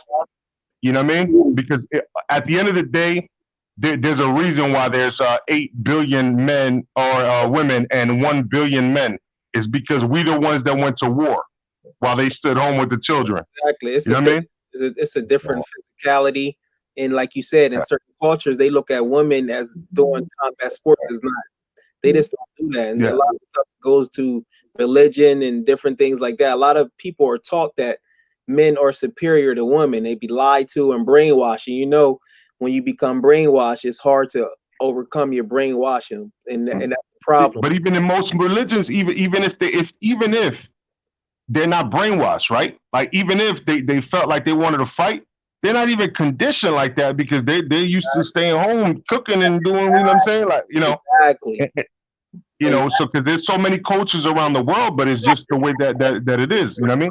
I'm not saying that they can't do it. I'm just saying that that's not normal for them to break out of that. That's why we look at females right now when they break out and do some crazy shit like that. We look at them like, oh shit, look at this motherfucker over here. I don't know. Hold on for a second now. Hold on. I feel where you're coming from with that, but I don't know in this atmosphere in 2020 how true that is because of the ladies athletes and the time and dedication. These ladies make sacrifices, and they've talked about it in their own documentaries how they make sacrifices away from their families and their kids and everything. No, I'm Just talking about the whole world though. no, And the laws around the whole world. hold on. Let me finish, Glenn, because I'm also speaking about athletes in other countries. I'm not just talking about America here, because remember, I follow things around the world, fam. I don't just centralize America. And I'm saying that a lot. I can't even remember Bridget. I can't remember her last name. She was just on Ring IQ, and she was talking about this. And she's not American, and she doesn't live here. And she was talking about this clearly, like leaving their kids and training and going to camp. They go through the same thing, man. It's just the fact that they're not physically able. I get what you're saying about certain cultures, and that's what I was saying about the Middle Eastern culture, where in a culture like that, yeah, she would probably have to sneak and go to another country to even train for boxing or something, right? But in the cultures where the ladies do compete, they go through the same level of training, bro. They don't slight themselves either. It's just it doesn't matter how much muscle they put on or strength and training they do. They just not. Why do you think that women don't compete in men's boxing? Because it's physically not fair. So physically they're not able to do certain things. Like that's just how it is, man. Yeah. And what fans desire is the speed, the high impact, the power, the knockout, or even the danger of knockouts, right? That's what the fans Yeah, I disagree desire. with you. I actually disagree with you, brother, because what I was trying to say was that's why we have 8 billion females versus 1 billion men, because the men have been doing the work for thousands and thousands of years. They've been going to war with each other, so we're conditioned for that. This is conditioning. You know what I mean? So Well, I get what you're saying. I get what you're saying. well, I'm I not mean, disagreeing with you at you all. disagree with me, and I'm cool with that. But the numbers and what's going on with the sports disagree with you, fam. In which way? In which way? Because I don't Because understand it. that's why they're not making the money, fam. This whole discussion is about why they're not making the money and why they can't catch up. So I get your ideology, but the world does not, because the world is not watching it or looking at it in your sense. If they was, then it would be Okay, so you even say you do Steven. agree with me. I thought I'm you just said you saying it disagree would with be me. even Okay. Steven. Like the world, it wouldn't be a gap in the money. But the numbers don't agree with your ideology. So I said, I told you that in the beginning. I said, I understand where you're coming from. So I get the ideology on it, but that's not what the market shows. The market don't agree with what you're saying. The market pretty much agrees with the way that I'm saying it, is that the world wants the high impact side of it. And the women physically have not been, they're not born with those attributes to give the world the high impact side of it. So Right. they, I'm not sure if you didn't catch me or something, but I actually said the same exact thing. Yeah. So yeah, that's the certain things. Like I said, I'm a male. I don't feel like I'm superior to women. I know there are males that feel that way, but you got once you research it and you look at certain customs and certain things like that, a lot of people been lied to, and they always paint women as bad at certain things in the metaphor basis in the Bible. So it's a lot of things that it's the way it is because the person was taught that. If you knew better, you'll do better. But hopefully we all can, learn to do our own research and overcome weaknesses that we've been brought into, like sins of our father. 'Cause a lot of times we just don't know, and we just think that's the natural way of things are going. But once you research it, you're like, oh, okay, you know what I'm saying? Because a lot of people are like that. They just don't know. But women is doing a thing, and yeah, and hopefully they can continue to keep grinding and achieving success. But to make it where it's going to be the same pay, you don't have to. I mean, necessarily just be in your lane and still be Well, amazing. Jalik, I have a touchy subject now. I don't know whether I should ask this question, but I'm going to ask it. Bro, you don't I'm gotta going to be. ask this question, Jalik. Yeah. It's come from the other stream. They said that sports, especially combat sports, is very unkind to the transgender people. Now, I don't know how to look at this. I'm not a hater, but they're saying that transgender people have got nowhere to go in sports. Why can't they be in the women? Why can't they fight the women? And No. no, let me ask. They said they said that even in any foundation, there's nowhere for transgenders to go. Are you willing to answer these questions, or you want to? Yeah, I answer it to the best of my ability. If you was physically born a male, I don't think you should be able to go against a female that was physically. And when we mean physically, because I know it's a lot of things out there, I don't want to get too into that with genders and all that. If you was born a female, you have your period. I want to speak on this too. Go ahead, Jaleel. Yeah, if you born a female, you have a monthly cycle. That type of female, I don't think you should be in the ring with a male that was born a male that has a penis and testicles, whether you took some things or not. I don't think that's fair, and I'm not with that at all. I wouldn't want my daughter facing a guy that was born a male and decided through his own free will to change over to being a female. I'm not with that right there. I don't think that's So right. are you saying that they should have their own fraternity? Are you saying that they should have their own? If you think about it, because I want you to find a solution for the transgender. Yeah, let me get in on Go that. ahead. I think that's the fairest way. Like if you're take Hold hormones, on. go against another male that take hormones. Okay, yeah. Well, check this out here. This is what I think about it. I think that just like Jalik said, it doesn't matter what surgery they have or any of that. I'm not even looking at any of that. This is the way I look at it. If you were born a male, it's just like I was talking about why the sports can't catch up. Do you think that a guy, now let's be honest, do you think that a guy that was playing basketball all through college, got drafted to the NBA, right? Played a season in the NBA and then got out of the NBA because he was ridiculed for being homosexual, right? And so he gets out and then he goes and has the surgery or whatever. Do you think that man still can't go take a basketball and dunk that ball with no problem? He will still be able to go dunk that ball with no problem. So hold on, Jalik. The fact that he can do that, the reason he can do that is because he was born with the muscle fibers to do that. So if these ladies want to compete, they want to find a home, then they need to tie their hair down, cut their fingernails off, and get in the ring with a man that was born with the same muscle fibers that they were born with. Not try to compete with a woman that has less than what they were born with. It's dangerous. The sport is already dangerous enough because even women put themselves at danger of their head, their brain get jumbled around up there and get hemorrhages. And what the last thing these women need, the reason we don't have high-level knockouts, because it's not men in there with power like that. So the last thing these women need is a man in there bashing that brain around. It's simply not safe, and they shouldn't be in the ring with them. Yeah, that's Major Key.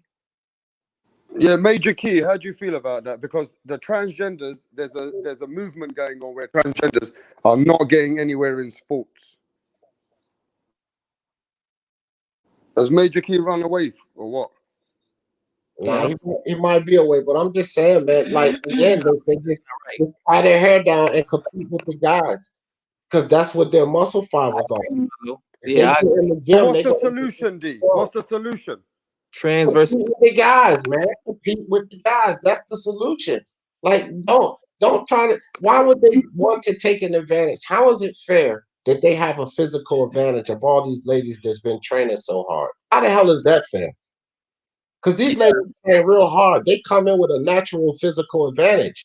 They don't even have to do training to have that natural physical strength that these ladies have to train years for to reach that plateau, to get to even close to that kind of strength. They come in there with that naturally. Why do they think that Jimenez was just stripped of the belt with Franchon Cruz? Because she was taking freaking hormones, bro. Giving her extra strength and stuff. No, it's seriousness, dog. I ain't gonna front. She excited to watch, bro. No, but even still, she was taking testosterone and she giving her strength. So now you're talking about this somebody who was taking that stuff versus somebody who's born with it naturally. So it's not fair, man, and it's putting these women in danger. It's not fair, and that's just what it is. I wouldn't even debate that. That's just logical right there. I mean. Yeah, but you do realize, right? Once you become a transgender, they don't let you compete with the men. They shouldn't. They shouldn't. No, I seen a UFC person, a male that was born with a. We have to say these things, and I'm not trying to be real. I'm talking about a male that was born with a. Yeah, man, I seen that article, but Transitioned to a female, and he was allowed to go against other females. I've seen that, so I was like, "Whoa, that's not fair." That's yeah, but that wasn't in any major that wasn't in any major MMA league. It was one of these small out of pocket MMA leagues. So they would they would never get into like Bellator or One or UFC or anything. They would never get into those leagues, and it kind of put a hinder on the sport in total. But it was just some small off the wall league. right. That shouldn't even. So we're getting a lot of messages in Jalik and D Jefferson. A lot of people are saying no, it should be transgender against transgender. Yeah, Well, it that's shouldn't be transgender going against any men it or depends. transgender going against any women. It should be transgender against transgender if they want to compete I'm in the cool with sport. that too. I'm cool with that too. I'm just saying keep those men, those naturally born men, away from women. Naturally born women. Now, if they're women now, touche. And I'm proud of you for being yourself, and I have nothing against that. So now they're women, but they're not naturally born women. So if you're not a naturally born woman and you feel like you don't want to compete with the men, then yeah, create your own league. And if you can build your fan base, just understand that it's going to be difficult. You're going to face the same problems that the WNBA faced. They were almost on their way out, but they had to fight through it. You're going to face the same problems that women boxing face because you're going to have to build a fan base. You're going to have to hope that the LGBT community supports you guys and spend the money because that's where the revenue is going to come from. So that's all I would say to them. Yeah, man. So yeah, it is what it is. I mean, you know? the problem what we're gonna get today, right? I know we live in a very liberal society. The world's developed, and I also know that there's a lot of acceptance on, society than what it was before. But the corporations, the foundations, and all these combat sports, they don't have a foundation for all these solutions for the transgenders, for people who have different, way of life. There's nothing really there for them. So they are also crying out that they want to be part of a normal society. And should we involve them in those conversations where we should have a league or a foundation or titles or something that we can create for these Bro, transgenders? the reality of it is, Rockstar, is that like so for my channel, and this is no disrespect to anybody.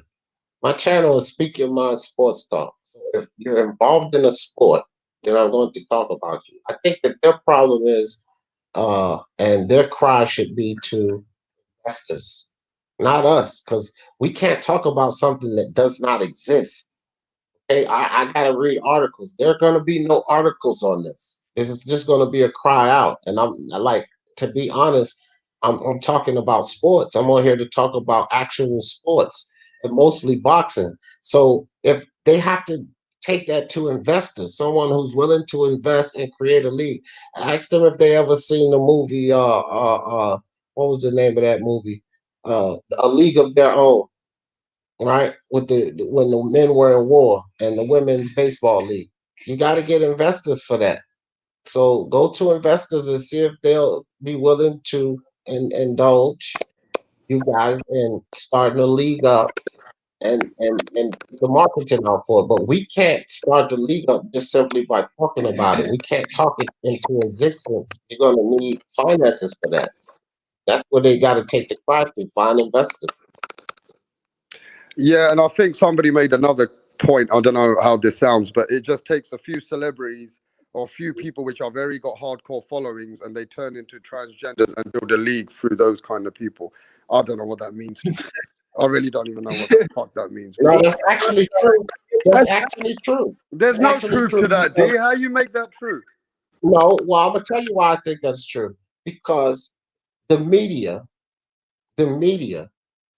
is how you drive revenue sources. Listen, if they did have somebody like that, right? Let's take this for instance, and I can guarantee you this would work out, right? So let's say that they had someone that came out like that. They got popular in the media and they came out as LGBT.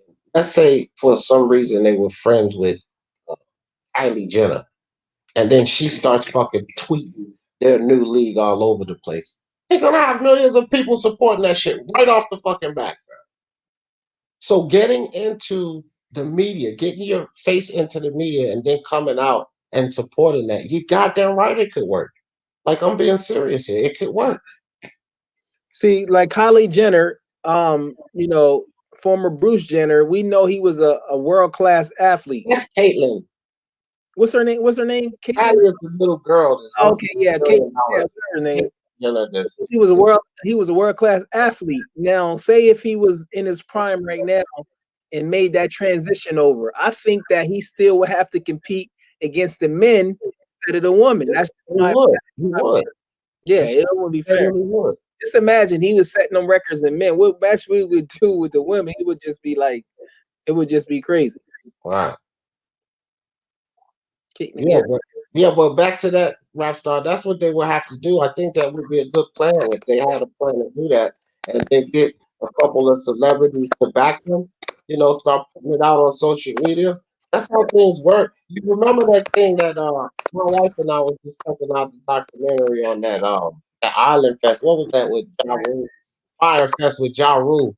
That's what happened with Kylie Jenner. She was mixed up in that. She started tweeting out about Firefest and all of these little rich kids with money.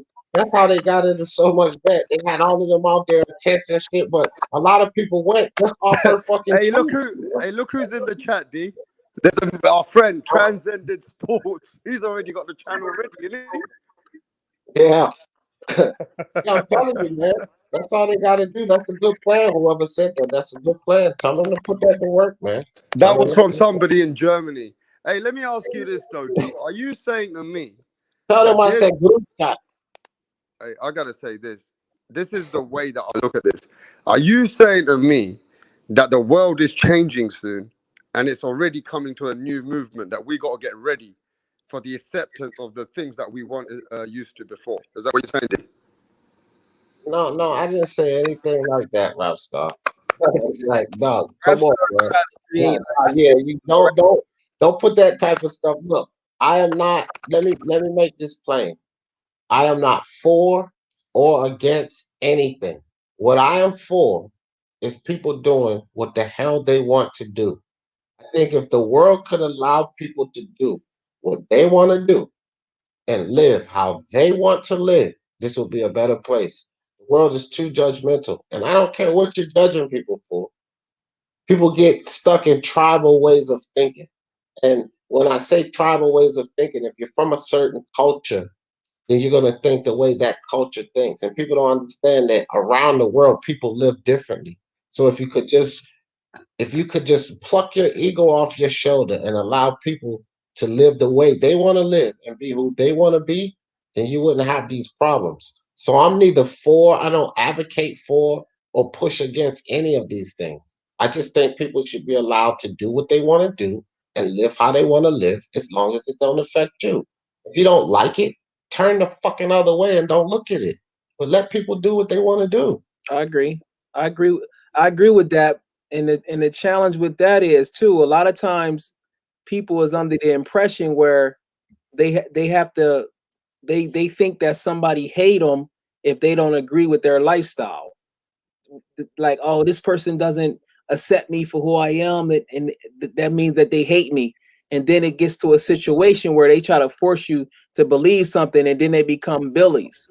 So we got to keep it. We got to keep it 100 right now. You know, sometimes in community, community, they be low key bullying. Like, you gotta do this, or you this, and no, I don't.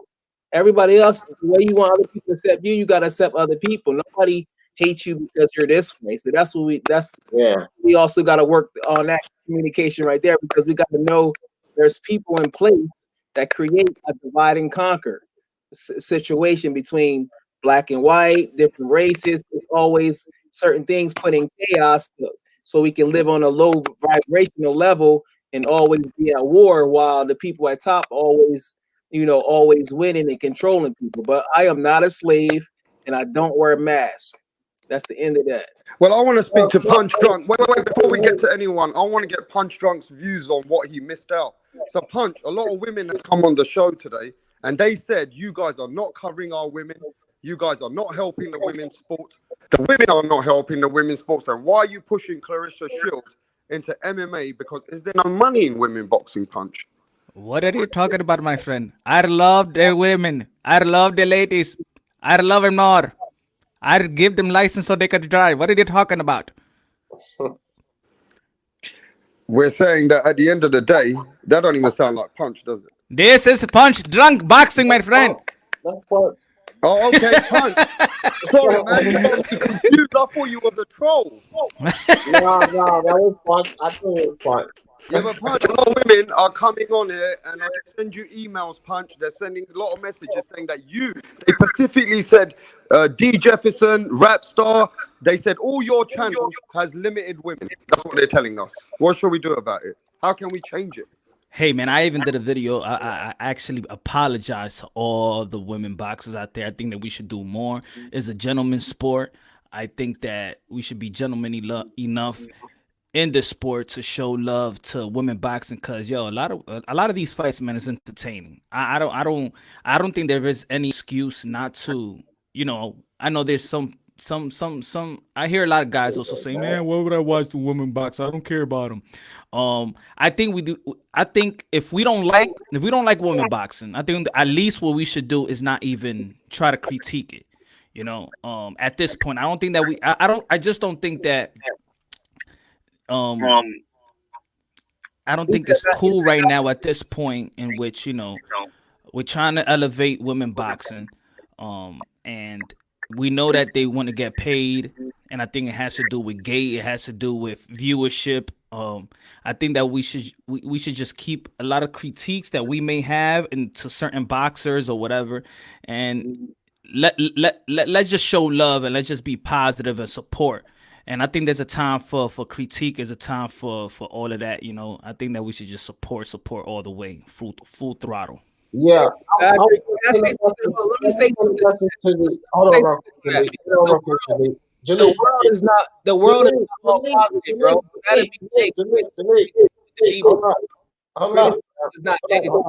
Hold on for a second. The ladies asked Punch Drunk and D a question. Oh, okay. I just said, so just give me a second. Let me get in there right quick. Listen, ladies out there that's listening to this podcast, to Punch Rap Stars podcast. I'm a smaller channel, and I know that a lot of you guys hear about me. That's only because I'm all around on like all of these panels. But I'm a smaller channel, and I have to be honest with you guys. I built this channel on basketball predominantly and men's boxing. And I know about women's boxing, but that's not the subscriber base that I built this channel on. And I think that other guys that have channels can appreciate this. The thing is this, I've only been doing this a little over a year. So my suggestion is that if any of you ladies really have a passion for this and you have time on your hand, create a channel and become that channel, because you can do it the same way I started it. True. And I can guarantee you this: me, Punch Drunk, Rap Star, Jaliki has a channel, Julius Ring IQ will assist you in getting people over there to your channel. I can promise you that I'll do that, because I have a lot of listeners that are interested, so we can send them to your channel. But you guys be the catalyst to push this and grow a channel of 50, 60,000 subscribers, and you be the voice for the women. But our fan bases are really not built on that, and it would kind of cheat them for us to push something on them, because they weren't accustomed to coming to our channel to listen to that. They was accustomed to coming to our channels to listen to what they're interested in. And so that's the best that I could do. I could help one of you guys spearhead head off for one of your channels, and I'm sure Punch would assist, and I could talk to Julius. He has a lot of people he would assist you guys. Then you can spread the word, and we'll definitely come and talk about boxing with you guys on your panel and all of that. That's a suggestion that I have for you guys. I have a question for Punch. I have a question for. Hey, man, let me say something. Yeah, Jimmy, Rap Star. yeah, you go to this one, and I Let me want say to something, bro. get to the next question. Go ahead. When it comes to supporting things, a lot of us, I don't know if it's human nature, we have the impression that everything has to be all positive. The world is not all positive and the world is not all negative. So constructively criticizing somebody can be very beneficial. So I don't think we should come into the game and be like, of course we females is different. You know what I'm saying? So we can still be ourselves and be respectful, but we still, I don't think it'll benefit them and it won't benefit the world as a whole, because that's just against the law of nature to just not hide the truth. What if a female is, you say, oh, I don't want to say this because I don't want to hurt her feelings, and then she go out there and get knocked out? You get what I'm saying? That's not going to help the sport, and that's going to be corporate, and that's going to be fake, and the people is going to pick up on that right there. But if you come out there and be real and support them, and that I think that'd be more beneficial, because like I said, I've just been watching it even more with Clarissa Shields going on with that one. I just wanted to say that right there, because Perfect. the truth is real. You being fake and like not and trying to be everything all positive and it's about to be 2021 and it's a real world out there. You can't treat women as if they're inferior to them, so they might think that they're inferior. To be honest with you, they can do better than men. They don't want delete. They don't want delete report women boxing anyway, because I gotta teach her about men's boxing, so they don't want to report women's boxing. I just think Go it ahead. does a disservice to boxing as a whole, that that decorated champions and pound for pound champions like Clarissa Shields, like Amanda Serrano, has to leave boxing to go to MMA just to make ends meet. You know, that right there, that for me, that's some type of a problem. I think there has to be some type of Well, solution. Punch just took Tracy Chapman's question. No, let me speak. Punch just took the question out of the way. The question was, how can these girls look up to women when the best boxer that we have, Clarissa Shields, is hitting a brick wall, and they looking at her and they see that she can't get no fights, can't get no legacy, that she's been pushed and forced into MMA. How does that build the boxing foundation or the fraternity for the women? How does that help? Because I do feel that you have to build more the women, more women, just not staying stuck to. I don't think the women can afford, and some of the men's too, some of the division, they can't afford to just pump one or two guys or one or two girls, and then because when they fight each other, then what happens next? So I think it's about supporting, it's about educating. Me myself got to educate myself more on these on the women, on the division, on the top 10 of each division and stuff like that, so we could pump these other ladies, so then when we could see a fight, we'd be like, okay, that's a good fight, that's a good fight to look forward to, that's a good fight to look forward to. I mean, so that's what I think that we just have to do a better job in educating one another about women boxing, because look, it's entertaining. Like at first I wasn't, I like it, I respected it, but of course it didn't tune I mean, it ain't tuned me in, but I can't deny the past 2 years, man, these girls are entertaining. Yeah, but a lot of casuals are not like you, Punch. They're not hardcore. Casual people are saying the reason why women's boxing is not doing good is because they're relying on men. And if they're going to rely on us, and they're going to rely on us for the views, they might lose, Punch. They might lose because D. Jefferson made a good point. They're not knockout artists. You don't see blood. And it's not something that men really appreciate, some men. You see? There's more women, just like Major Key said, it's more women watching, in this world than it is men. They have to, again, the WNBA is, okay, Punch, I hear what you're saying, but even if we educate ourselves at some level, Punch, we're going to be pushing that on our fan base. You hear it in your own chat, Punch. A lot of these guys, they don't follow the sport. You cannot push a sport on people that's not interested.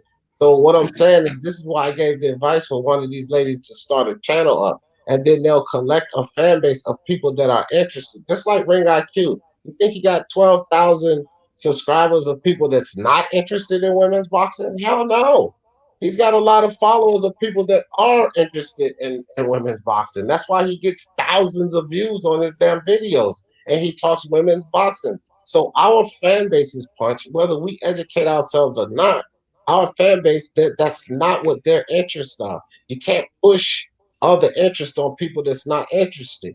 You got to find the people that are interested. And those ladies need to start a community of that and also seek the investors because when the WNBA, I'm just going back to this because this is just an analogy of a woman's sport. When they ran into trouble, they sought investors to put more money and more promotion and propaganda into the sport. So us educating ourselves, pushing it on our fans that are not really interested, we can't make our fan base interested. That's not the key. The key is for them to attract the fan base that are interested in it and to grow that fan base. And again, if it's a women's sport, then why are you pressing men to watch a women's sport? Why don't you take the cry to the women? Because there's many, many, many, many more women. Many, many, many, many more women than it is men. And you grow a fan base of 50 million women, the money will be there. But you can't Now, put the interest on I, people who are not interested.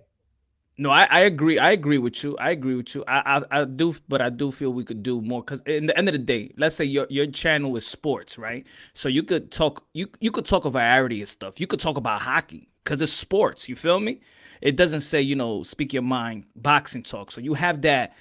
You have nobody could tell D like, yo, what are you talking about this for? Because in reality, you're gonna tell them, yo, it says sports. It doesn't say, But let's say like me, like Punch Drunk Boxing or Rap Star Boxing Knowledge, right?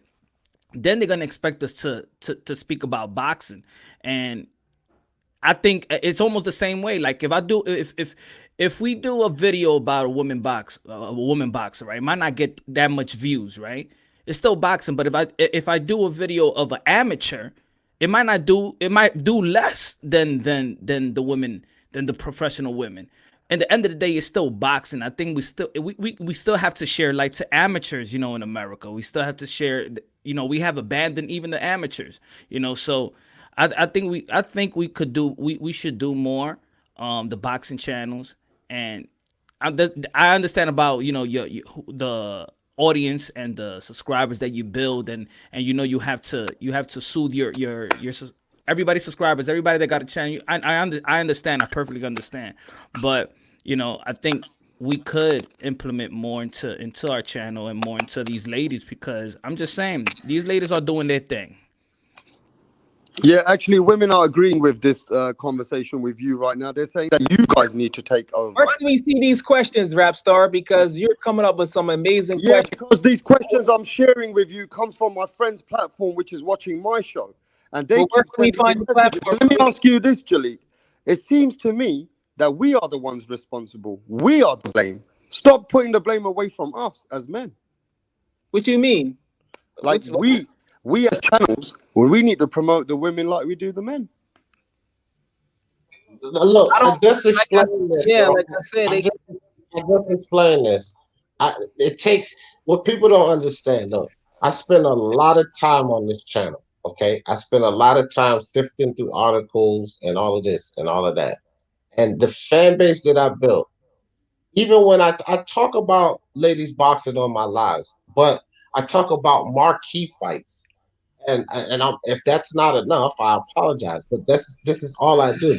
What I cannot promise anyone, and what I will not promise anyone, is that I'm going to change my agenda or my platform. I ain't doing Because what I tell people on my live every single day, there are over 59, I think, million active YouTube channels. If you don't like what I have to talk about, then go find a channel that you like what they have to talk about. Coincidentally, I'm not the channel. Like I said, Ring IQ has 12,000 subscribers. I only have 1,800.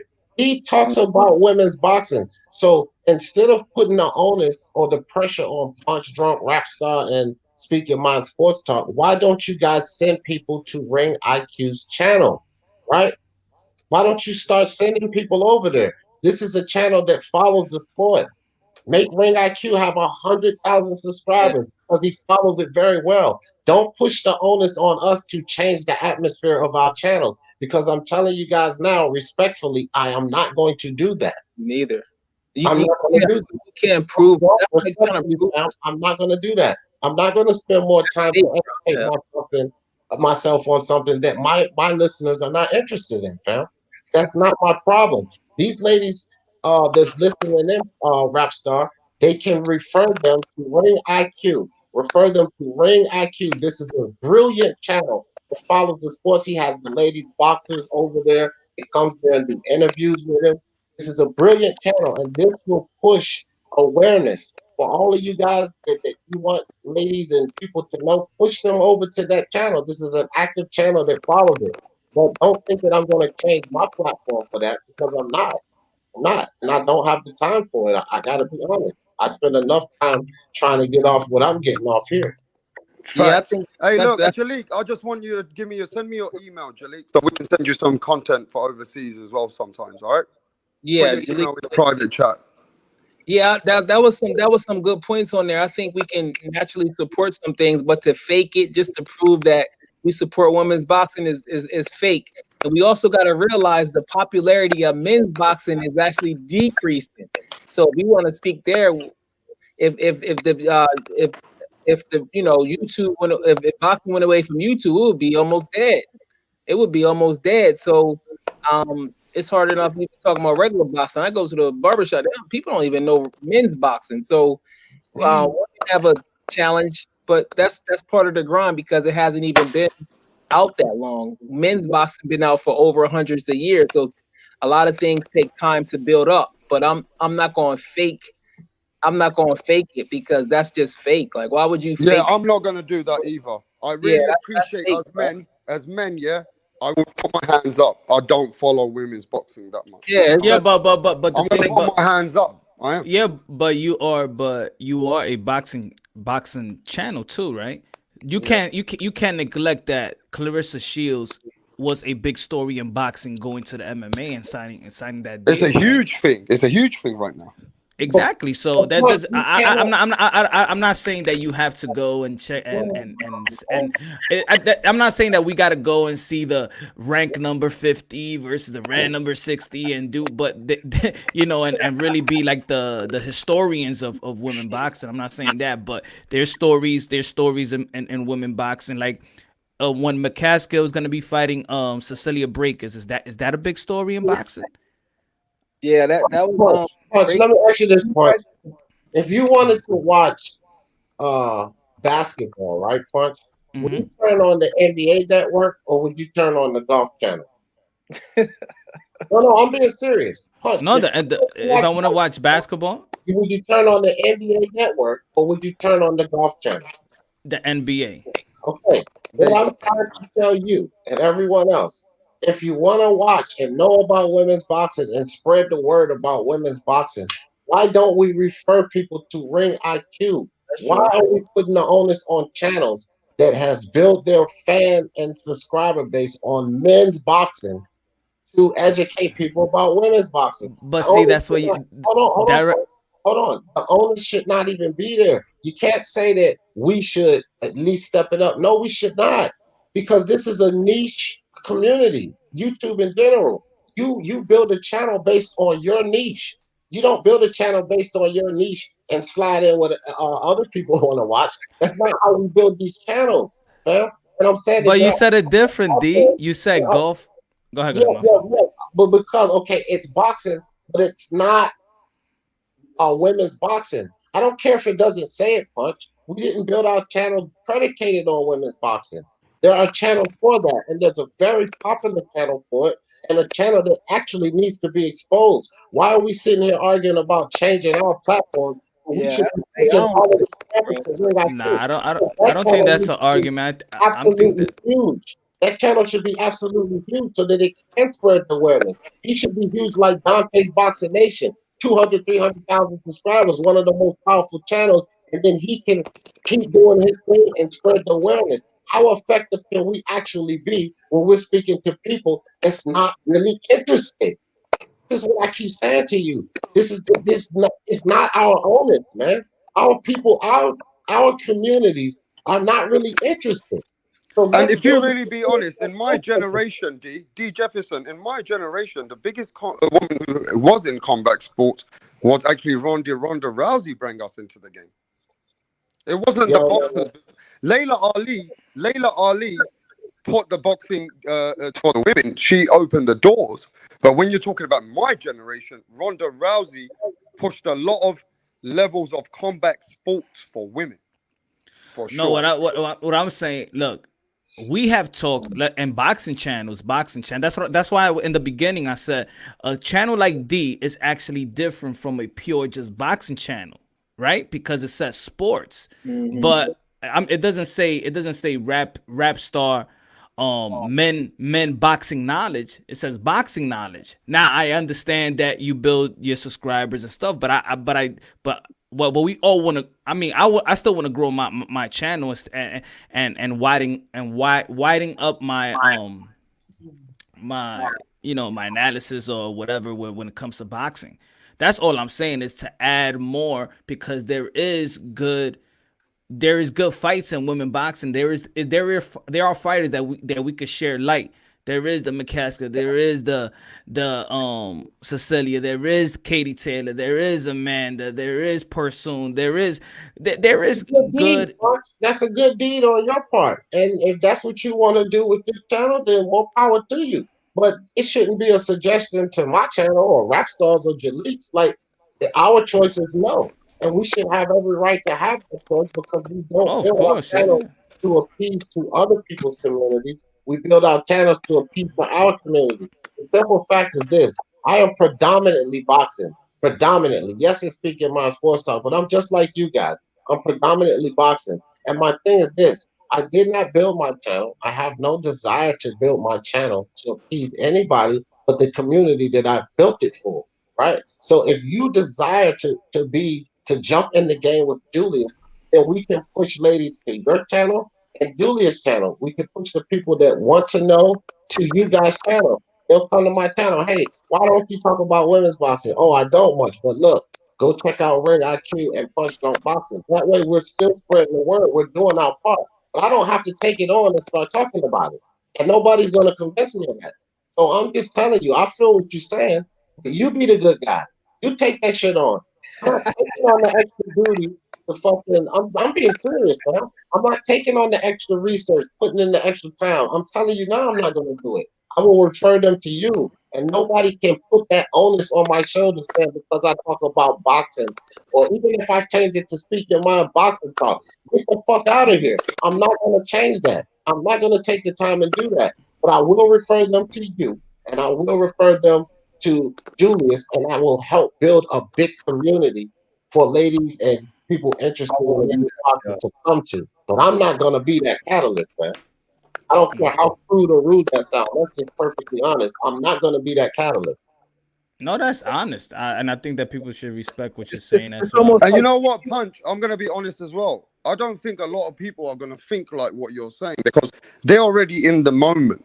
The viewers, the subscribers, the money, and everything is all around men's combat sports. That's the number one topic right now is men.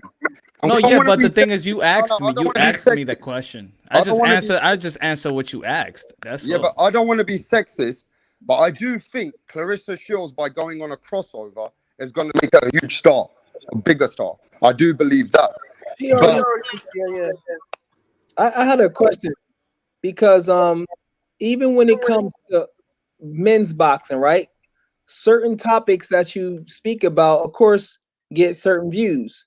You don't very few channels where you see them 4 or 5 days out of week talking about the minimum weight division, the 105, 108, all those low weights, or even the cruiserweight. It's usually certain weight divisions where the fighters are more known. That's just a natural thing. So there are channels out there. They talk about the minimum weight and all them smaller guys. Me, I don't really focus on them too much. I go down to my boy Julio Cesar Martinez, A side. What he at 112, and then I usually go up from there. I don't usually go way down the line like that. So, but I consider myself a diehard boxing fan, but I don't go way to the 105 guys, the real small guys. I go to Julio Cesar Martinez, which I think his fight just got canceled, all the way up. 115, 118, all the way up from there. So that's kind of this. It's just certain divisions just isn't as popping. So with the female boxing thing, they also have to do some things themselves, which they can tap into they feminine power and make it happen. But you are right though, Punch Drunk. I think we do need overall to support it, because I'm gonna be honest with you, I've gotten better because I wasn't watching it at all. So Clarissa, I was like, let me pay attention to this. So I have increased my knowledge of women's boxing. I'm not where I am on men's boxing, but you are right. How you doing in different ways? Black horse. Yeah, I mean, because the question was how do we help out women boxing and stuff like that, and I just said just support. I think at this time, we could, of course, constructive criticism that goes with everything you do in life. I just felt at the time, like it's like when me and Ring IQ we go at it with the Amanda and the Katie and stuff like that. It's just more of, man, I just don't think right now they need to be critiqued when they're trying to really sell themselves, because if you tell them that this girl ain't fight nobody, then it's already not getting a lot of people come into women's boxing. So if you critique it and a casual comes in, they're like, oh yeah, they ain't nothing. Yeah, she ain't fought nobody. Let's stick to the men. So it gotta be like, it's almost the same thing when I have with Wilder. Like when people say he got no skills, he got this. I say, yeah, come on, stop. And now you're making it seem like this is a fake champion and a fake fighter, and then it sounds like that. Then it's like degrading the whole division or the era of it. I don't know. It's just I could just take so much of critique. I just feel like that's why I think I don't go to too many channels and check out jump on so many panels, because it's just everything is a debate and it's everything about discrediting and devaluing. It's just it comes it's too toxic. It's more toxic than positive. That's the way I see it. I agree. Dudes like the debate. You know what I'm saying, like to talk trash. I agree on that one. That's right. I like to debate a dude named Jaleel.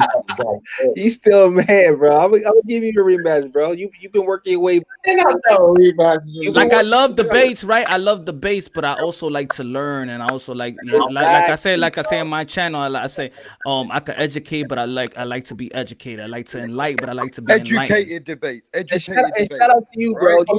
Well, let me tell you this, Punch Drunk. Anytime I debate Jaleel, that's exactly what he do. It's a learning experience.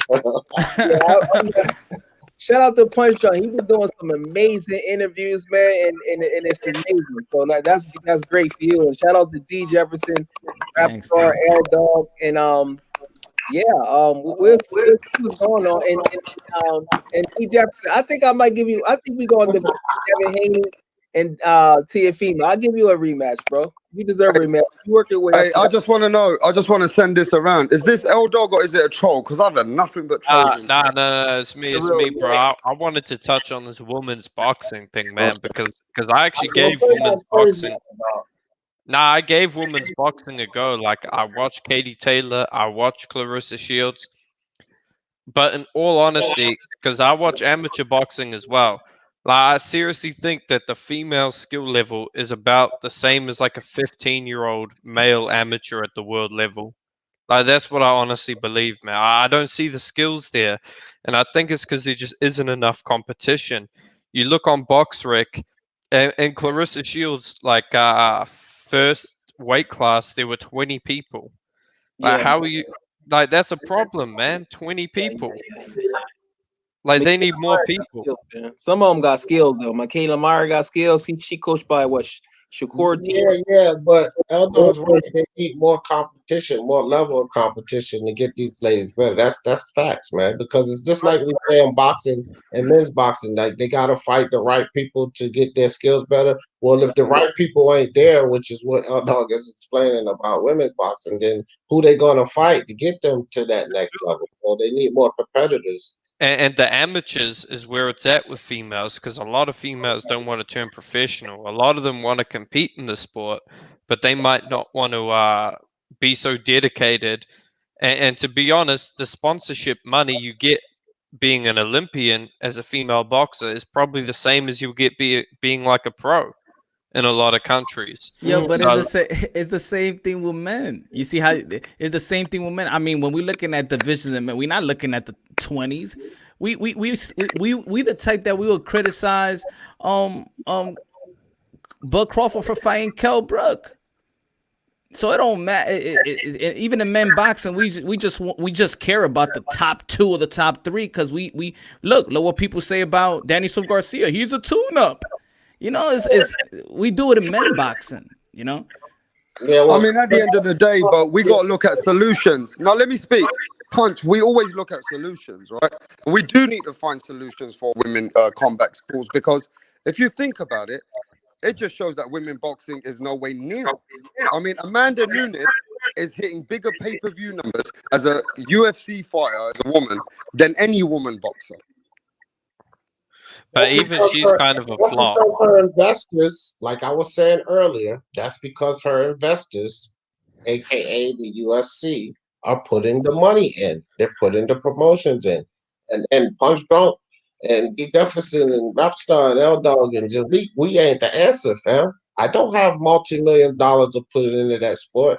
It's the investors. You think Dana White didn't put any promotions into Amanda Nunez's pay-per-view? Hell no, he promoted the hell out of it.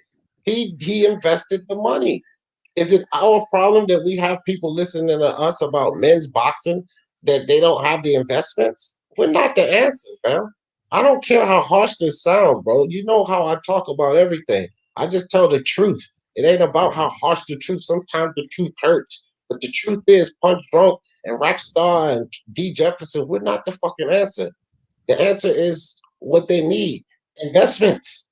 They need to, Eddie Hearn and these networks and these guys, they need to pour more money and more promotion into that sport. And just like someone mentioned earlier, these ladies, maybe they need to put on more of a show, talk shit to each other, do whatever they can to get themselves noticed more.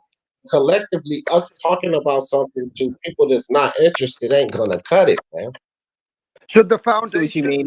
Yeah, start but putting the women as the main card, co-main events in some big men fight? Would that help? no. Would For that the piss? love of All right, let God, me just no. ask I'm you gonna this. say this. Would that You piss know you what? off, You know Eldog? what? Would that piss you off as a Yes, man? yes. You No. know what? You know what a female fight is, bro? Is when I go and I get something to eat or I re-up on my beers. I'm gonna be honest, like I don't watch the female fights anymore. They're Bro, boring, Amanda man. Serrano, bro. You gotta watch Amanda Serrano, bro. I've watched like Katie Taylor. I've Oh, watched you gotta watch Amanda Serrano, bro. Shields. She be knocking people out, bro. Let me ask you. Like, Okay, let me ask you. Okay, let me ask you this. Female I'll ask you this. Okay, we're a boxing channel. D is a boxing channel as well, right? If a professional fighter messages you and says this, hey buddy, we need to chop it up. Me and my manager need to clear some fans' questions. Well, how would you reply that? I'm sorry, and say that again. Hey buddy, we need to chop it up. Me and my manager need to clear some fans' questions and clear things up. Clear things up. What will they have to clear up? Whatever. To like a promoter. Whatever information is out there, when they're gonna fight or whatever, right? Mm-hmm. How would you reply to that? Would you give them the platform because they come into you as a boxing channel and they feel like I could talk to this person, or I could have an interview with them? So Right? you can give them interviews. That's yeah. So, man, I'm saying this because that's the way I was approached. For example, Amanda Serrano. That's the way I was approached. Oh, okay. You feel me? So because they may feel because I'm a boxing channel and probably they seen the content that it's a boxing channel. I could go to this channel and say what I gotta say, and I don't probably trust anybody else to say the first thing, whatever plans they got. Yeah. So even though, and I say to my channel, you never know who's looking at us, right, D? I've said that before. They looking at it. They looking at us, man. Don't think that they ain't looking at you. Look, D may say I have 1,800 subscribers, but guess what? Is Deontay Wilder looking at your channel, D? Let's get it straight. You got 18,000, bro. Don't put yourself short. Is Deontay Wilder looking at your channel, D? Man, I'll tell you what I found funny as a Let me motherfucker. Hold on. Question. Let me answer, L-Dog. I was D, you up? Where's D? Let me answer this, Punch. I was shocked that Deontay Wilder's camp was looking at I'm my right here. channel. I was surprised when one of them said that we've seen your channel. But that's what I mean, because it boxing is a small community. Exactly. It is a very small Yeah. community, and they look. All these professionals don't think maybe they don't want to answer. They're looking They be in at these content. They know everywhere we No, they speak. watch it. They know everywhere we. No, Am they I don't. right? D? Am I right, D? My Different channel, names. yes, Punch Drunk is exactly right because uh my channel, like I said before, I'm a smaller channel film. I got 1,800 subscribers, okay? And I was on Punch Drunk panel and Tay Jones pulled up on the panel. And he was telling me how Wilder and them was sitting there watching my channel, like listening to my lives and shit. I was like, oh damn. And I was actually, I took it as a compliment. But the facts are, they watching, man. These guys are listening. They're listening to the public. And if they're listening to the little old channel like Speaking Mind Sports Talk, trust and believe. Watch what you say and make sure you mean what you say because they're listening. They're listening. Yeah. If you think about it, boxing popularity is probably decreasing. If you take away YouTube, where would boxing be? It would take a super major hit, like a super major hit. So YouTube, you know, is keeping it alive. So shout out to y'all for keeping, boxing But alive Jalik, because I want y'all. to ask you this question, Jalik. Let me ask you this. Yeah. Some people are using their platforms and being poisonous and toxic and not helping boxing. Answer on that, bro. And then I'm going to go L Dr. Punch. And it's a true story. I can send you loads of receipts. That's like I want your email. I want your email, Jalik, and I'm going to keep sending you receipts. Go ahead. Yeah, like I was saying before, the same people you meet going up is the same people you meet going down. So no matter what area of the world you live in, it's always going to be people that's lean towards being more negative, and it's always going to be people that's going to be positive. So it's up to you if you want to just concentrate on those people that's negative. So I mean, that's just the way. It's easier to be negative. Also, a lot of times a person is being constructively criticized and are perceived as being negative because people's egos, a lot of boxers, they just want validators and yes men around them. So if you sitting there telling the truth of how you feel, they literally take it personal. Boxing is 90% mental, so it's a lot of different factors that's going on. So one person may be a little bit more negative, another person may say positive things. They say 10 positive things and say one negative thing. And guess what? That person is only going to remember that one negative thing. Those are the weaknesses that we all deal with as humans, but everybody live their life how they live it.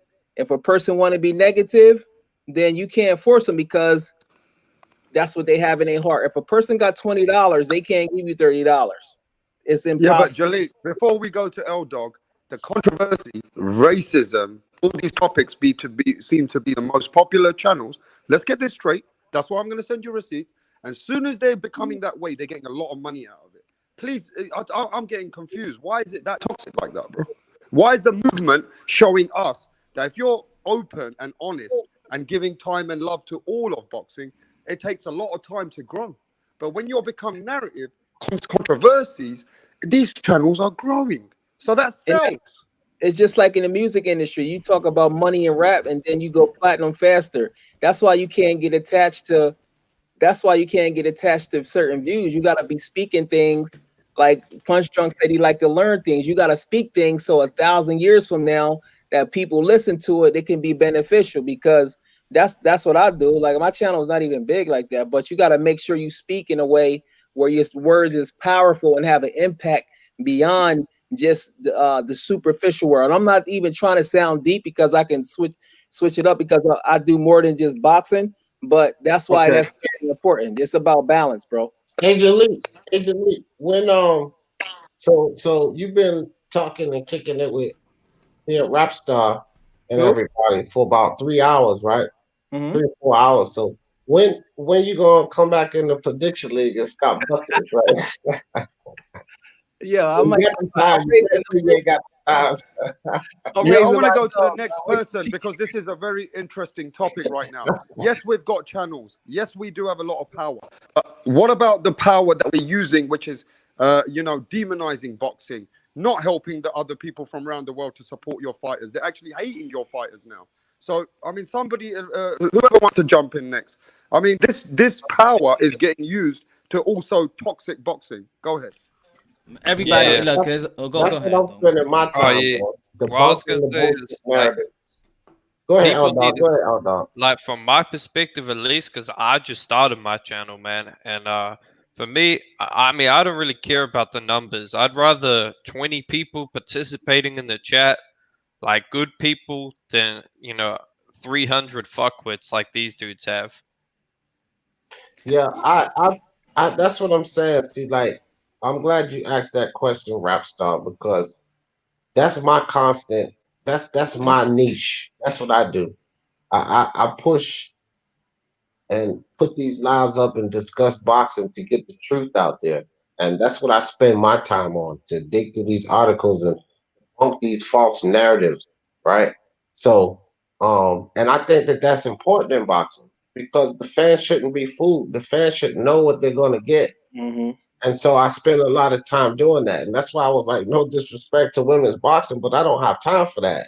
And it's no time for that because I spend way too much time.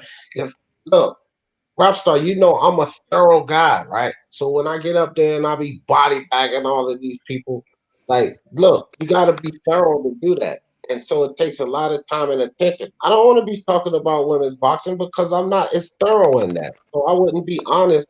I wouldn't really be giving people the honesty because I don't know enough Oh about it. yeah. You know what I mean? I We want to got be Troy thorough watching. with All right, what I'm listen. You know your friend Troy. Everybody in the world loves when you and Troy get into it. Troy's watching right now. If he pulls up, you guys can never stop D. You and Troy are like a love and hate relationship. You talking about Troy Soares? No, Troy Graham. That's just Troy Graham. And Troy Graham, he's like Delete. They want to beat me in the debate. They just can't. They can't get it done. Easy, bro. Yeah, That's a Troy Graham. Yeah, but I mean, I got lots of people in Europe, and they're really sick of this YouTube boxing. So, as much as you think it's good for boxing, you guys are also getting a lot of negative press because of certain channels are using these platforms. And that's fine. It's not about boxing. It's What not if a about lot of people feel like there's a negative press because of the channels that make them things and stop watching that channel and go to unbiased channels? So we're here to tell you there's way more other channels. You want some unbiased channels? You got Speak Your Mind Sports, you got Rapstar, you got Punch Drunk, you got Ring IQ, you got Intangible, you got Unravel Boxing. Then if stop listening to things that ticks you off, leave the channel. Change the channel. Just like Mike Tyson said, change your station. But look, you gotta appreciate what the chat's saying. You gotta appreciate. They said that controversy and those channels which are totally toxic, they're doing better than all these other channels which are supporting the love of boxing, though. I mean, there's a market for everybody, man. There's a market. I've gotten why don't I speak more Spanish if I know how to speak Spanish on my channel? I get that. There's Spanish channels. There's channels that only caters to Mexicans. There's Russians that just cater. There's only Ukraine channels that is everybody do their thing. Rockstar already knows the answer to this. Rockstar, because hold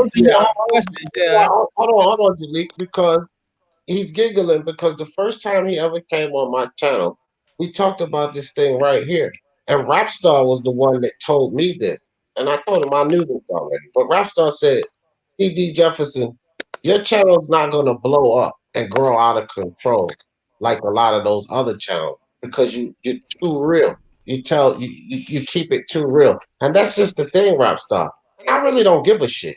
Okay, I don't give a shit to blow up to 300,000 subscribers, lying to people. People like to be catered to. They like for you to massage their egos and tell them what they want to hear. Not many times do people want you to tell them what they need to hear. The truth But I hurts. do want one of you to get big. I do want Punch to get big. I do want D Jefferson to get big. I do want Jaleel to get big. Well, You know why I want you to get big? Now listen to me. I know. There's a lot. Now listen to me. There's a lot of young guys. I want them to follow in your footsteps. I want to see the next Punch eventually. I want to see the next D. I want to see the next rap star, the next Jaleel. So we do need to set the platform for them, bro. But also they got it. But also it's work too. Everybody got. You see, Rapstar, you was pulling on a lot of people's panel. You know what? A lot of people's like, oh, this Rapstar, right? Because you're doing the work and going to these channels. He's known for debating in other channels. He's known for a great debater and stuff like that, right? So everybody it's still work at the same time. You got to put in work, man. There's a lot of work you put it into into this. There's a lot of sacrifice sometimes with the edit. Sometimes your girl could be looking at you, be like, "What you doing? Still, you've been here for like 2-3 hours." I'm surprised she's still with me, but carry on. You know, so there is sacrifices to it, and the thing is, it's not like you get a bunch of money. The donations is good, but you do it more for the love of it, right? So, can I ask the kids, if the kids of today want to become in this platform of media and follow the truth and give boxing to all over the world, should they be following the Punch Drunks, the D Jeffersons, the Showbizes? Is Showbiz? I need to ask. I'm from England. Is Showbiz a corporate channel now? I'll say this. If I give an opinion, right? Boxing is always gonna be here. The fighters, they're gonna get old, they're gonna go, and that's it, right? So if you started now, how about paying a lot of minds to the young fighters, so when they go into the elite level, they know you was rocking with them since the beginning.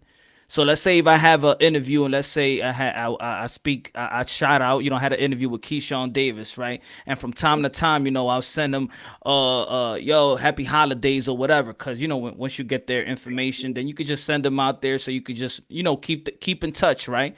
He's gonna be like, damn, when he's making all this million, yo, this the guy that actually probably one of the first guys that interviewed me, man. This guy's a cool dude. He been doing it for a long time, and he showed me love when a lot of people ain't know me.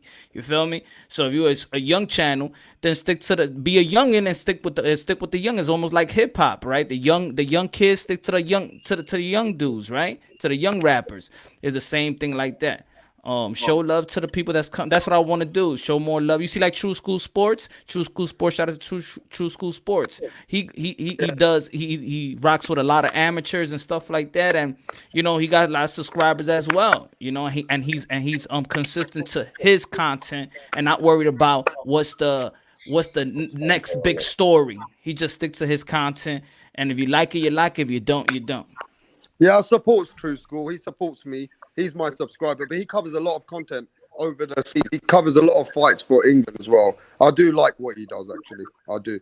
But who's the biggest channel to look up to who started from scratch at home and just covers real boxing? Is it Showbiz? No, it's none of us. My opinion is that it's none of us. It's none of us, and it's all of us, because I don't really care that Showbiz the adult has 70,000 subscribers.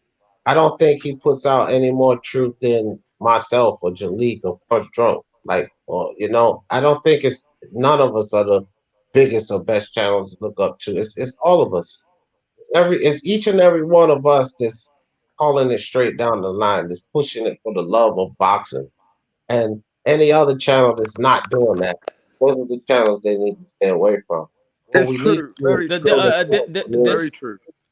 I could say there's the difference between Showbiz is doing good things for his channel. The difference between that I see from Showbiz and other people like myself and y'all is that we are helping one another just by showing each other love and having each other's panel, and it helps us, Oh, I seen you in D's channel. Yo, I seen you Rap Star. I seen you on Punch channel. I seen you in Jalik's channel, and all that stuff. It builds us up. The difference between Showbiz, he's not building nobody up. He don't want nobody in his channel. He does his thing, which is good and stuff like that. But it's almost like an outsider. It's like, watch me and y'all do what y'all gotta do. I respect you. That's the way I see it. I guess it is like that to some extent, but let me, at least on my part, let me defend Showbiz on the part that he's done that for me countless amount of times.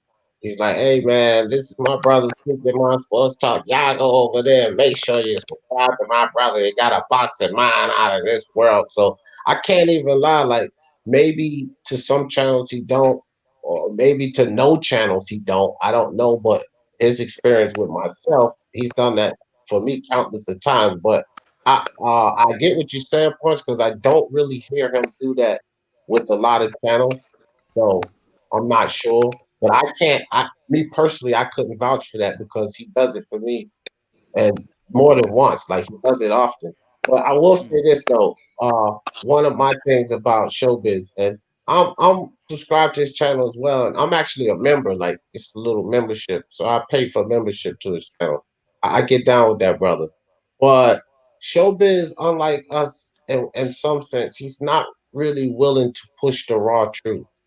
He sort of sometimes appeases to both sides, right? He doesn't want to be offensive to either side.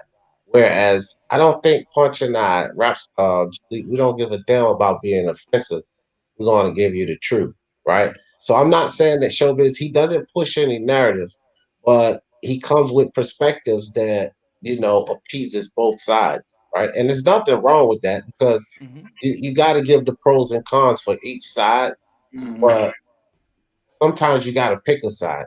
Sometimes you got to say, nah, this is not the way it should be, right? And he often just offers pros and cons for both sides, right? So that's kind of different for what we do. We deliver the harsh truth. That's what we do. We deliver the harsh truth. Yeah, but one thing with Punch, he made a very good point. Once people become logical and we speak about the game that we love, we do push each other's channel. We do. A lot more. Even D, I've seen you do that at D as well a lot, right? And it's Yeah. kind of like helps other channels and it helps people from different parts of the world to realize, look, somebody said to me the other day, hey, Rapstar, I like the way that you speak, you keep it real. And then they see me hanging out with Punch. And then they say, oh, I like Punch's channel. Then Punch says, oh, you need to go check D.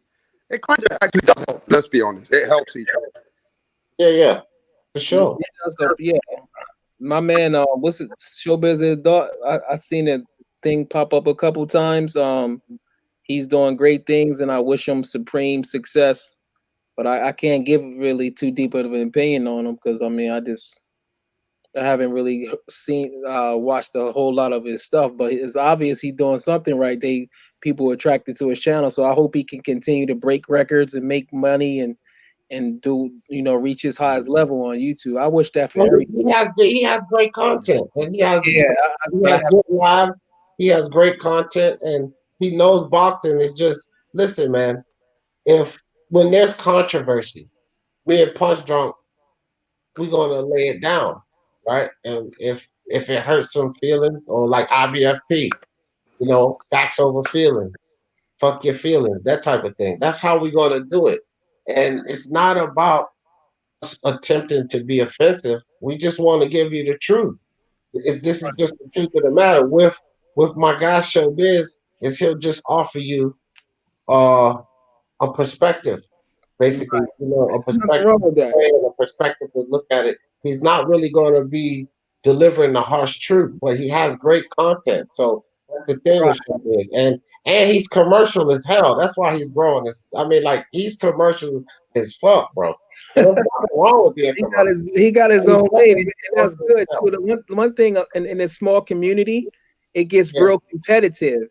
So if you trying to outdo another channel, the best thing to do is to compete with yourself and just build on from there, because you can stop being fun when it's too competitive and you start comparing yourself to somebody else. Well, the world, that's the world that we live in. It's based on competition. So like I said before, you can say a lot of things, but if you're not really changing the game, because we got to realize the world is way bigger than sports, bro. This is like boxing is not even big. But let me tell you where you guys have missed the point, Jalik. Showbiz actually is getting paid money, good money. And I'll tell you where he's at. Let me tell you where he's at. Let me tell you where he's at. You know the gambling he shows. Let me ask you. Let me the gambling he shows every month. He spends 10 grand on a fight, right? He shows everybody he spends $10,000 and he bets on a fight. Have you seen that? No, I haven't seen it. Yeah. So all these bets, he will show you where to go and bet, and then he'll show you the channel where to bet. I think he's getting paid out of that betting business that he's created. He is. Yeah, I'm not sure how he makes his money. That's why he gives you the address, and if you notice at the end it says /showbiz. Yeah, that's you go in there, you put it in /showbiz, we give him a cut.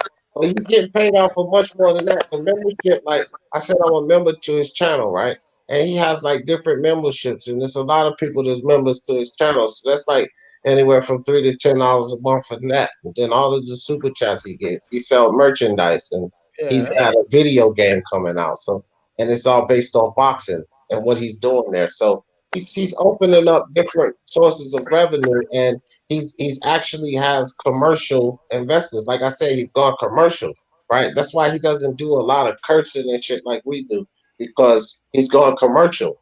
He's commercial, and again, there's nothing wrong with being commercial. He's trying to build a network there, and he's doing a damn good job of it. But at Have least you ever he's an seen any honest guy. fighters? Do you ever He's an see any honest guy. fighters? Do Yeah, you he see any interviews fighters on his MMA channel? fighters and boxers. He interviews MMA fighters and boxers. Okay. So he does get Yeah, all let that me say this content. about any channel too. Like, if you gotta diss somebody to build your name up, that's corny, bro. I see right through it though. So a lot of people do Yeah, that. Try not to, yeah, bro. Try not to boost yourself up by dissing other people and make you look insecure. you do. Rockstar, he interviewed Mike Tyson, man. Really? Okay. Yes, he was at Mike Tyson's house interviewing him. Okay. So he does cover fighters and stuff. But look, No, at he's the end of the day, commercial. do you think that? Let me Hey, ask you this. Rapstar, Let just me reach ask you out this. to him, bro. Let Just me ask you email him or this. something. I want to ask you this: that $10,000 that he bets on the fight, you think it's his money, or you think it's just a That's promotion? Rapstar. That's not, you can't pocket watch a grown man, bro. He's a grown man. So to be in his business like that, that's not a good look, bro. You gotta go ask some personal questions. We don't. He can ask what he wants. We I don't. can ask what the fuck I want, bro. It's To my be in his show. business, that's kind of like, that's not cool, bro. Like, I mean, you know, I'm just saying, looking from the outside in. Looking from the outside in. That's all it is. Yeah, Jaleel, he can ask what he wants, but I'll tell you this, showbiz. I'll answer the question. Fucking Jaleel. The betting site, the bookie site, right? I mean, look, this is just business. So I don't know show business, and I don't know his pockets, but I know business, and I know how a lot of these sites work. Okay, this is a man that has 70,000 subscribers. This is a man that knows boxing. He wins money on boxing. When you have that many subscribers, you have influence. So all of these people that go into that site and lay these bets, and he gets his cut off of them going in there putting their money in on that site, it's just probably money that was generated on the RSU/showbiz.com, right? That's basically what it was. So a lot of money is going to be generated because of how many people he have following him and have invested into the damn website. So he's basically just playing off of house money. It may be money that's right there on his account, so it is his money, but it's generally house money. And personally, he told me that he got all of that money back within the first week that he lost. He literally got it all back. He told me that. So it's basically like playing on house money. Oh, I never said that, but D, anyway, you told everybody. I mean, look, it is how it works. Gambling is a big part of even my channel now, Jalik. I've got like 7, 8 friends now. They ask me all the time, who should I bet on? I'll say to them, don't go by me because I have love for my friends. I don't want them to feel bad because I'm putting $500. So now I put the bucket on D Jefferson. I say, go look at him because if you lose, at least you can't fucking blame me. So yeah, well, that's why I don't gamble because like all of these people that I advise, I tell them they all know that I don't gamble. They say, "Well, you're a smart man, this, that, and the third. What's the picks?" So they just want the picks that week. But I don't charge them either. I'm not Jerry Maguire here, so I'm not charging them a fucking fee to give them picks. If they lose, I don't give a shit. I'm not charging them money. You know, I don't feel bad because I don't gamble. So if I'm feeling bad, it's not like I took your money to the bookies with me and fucking gambled. I gave you some picks. You can use them or you don't have to. If they use them and they lose, I don't give two shits, man. I mean, at the end of the day, gambling is a big, huge part of our sport, whether we like it or not. It's one of the biggest things which keep boxing in Vegas alive. And you know what I mean? At the end of the day, whether you say you don't push it, people take it seriously and they follow us and they watch what you do. And they actually do bet by those kind of situations. They look at the channel that they think is giving the best views on the fights coming up. No, well, they're gonna get money if they listen to me. You already know that. They're gonna get money, money. I got a high ratio of picking these fights. A high ratio. Ain't that right, Jimmy? Hey, are you gonna put money up on Why your? you ran out of that prediction league? Because you couldn't catch up with old D Jeff. Are you gonna put money on Teofimo versus Haney or what? Or I what? put money on Teofimo versus Loma. So why wouldn't Devin Haney? Listen, let me tell you something. Devin Haney is not ready for Teofimo Lopez, and 9 times out of 10, he will not fight Teofimo Lopez. You know why? Because Bill Haney can run around like he wants to. I don't think he wants to put that boy in there with Teofimo yet. He knows he's not ready. He saw enough in that Gamboa fight. He knows his son is not ready for that, fam. He's not ready for that smoke. You're talking about Devin Haney, who had a lackluster performance against the damn Gamboa, and a Teofimo who just beat the best guy at 135. No, sir. He ain't ready for that smoke. With that boy's boxing skill and his power, Devin Haney's not ready for that. Gamboa touched him. So what do you think? That if Gamboa touched him, that Tio is not? Gamboa landed 90 punches on Devin Haney. That's enough for Teofimo. He don't need 90 punches. He crazy. Power is like his power is solid, but I If he can box, you just keep saying his power, though. He just outboxed. you was talking about power, so I just responded. You was talking about power. I said he done good as far as the boxing ability, you know. Yeah, but he Haney brings gonna power keep it with outside it. with the jab, slip it, hit him with the right hand, tie him up. And Haney don't bring no power with his boxing. Teofimo got skills too. He got boxing skills too, but he brings power with his. That's his advantage. Devin Haney, let me ask you this: did Devin Haney almost have like a knockout of the year? What was that last year, 2019? No, that Abdullah knockout won almost no knockout of the year. This was it wasn't in Sebastian. Yeah, but Jaleel, Jaleel, the problem. And remember, it's not just about power. It's about how you can be precise, your stamina, positioning. It's also about the opponent. It's also defense. It's also about the opponent. Devin Haney is not Nakatani. Devin Haney is better than Nakatani. So and he was landing the right hand over and over. Yeah, but let me ask you this. Jaleel, let me speak, D. Let me just say this, D. It's very hard for you to compare Devin Haney against the C-, C+ opponents that he's been getting away with in his style. Now, I'm not saying Devin Haney ain't a good fighter, but we don't know how good he is. Because if he comes against a Nakatani, he might get beat. You cannot say right now. Wait, let me answer. Let me ask you this, Jalik. Once Devin Haney style proves that it does good against a guy who's in the limelight of at least let's say Javier Fortuna, Linares, even the winner of Luke Campbell, Ryan Garcia, then we can start having these conversations, Jalik.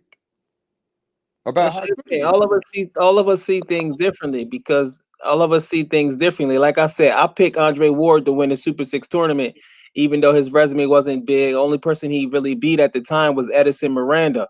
This was in 2009, and people was like, his chin is weak.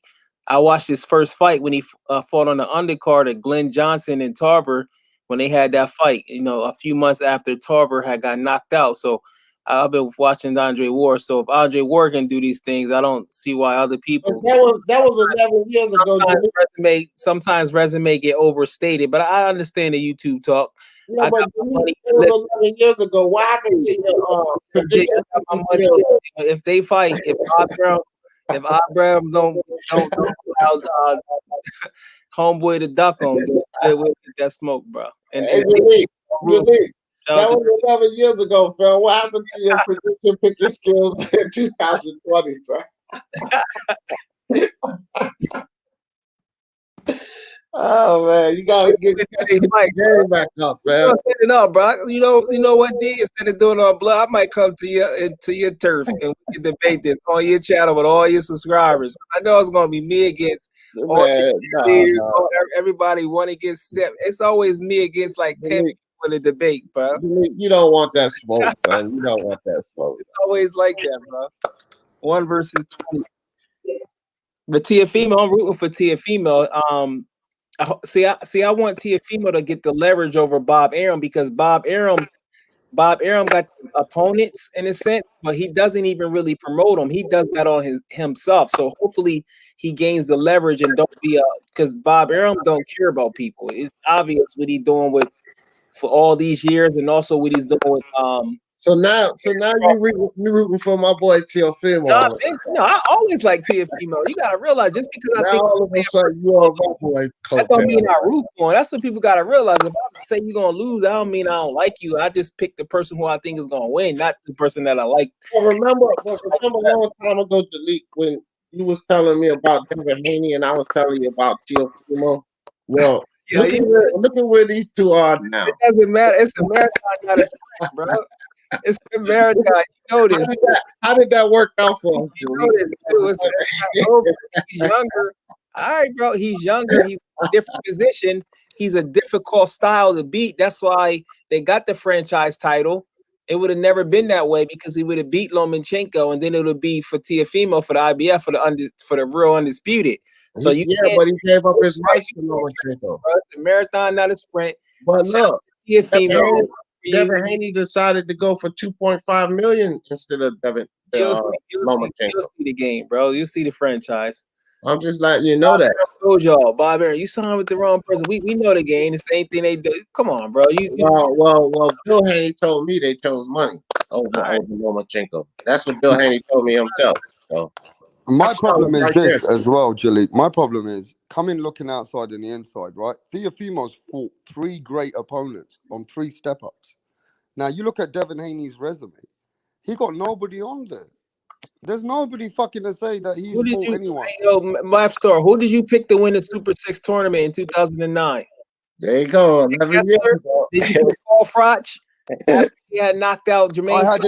I had it between Carl Froch and SOG. Okay. I picked Ward too, though. Okay. I did too. So what's the difference, bro? Like y'all keep saying this, like y'all contradicting yourself. Like, come on, bro. He didn't at that time really fight nobody. And he got dropped and he was low-key perceived as being chinny. But at the same time, he still won. Listen, bro. Here's the difference. Hold on. You asked us what's the difference. I bet Jalik, you asked us what the difference, bro. You can't ask us what's the difference and then go on a ramble. Here's the difference. Here's the difference right here. The difference is this ain't no damn tournament. And Teofimo Lopez at this point has proven it against Lomachenko. And Devin Haney has proven it at this point versus Gamboa. That's the difference. See, with SOG Ward, hold up, I'm telling you the difference. With SOG Ward now, they was at the beginning of a tournament. None of them was proven. But we have one guy that is proven, and Teofimo, and we have another guy that's not proven. No. Carl Froch had beat John Pascal, and he knocked out Jermaine Taylor in the last round. But who has Devin Haney beat? That's what I'm telling you. So You're talking about proven guys versus guys that's not proven. No, I'm comparing Carl Froch would be like Teofimo. Andre Ward didn't beat nobody, and his resume wasn't popping, and neither is Devin Haney. Andre Ward beat solid fighters already. He didn't beat no top tier for, but Andre Ward didn't really beat nobody. If I'm not mistaken, Andre Ward beat Edison Miranda, right? No, Jalik don't know what he's talking about. And that wasn't he was a top. Listen, he was in the top. He was a top number 1 contender. Y'all can believe what y'all want to believe. In fact, I want you to believe Jalik. We know boxing too. Edison Ward already had Edison Miranda, 160 guy, chinny. He beat him. That's one guy. Whatchamacallit, if that's the case, he beat Gamboa. And he said, okay, Gamboa's old, but so was Edison Miranda. He got knocked out multiple times before he fought him. That's the same. That's what I'm trying to explain to you guys. Listen, he's sleeping on Devin Haney, and when he fight Teofimo, if Bob Arum allows it, then we can bet the money. But until then, I'm rooting for Teofimo because I like Teofimo, bro. Yeah, but I don't think that Devin Haney is going to get that fight because he doesn't deserve the fight at the moment. How he doesn't deserve the fight, bro? See, that's you talk about supporting the box. See, let's. I'm glad you said that. Hold, rap star. Let me go, rap star, because you talk about supporting the boxers, but then you contradict yourself and talking about just because a guy, for whatever reason you believe he has a belt, but he don't deserve it. When in boxing, if we want the best to fight the best, hire a guy with but we don't know if it's the best. He's not the best. And you understand the politics, like, bro, that's fake, bro. You being fake, bro. No, I'm being real. Let me answer now that you said that, Jalik. Now I'm gonna cook. You shouldn't have started me off. The reason being is I like to see the best do fight the best. And to me right now, Devin Haney hasn't proved to me that he is the best. And the reason why I don't think Devin Haney belongs in the ring with him right now, he needs to prove to me he deserves to be there. Because if Ryan Garcia beats our Luke Campbell, I'm more interested in Ryan Garcia and Teofimo Lopez. I'm not interested in Devin Haney and Teofimo Lopez. But if Devin Haney beats the winner of Ryan Garcia, Luke Campbell, I'm definitely interested in Devin Haney and Teofimo Lopez. Now, you can't blame me because I haven't seen nothing from Devin Haney. I just want to see the That's your fights. fault. You need to But go. you can't watch sit there. boxing then. You You can't gotta sit watch there boxing. and say the best is against the best. Because right That's now the the best best, and the best, right bro. now the best is Teofimo Lopez. Ducking Now, them, right bro. now the best is Teofimo Lopez than Lomachenko. We don't know where Devin Haney is. He Devin got Haney's been dominated given 9 his rounds belt. of ring, and he Devin Haney still got had given his what belt, type bro. of guy And does right now, that? He got Devin he Haney's in gotta a go bad look like position. That's what they used to do to Jack Johnson, bro. You gotta look. Come on, bro. Come on, bro. They used to do the No, same no, no, thing to Jack no, no. Johnson, bro. They Delete, used to do stop the that, same man. thing, bro. Stop that. Stop. Devin, Haney, put your money up and we can get it in. No, Great. no. When Not gonna Teofimo happen, fought, bro. when I'm gonna take your money, Teofimo fought Lomachenko, Jaleel, when Teofimo fought Y'all Lomachenko, play the games. coming Y'all off, the same people that said Andre don't deserve no, it. no. This ain't about no damn Andre Ward. That's 11 years ago. This is about these young guys. When Teofimo fought Lomachenko, when he fought Lomachenko, he was coming off of a Richard Comey win. Lomachenko was the number one guy. Okay, Devin Haney was not considered number two. It was Lomachenko and Teofimo who was considered number two. Okay, number one and number two. This is how it was. And no, not only was Lomachenko number one at the 135-pound division, the man was arguably number one in boxing. All of boxing, all at the same time. So when Teofimo beat him, Teofimo proved himself. To this point, Devin Haney's best fight, take your pick, Alfredo Santiago or Yuriokis Gamboa. And the reason I put them at equal level, Yuriokis Gamboa has accolades from before. But I think at this point, Alfredo Santiago would beat Yuriokis Gamboa. So that's Devin Haney's best fights. You cannot say that a man who was arguably the best in boxing, number one pound for pound list, Devin Haney's not even mentioned, and definitely the best at 135, all of a sudden, because he loses to the number two guy, is under Devin Haney, who has proven nothing. So you rather see a rematch? This is crazy. You rather see a rematch with Lomachenko, who lost 9 rounds, than see it against an undefeated guy with a slick style that has history that sparred each other. And word on the street says Devin Haney gave it to him in sparring. Now we can't just count everything in sparring, bro. What do you do? Hey D, what's your favorite movie, D? This is boxing matches. D, what's your favorite movie, bro? I gave you boxing matches. I didn't give you sparring.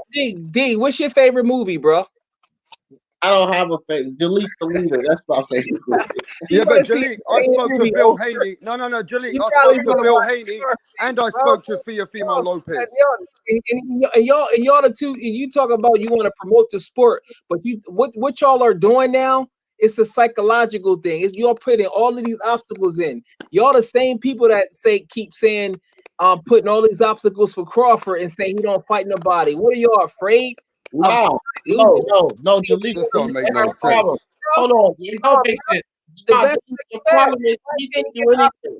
Nobody got fighting him. Delete. He didn't do anything. Teofimo. So what are you even talking about? Get out of here. First off, Rapstar and I didn't do anything. It was Bob. All we're doing is reiterating what is happening in boxing, Jaleel. You can get mad because you're debating me. No, I'm not mad, but here's the thing. Bob Arum, hold on. Bob Arum, the handler of Teofimo Lopez, top rank. Okay. Bob Arum, Jaleel, we're just reporting to you what's happening in boxing. He said, Jaleel, if you don't know, you can go look at it yourself. Bob Arum says Devin Haney has done nothing to get this fight. He's not worried about that. Hold on. Devin Haney has to go do something. But to confirm that, Junior Lopez told Rapstar on us, that's Teofimo Sr. He told Rapstar on us that they're going to go see Kambosos Jr. for that $10 million. Okay? So when the handler is saying, listen, Devin Haney need to go do something with himself, and the Teofimo team is saying, hey, we're going to Australia to get that $10 million. Delete. It's not about what me and Rapstar said. I understand that.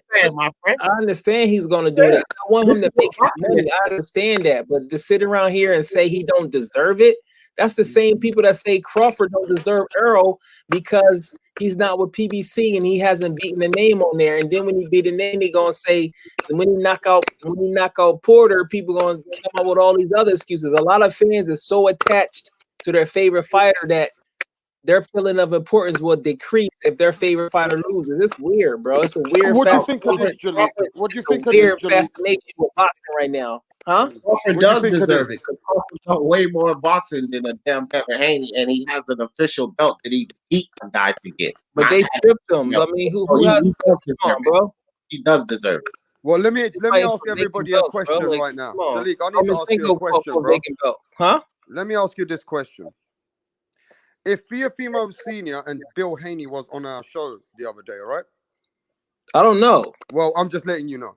And Teofimo Sr. told him, if my son has got to this level and he wants to go to 140 and fight the winner of Ramirez and Josh Taylor, that's a much harder and a greater fight.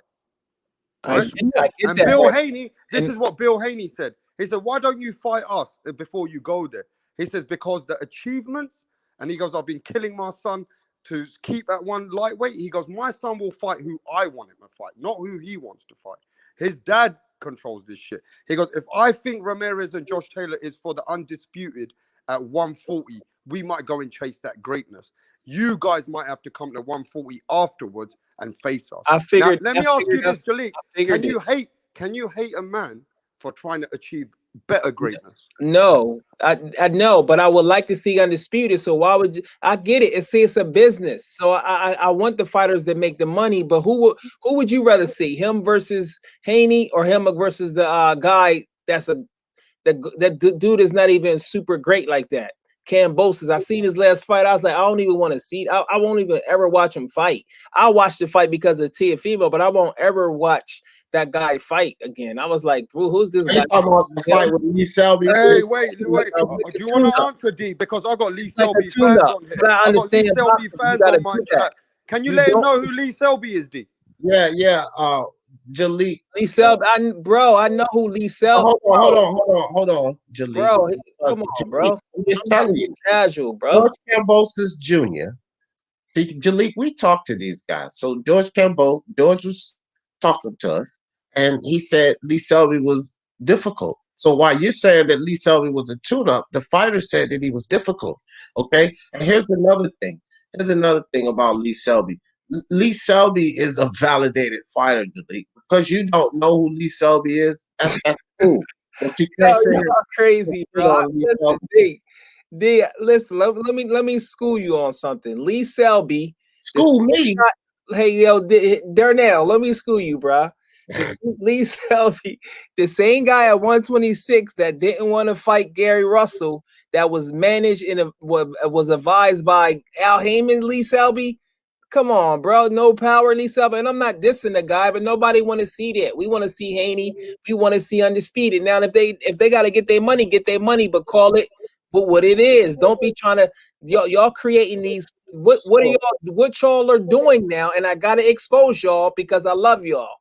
What y'all are doing subconsciously? I don't know where it came from. It's new. Y'all using popularity propaganda.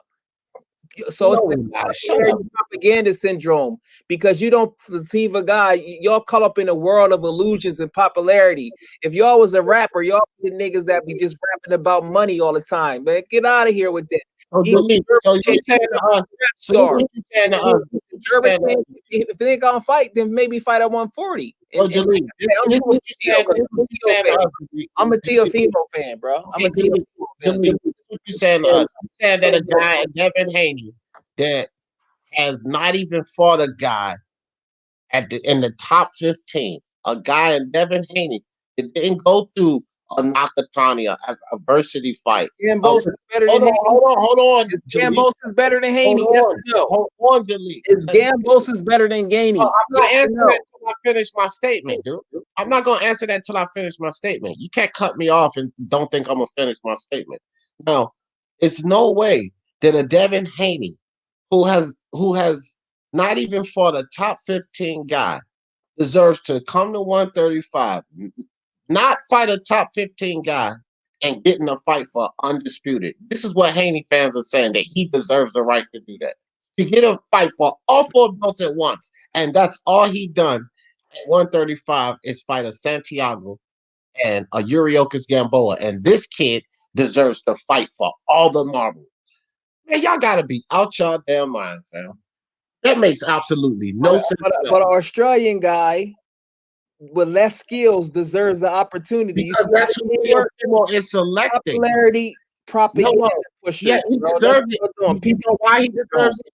This is why he deserves propaganda. That's what y'all doing. It doesn't work on me, bro. I'm gonna turn it right back around on you, because if Devin Haney and Bill Haney can give up the rights to Lomachenko for $2.5 million, then Teofimo damn sure do deserve a big paycheck of $10 million. Because he's doing all the right things. So that's what the George Camboso Jr. is offering. So yes, he does deserve that's what they're telling you he's offering you. That's what George Camboso said. That's what Australia said. That's what the deal says. Okay, that's what they tell you. You believe everything Bob Arum said. Whatever, man. It wasn't even a believe everything Bob Arum said. Bob Arum, delete. It's not about Bob. It's Junior Lopez. He told us this himself, fam. Why is this man gonna lie to us? Okay. Yeah, we talking to boxers. Why would he fight? Listen, it's the business. I understand risk versus reward. Of course, he gonna fight the guy because there's less risk, and he'll make. Yeah, but you know what the funny thing is? Bill Haney agreed with him. Bill Haney agreed with everybody. Send me your email. Send me your email. I just got it from my Apple computer. I'm gonna send you the video. I'm gonna send you the video when he spoke to D. Jefferson and me. We were just talking to Bill Haney and Junior Lopez. I understand the business. Rap Star said, "Cut me off. How you gonna say a dude don't deserve the fight, bro? And he's working his way up. It's like you. That's kind of crazy." I was talking, fam. Delete. I was talking. Bill Haney and Junior Lopez was discussing this on the platform with us. And Junior Lopez told Bill Haney about the 10 million. Bill Haney knew about the 10 million. Why are all of these guys, why would they lie and make all of this up? And the whole thing was Bill Haney was saying that he could only offer up to 4 million. And then so Junior Lopez was like, well, come on, Bill. What do you expect me to take 6 million? And it was like, nah. I get it. Okay, so it's no lie though. Don't tell me about no y'all listen to Bob Arum. This is coming from these guys themselves. I said, how do you know it's true? Hey, D. Jefferson, I got a lot of messages. They're saying that Nakatani and Devin Haney is a 50-50 fight. Put him in with Nakatani. It is a 50-50 fight. Because Nakatani will be the best opponent that Devin Haney has faced until today. He will be the best bro. Y'all part of y'all part of. Hey, listen, I love Devin Haney. Yo, Jalik, I love Devin Haney. But look, let me be honest with you. I don't want to see Devin Haney get hurt in the ring.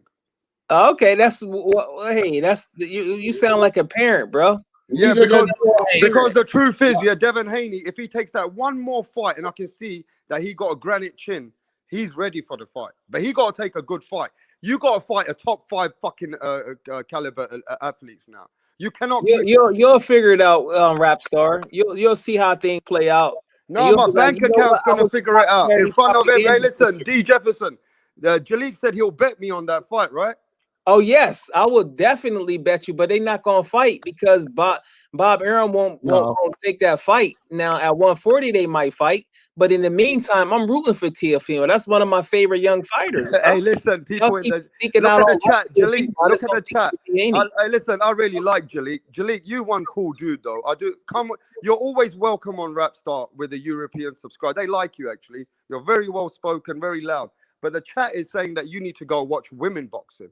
I don't know. I don't, to be honest with you, I would like to see the chat that you're looking at because Don Ramon just said it. Don Ramon just said, tell this kid to go watch female boxing, bro. Shout out to Don Ramon, bro. Listen, don't use my slang. Listen, my slang is trademark. Popularity, propaganda pushers. Be on the lookout for that. You're gonna be hearing that a lot because I can expose people. Oh, let me ask you this, Jalik. Let me ask you this, Jalik. Let me ask you. You know boxing. You're hardcore. Who wins out of Shakur and Devin Haney? That's a good fight. Depending on where the weight would be at, that's a 135. 135. Shakur's gonna move up. It's Nah, Haney wins that. I don't know about that one. That's a good Right fight. now, Right Haney there. That's wins real that. close. Right now, Okay. Haney wins at Yeah, 135. that's real close, bro. You actually Okay, D Jefferson, give me an opponent because we gotta be fair to Devin Haney. We love boxing. And Bill Haney, watch. Look, look. Bill Haney knows he can pull up anytime on my He show. got to do way. He got to do way more. Like that's what they used to But do. no. Let me ask D Jefferson, Jalik. Let me ask you a question, bro. Come on, Jalik, relax. Be Jalik, respectful. this ain't no free smoke. We respect you, Jalik. Come on. D Jefferson, let's be fair to Devin Haney. What opponent do you want to see him fight? And then you'll give him the Thea female fight. Come on. Can you do something like that? Okay, I'll give you a list of opponents. I'll give you a list of opponents that he can fight. Go ahead. He could fight the winner of Ryan Garcia or Luke Campbell. He could fight Jorge Linares. That's a good one. He could fight Javier Fortuna. That's a good one. He could even roll Tank Davis' little head around the ring. He's not gonna do that. Tank Davis is a better start than Teofimo. They ain't gonna. I know, but I think that Tank Davis and Devin Haney, I think that Devin Haney would beat Tank Davis. Although a lot of people, I don't know, they drunk off Tank power. They drunk off Tank's power. Nah, he got skills, bro. Yeah, he got skills. I know he got skills, but so does Devin Haney. And that's the thing. So now we're going to act like Devin Haney is first off when it's talking about Teofimo, Devin Haney's Lomachenko. But when it's talking about Tank, Tank got skills. Like, come on with that, man. Tank Davis is showing up. Haney will win the tournament. Yeah, I think Devin Haney would beat Tank Davis, but that would give us an idea of how Devin Haney would fight when he's pressured by a guy with power. See? And then we would be able to assess him versus a Teofimo. So I would like to see him against Teofimo fight totally different, bro. It doesn't matter. It's still a guy with power, Delika. Stop cutting me off because you cut me off with nonsense. I said it's still a guy with power. I didn't say the type of style. I said it's seeing him fight a guy with power. Okay, because when we talk about Teofimo's power, who else? Maybe Ryan, we're not sure yet, but who else has that power that Teofimo got? At least Tank would be some type of test to see Devin Haney face a guy with skills and power, right? And that's my point with Tank Davis. But any of those fights would at least validate Devin Haney it'll be a decent title defense. Because we can't sit up here and believe that Santiago or Gamboa were great title defenses, because they definitely were not. So, Linares, Fortuna, Tank Davis, the winner of Luke Campbell or Ryan, yeah, that would validate them and just say, okay, hey, let me get that fight. I'll be fine with that. Or it's not really about me being fine with it. Bob Arum would be fine with that. And then he'd have the possibility of getting a fight. He'll have more. If he fought Tank, he would have more stock, and that fight would be worth a lot of money if he fought to beat Tank Davis. Okay, I just want to mention one more opponent before we give Jalik the platform. Lomachenko and Devin Haney is not going to happen. We get that, right? But that's still an opponent, which is a very valid opponent, right? And what I would like to see out of all the opponents that D. Jefferson mentioned, I want the winner of Ryan Garcia, Luke Campbell, because the momentum, Jalik, the momentum for Devin Haney would be the winner of that, and then that will push him. That momentum will be good for him. Linares has had a win recently, but he's also lost, right? So I would like to see if Ryan Garcia beats Luke Campbell, the winner of that fight brings the momentum to Teofimo Lopez. I think so. What if he fought either the winner of Ryan Garcia and Luke Campbell or the winner of Nakatani and Felix Verdejo? That would be a good one right there. And Bob Arum might do it because that way he promotes Felix Verdejo and he's not investing as much money in him, and he might feel like, okay, if he feel good against Nakatani, we beat Devin Haney, and then they can go ahead and make that fight with Felix Verdejo, Puerto Rico against Honduras. That would be a good fight. So those are some good matchups right there, to be honest with you. Yeah. Those are some good matchups right there. But the thing about Teofimo, homeboy is taller. Nakatani is taller than Devin Haney, right? Devin Haney is shorter than Teofimo. No, bro. You like 5'9". No, they just Two or yeah, 3 it's inches taller. yeah, He's it's big. taller. Yeah, it's taller than T. Yeah, he bigger than he much bigger than Teofimo. So he's rangier. He's rangier. His reach is about the same as Nakatani. Nakatani was he got a head Rostar. Was Nakatani landing a lot of right hands against Teofimo? Did you see that fight? I mean, Teofimo did adapt towards the end, closer. Was he towards taking a later lot of on in right the hands fight. though? Was he But taking a lot of right hands? he adapted, and that wasn't. Let me just explain. Did he take a lot of right hands? Yes or no? Well, he took more right hands than any other fight. Okay, so he took a lot of right hands. After the fight, he was kind of frustrated and was down on himself. He made an adjustment, and boom, he beat Kome, which is great. Like I said, I like Teofimo. So we know Homeboy got some nice right hands. You know what I'm saying? Devin Haney. So whenever y'all want to put your money up, you have my email, Jalik the Leader. Shout out to everybody across the world. I'm about to get out of here. Before anything, Jalik, I'm not done with you, Jalik. My brother Jalik. Listen, I'm getting a lot of dislikes at the moment. The chat's telling me, oh, Rapstar, there's a lot of dislikes, and it looks like a lot of trolls have come into the channel today. So everybody else who's in the channel, press the like button. It helps the channel for all the trolls. Right? And the other thing is, people have come on here and said that there's a couple of channels going on hating on D Jefferson and Rapstar right now. We don't really give a fuck. We're not going to put our energy there. But you know, subscribe to the channel and press that like button on here, you know. But look, Jalik, at the end of the day, Jalik, right?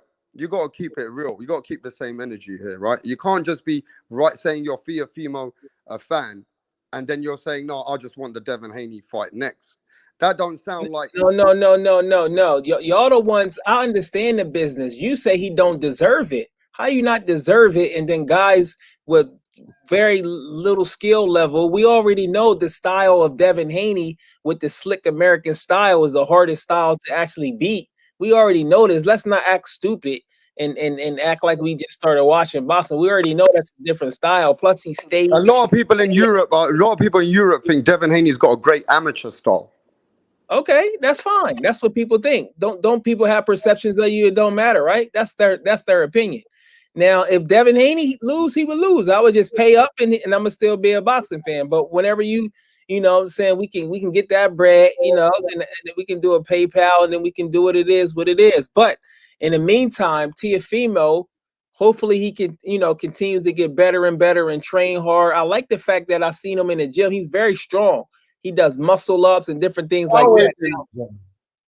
But now he just has to make sure that he doesn't get too big, because you know it's a balance between having your power and your speed. But I know his foot was messed up too, so it would be nice to see him accomplish things, because the message that Teofimo sent when he dared to be great was he sent a little message that let's not talk about the A side and B side and things like that. Now he's starting to talk about it more, but he's actually approving certain things, because now you hear a lot of I'm A side, B side. That stuff get played out. We want to see you fight high level competition. So I'm super happy for Teofimo, and hopefully he continues to get grinding and get better and better, and then we'll see him in some super fights. But in your heart, Jalik, I need to ask you as a true hardcore fan, because you seem like you're very into boxing, and you seem like you're into not just boxing, but you seem like you're into the logics of life. As a man, in your heart, who do you feel like is the WBC champion? Devin Haney. Like, why would he get credit? Everybody else get vacant belts, right? And they get stripped. Why would that be there? Now, of course, I would have liked him to fight him. They should have never done that, but we understand the politics of boxing. We just got to keep it 100, bro. Like if the guy gets stripped, it's just like did you consider Triple G the WBC champion after they stripped Canelo? Yes or no? Most people did, right? Okay. Yeah, so if you consider him the WBC champion, then why can't you consider him the champion? Canelo didn't fight him. And then that's what happened. You didn't fight him and they get a strap up. That's what it is. They should have just fought him. The WBO go back to popularity. Go ahead, D. Go talk your popularity propaganda. No, it's not about popularity. It's about facts, Jaleel. That's you deliver all of these soliloquies, antidotes, and opinions. I'm giving you the facts, man. So look, check it out now. Here's the thing. The WBO president did not come out and say, listen, this is our selected champion. That's the thing. Suleiman came out and said that Lomachenko was their selected champion. And then they awarded Teofimo a WBC championship belt. Now, the confusion has been caused by Suleiman. Clearly, you can't have two regular WBC champions. So Suleiman caused the confusion. You got to do is go back to the picture. Teofimo had two belts in his hand. He had a franchise belt, and then he had a WBC champion belt because he said Lomachenko, Sil Lomachenko, was the WBC selected champion. Now, there lies the confusion. There lies the dispute, which is why I say Teofimo is a four-belt unified Ring Magazine lineal champion. I don't even get with the four-belt undisputed. I don't care whether he is or he's not. The only thing I know is that it's Suleiman that caused the confusion. So if you're gonna say that Devin Haney's a champion, then you gotta say that Teofimo is too. And I'm not talking about no franchise. I'm talking about WBC champion. And then if you want to handle the confusion, then you're gonna have to go to Suleiman, who Yeah, created it. hopefully these guys maximize their dollars. You know what I'm saying? Because boxing is a very short sport. As you can see, he got injured with his foot. You never know. Certain injuries linger on and linger on. These training camps is hard. So I'm hoping that my boy Teofimo can be healthy. Go knock that that guy out from Australia. That's probably knock him out in the first round. Get his bread back. You know, hopefully he's just 10 million. And hopefully he get leverage over Top Rank. I love to see all the fighters that get the leverage instead of the boxer promoters, because we know how Top Rank is, man. So I'm rooting for you, Teofimo, bro. Keep doing your thing. There's no disrespect, but I just think Haney gonna beat you, and that's just the way it is. And hopefully, I'm about to get out of here, but thanks for having me on Rap Star. Hopefully, I gotta. If you give me your email, I can show you how to overcome your popularity propaganda syndrome Man, whatever. disorder. I can show you how to overcome it. It's hard, but it's a certain technique. It's breathing exercises you can do. It's affirmations you can do, and it's certain level of push-ups you can do that allows you to release it, and it will make you free, and it'll boost your immune system. Shout out to D Jefferson. Whenever you want to, hey yo, D Jefferson, put some respect on my name. Whenever you want this smoke, bro. Whenever you want this smoke. Let me know. But nice speaking it with y'all. Send out to the chat, man. All right. All right, Jaleel. That boy a fool. And I gotta tell you, it's been an amazing show today, man. We covered so many topics, and not to mention, bro, you guys coming with your energy from overseas, it really does make it, and it kicks it. It makes it really puts the whole perspective into one place, whether we agree or we don't agree. We start bringing this, it actually is amazing to meet people like you, D Jefferson, in the boxing game, and knowing that you guys cover all boxing and not just finding channels like you means a lot to people in Europe now. Oh, likewise, fam. And I'm glad that all of those guys out there are willing to listen. And like I said, man, y'all come through the channel, and for you guys that are listening in on Rap Stars on the other podcast, it's an open panel. So we max out at 10 people on the panel. But I open the panel up to anybody that want to come up and share their thoughts about this boxing game here. So, yeah, y'all come over and join the party, man. Rap Star, we're gonna figure something out. I get through this recovery. Me and Rap Star are gonna be bringing. But you we've guys. had loads of haters in today. I mean, honestly, the chat's been telling me, Rap Star, you've been getting a lot of hate since you That's spoke good, about Rap Haney. Star. Rap Don't Star, worry you're getting about a lot of hate. Then they're saying D Jefferson's getting hate as well, and I don't know what they mean by that. But Yeah, I get a lot too, but that's a good thing because I'm gonna tell you something. When I first started my channel, right, I used to get all thumbs up, and I used to be like, "Yeah, I got 100% thumbs up." But I was growing real slowly. Then all of a sudden, I started getting thumbs down. So the haters start coming and thumbs down. I would get thumbs down on some of my lives before I even went live. It would already be somebody coming through just hitting the thumbs down. But what I noticed is when that happened, I started growing quicker. See, because the reality is these haters, they send people your way and they say, oh, his channel is garbage, this channel is this, his channel is that. Right. And then so people come over and they be like, oh no, this channel is great. And then so they subscribe. So I started getting more subscribers when people start hating on me. So the fact that people are hating on you, you made it. So embrace that shit. Don't even get Wow, mad. because I've been given so much hate in the last few days. It's unbelievable. Yeah. It's like the trolls come in and out. Nowadays there's so many dislikes. We never used to get that before. And it's just mad that all we're trying to do is cover boxing and then we get called haters for just giving some views on boxing. At the end of the day, we can't keep letting people hear what they want to hear.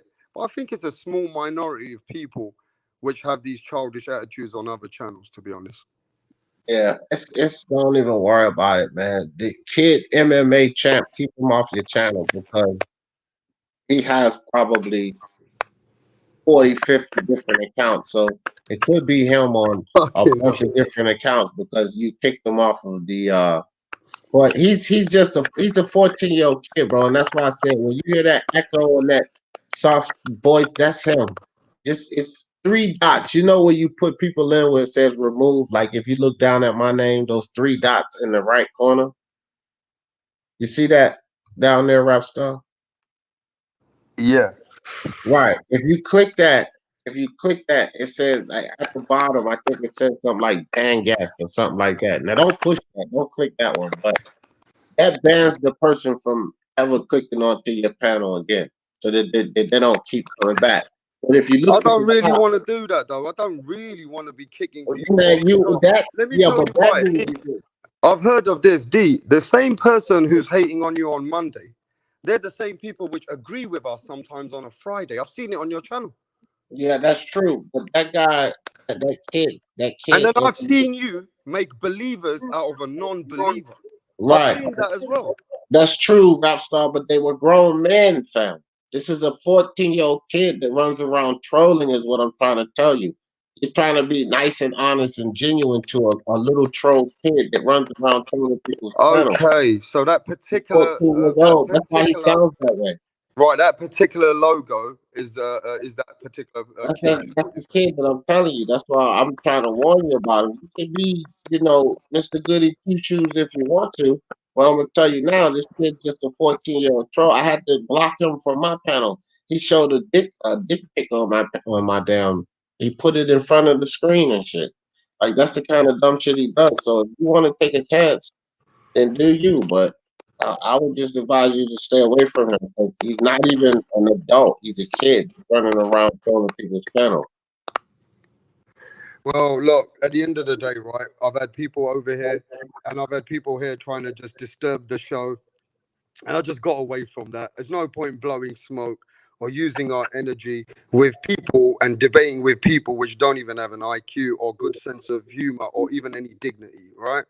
Yeah. So I've come to the terms that even if there's 10 people in the back, I'm looking at them. I can see. I want to invite everybody, but then they'll disrespect you. They'll disrespect Punch. And then I can't get a logical conversation going. Man, I tell you like I tell Punch, you've been to my channel. You know how it works. Stop worrying about being mean. And you see that remove button, put their ass backstage and say, hey man, I told you to chill out. Ain't gonna be all of that hoopla on here. You gotta control your panel, man. Control the environment.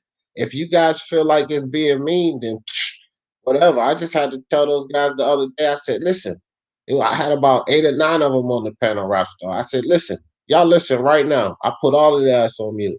I said, I don't give two shits if y'all don't like the fact that I said one person at a time. If you don't like it, get the fuck off the panel and don't come back. But if you're gonna be on this panel, you will not talk over people. Understand? And they didn't do it no more to live. It's just that simple. What you allowed to go on will continue to go on. So stop feeling like you're gonna be mean and put the motherfuckers backstage if they don't stop talking. I Tell them also one want to person make at it a time. clear. I want to make it clear, and I want you to help all the the casual fans clear that don't look at the other channels which are hating on races and hating on other people representing Deontay Wilder. They don't represent Deontay Wilder. Let's be They honest. don't represent Wilder and they don't represent America. So if they don't represent the way we feel.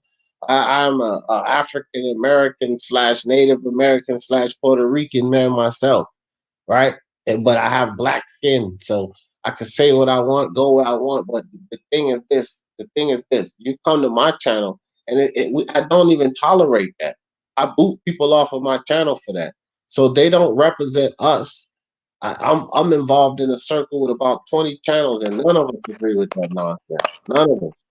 Yeah, because So, D, I'm going to tell you this right now. As an athlete and the boxing, forget the politics. Some of us love Deontay Wilder on the other side of the world. We still do. He brings something to the table that we haven't seen in boxing. So the hate that he's getting is because of a lot of these platforms that we don't need to keep making them famous and mentioning their names, but they're hating on races and people across the pond. It's making hate towards Wilder, and I want to clean that up. Wilder's got nothing to do with all this shit, bro. Forget about, okay, we know Wilder's got his own things, his own accusations, whatever. But as a fighter, you better respect fucking Wilder and his heart. And I want you to clean it up because I want my European subscribers to start going to shows like you, like Punch, so they can see the love that you still got for these fighters. Because when you hating on other people, that's creating hate towards Wilder's people, and it's got nothing to do with Wilder.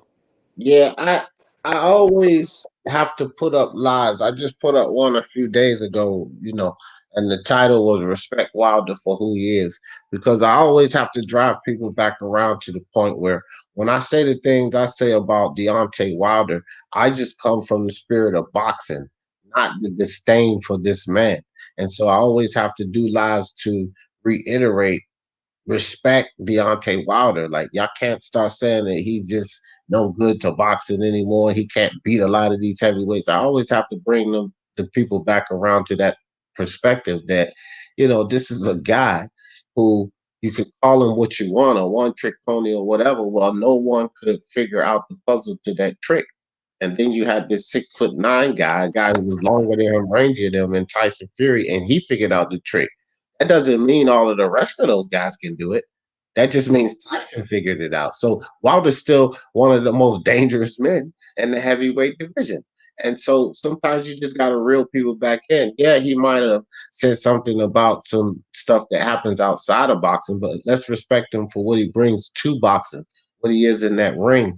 Because he sits up there and says something on some video or twerks on the video has nothing to do with him knocking somebody's head off the ring. Because he can do that any night of the week, and that hasn't changed. So fans just kind of get it mixed up. The disdain for fighters, and then they associate that with what they are for boxing or inside of boxing, and it's totally different. You don't have to like a fighter, but you have to respect what he brings to the ring and what he brings to the sport. Because love him or hate him, he's going to bring views, money, and excitement to the ring. And I'm getting, as much as I said I'm getting hate, yeah, I'm getting a lot of love today on the channel. I've had so many people come in the chat and say this is the channels that we want to be on. Your name's been mentioned many times. It just goes to show that you only need 2 good credits. It don't matter how much hate, that you're always every week building some good energy, D. You know what I mean? And Yeah. one thing I will tell you, D, is that Wilder is still loved in many ways. It's been misinterpreted through the American media, through the YouTube, especially in this LGBT movement, which I have to be very open about. I'm a raw channel, I speak it as it is. This has created hate between other countries, and even the people which they come on your channel from Ireland. Do you really think the ones who supported Wilder, they really support him now? Yeah, so a lot of people that I have, see, here's the thing. My channel is somewhat unique in this YTBC because I have LDBC members that come over to my channel and they're subscribed to my channel, right? Because listen, even though these guys know that I'm not on the same wavelength that they're on, they do realize that I'm just coming from boxing, not picking any sides. And it's not one of those things where he's against us. No, they know that I'm not against them. You know what I mean? They know that I'm not against them. I'm just for boxing. And this is why, Rockstar, you always hear me say this. I will say, look, man, it's certain LDBC channels, and I say certain LDBC channels. I don't just group them all up in a bunch and say that the whole group is garbage, and a lot of people do that. But when you do that, you kind of put yourself on one wavelength or the other, saying I'm for them or against them. And I'm not against any of them. I'm just for boxing. I'm all for boxing. Now, if any channel, and it happens to be in your community, pushes a bullshit narrative that's against boxing, then I'm going at it. If they don't, then I won't.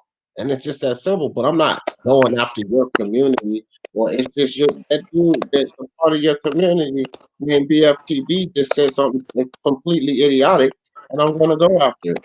So if that's a problem, then it's a I problem. mean, look at this idiot right now on the chat. Look at this idiot right now. He's saying, D. Jefferson, you're soft. Rap star, you're soft. And then he's writing that we're racist to Italian. I don't even know this dude, bro. Oh, I don't. That's that kid. That's that kid. MMA champ. He's using Johnny Boy's fight college. You should just boot him. Just No, block him from. that is that Johnny Boy, because yesterday me and Johnny Boy That's got not into it. Johnny Boy. No, that is That's him. not, Because I got no, into it's it not. with him, and I had to put him straight that he keeps hating on Europeans and European fighters, and he talks really bad and he uses the N word a lot. I did put that up there. I did. I said, look, maybe that's the way he is, and Oh, that's just the way that he does it. But to be really honest, right, there's too oh, much hate, and I I don't see know. hate in the man. Well, I don't know. I don't. Well, even if it was MMA champ, or if it's Johnny Boy, or if it's somebody being Johnny Boy, I don't give a shit about none of that, man. I don't, that's why when people put stuff, I see some of the stuff now. If they put something in the chat that goes against our discussion of boxing, like when Drew was saying about, remember I was talking about the pay-per-views, but I was just meaning that they did it out of the country. He put something up addressed to me that was concerning boxing. I seen that comment, but that type of stuff, I don't care. Like if people take shots at me personally, I don't even care, fam. So that's why I don't respond to that. You responded to it before I did. I don't care. Everybody's not gonna like me. I don't give two shits if people don't like me. I tell the truth. So what's not to like about telling the truth? That's it. That's all I do. I tell the truth on my channel. That's it. If you don't like me, go the fuck what? I'm gonna sleep well tonight and every other night after. Hey, it's funny how the overnight though, when you just talk about boxing, all of a sudden you get so much hate and so many other things, and it kind of grows your channel. You're saying, right? And all of a sudden, that's happened to Rapstar. That's Rapstar good. was nobody in the media game, bro, a month ago, and now Rapstar's everywhere, and he's getting hated on. He's getting a lot of love. Then I get lots of good messages, and kind of like overnight through the hate and the troll, it kind of like, in some respect, you make negative into positive, if that makes any sense.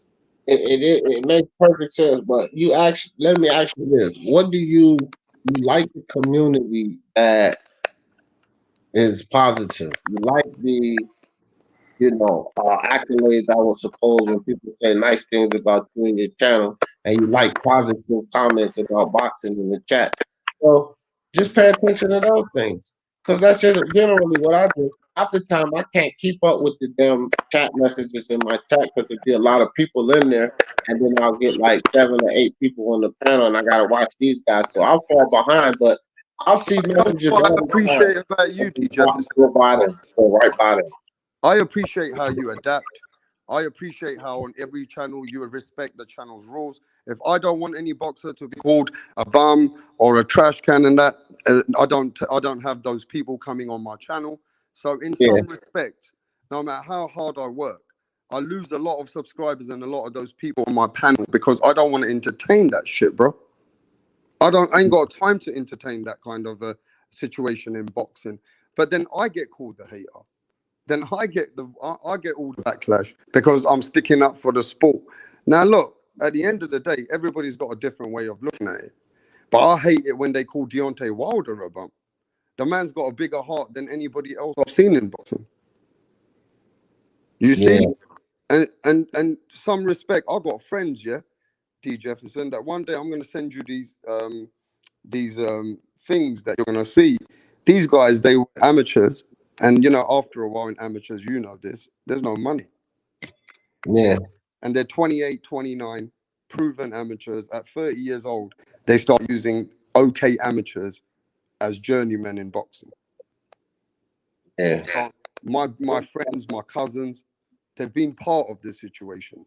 They've fought people like John Ryder, the Callum Smiths, and these other guys. And yes, some of them, they got hurt bad in the fight. But if we didn't have these journeymen, D. Jefferson, we wouldn't have no boxing. That's true. That's the reality of a lot of sports. What people don't understand, it's hard to make these leagues and make it in professional sports altogether, like sports leagues or professional sports like boxing, MMA. When you get in there and even if you're able to turn pro and get decent $200,000-300,000 paydays with fighting the creme de la creme, even if you get into a match with them, it's hard enough to do that. Like everybody don't get the opportunity. And I agree with you. I'm not one of those guys who call these fighters bums and that type of nonsense. Like I will say low level fighters because if that's what I rate them as, then that's what they are. But all of that bomb and tomato can and all of that, I don't really like those adjectives because these guys, man, they put a lot on the line to get in there and compete. Even these guys that we know that's going to lose, some of these guys take fights on a week notice or 3 days notice. You know what kind of guts it takes to do something like that? Take a professional fight on 3 days. Phil LaGreco who fought Errol Spence, took the fight on a week's notice, and he was getting in the ring with Errol the Truth Spence. Like that's crazy, man. So, Yeah, but he get no you gotta respect for respect that. these Phil guys. Phil LaGreco doesn't get no respect for what you just No, he explained. don't. He don't get any respect for that. And this is an Errol Spence he did that with. And do you understand the danger that this man put himself in? This is a dangerous Errol Spence he got into the ring with on less than a week's notice. Like, bro, that deserves respect. You might think that Phil LaGreco is a low level fighter, but does he deserve to be called a bum or a tomato can because of that? Like, that's not really cool. So whatever. I don't get mad at guys and they can say what they want, but I just prefer to call them low level fighters. You know what I I mean? mean, low opposition, low level fighters. I Yeah, mean, yeah, that's something not a like that. bad. And even should I tell you the truth, journeyman is not a bad name. I mean, it is No, what it is. It's a journeyman journeyman, right? gatekeeper. That's all respectable, but to call a man a bum or a tomato can, like, come on, bro. Um, That's a little low. That's a little low. and I'm gonna tell you this right now. I think when I started this industry in the media, when I started becoming taking all this hate and going into debates like that, I started getting different kind of subscribers overnight. D. I started getting boxing gyms adding themselves to me. I start getting people sending me a message. You carry on, Rapstar. You carry on putting respect on this game. You know what I mean? So I might get hate, but then I get love. It's crazy, isn't it? Yeah, And yeah. I'm not gonna lie, I got a couple of messages I'm gonna send you. They said to me, your media friend, D. Jefferson, he's one of the only guys who speaks so well about Fury because they've not seen any credibility or any good talks or forgotten about or slandered because of these slanders, forgot about all his attributes of who he is as a boxer. And it seemed like when I started, you told everybody Tyson Fury is your favorite fighter. And when I shared that in Europe or in England, I'm not gonna lie to you, they really did come back and they really appreciate that. No, tell them I appreciate them. I mean, again, I love boxing, man. I love the sport, and I come from the sport. So when I look at these heavyweights and I look at the landscape of them, I'm gonna ride with the heavyweight that I think is the best. I'm not gonna go with the propaganda. I'm not gonna go with the American, even though I'm American. I'm gonna go with the best boxers. So, my personal opinion, the best boxer is clearly Tyson Fury. Now, I believe Anthony Joshua has attributes, not that he's the best boxer, but he has other attributes that gives him a chance to beat Tyson Fury. But I just think he's the only one. I think everybody else, Fury finds a way to beat them all. So Anthony Joshua is the main prize. And Tyson Fury feels the same way too. Once Tyson Fury beats Anthony Joshua, what is there? He's clearly the best. Right? And so I think he could get it done. He could lose that fight. Isn't that what makes boxing exciting? Seeing your guy in there where he could win or he could lose it. That's what boxing is all about. But I just think Tyson Fury is that guy. He's the one. And I back him and I've been backing him.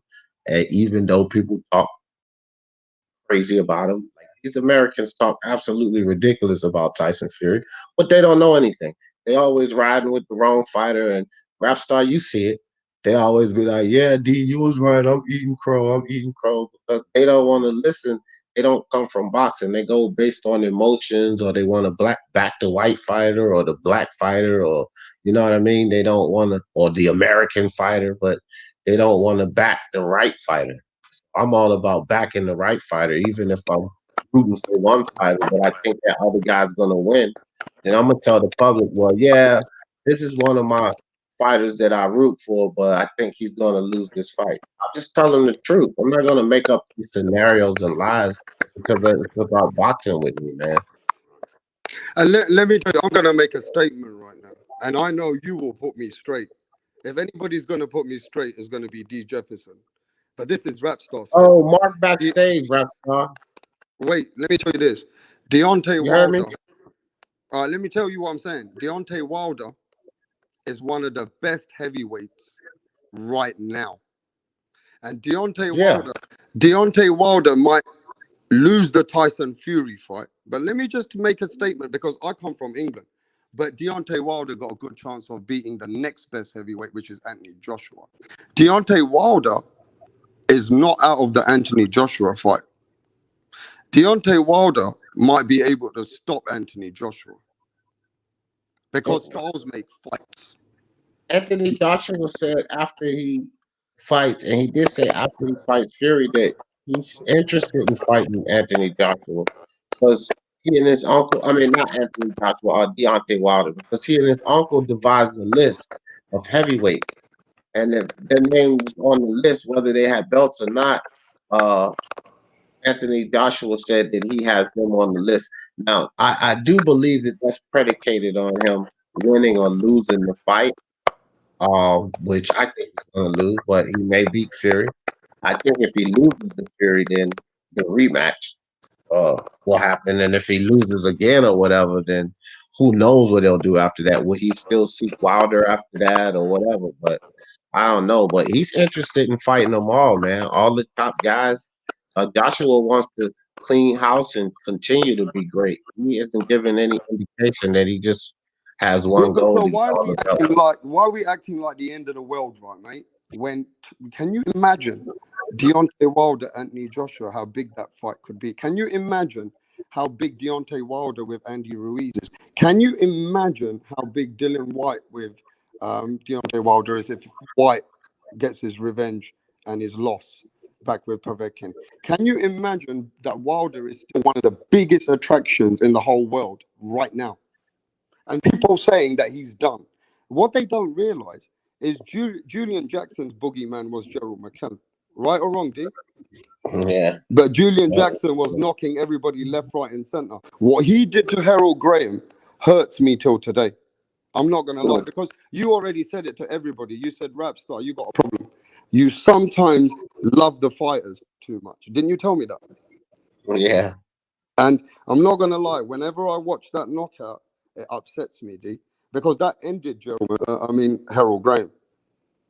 But Gerald McKellen knew how to deal with this man, right? And you're telling me if he loses to Tyson Fury, Deontay Wilder's the biggest heavyweight still in the game right now after Fury's loss if he loses, right? And is this a troll or who's this Mark? No, that's a rival. Okay, because I've had about 30, 40 trolls in today, mate, and I'm done with it. I'm telling you, that's one guy, man. That's MMA champ. That's all one guy. No, He's I've got had so many other trolls. I've had those LDBC guys sending messages earlier, D. Yeah, but I'm talking about the guy that kept jumping on the panel. He's got like 50 different accounts. Yeah, I want to ask Mark from coming on the outside in.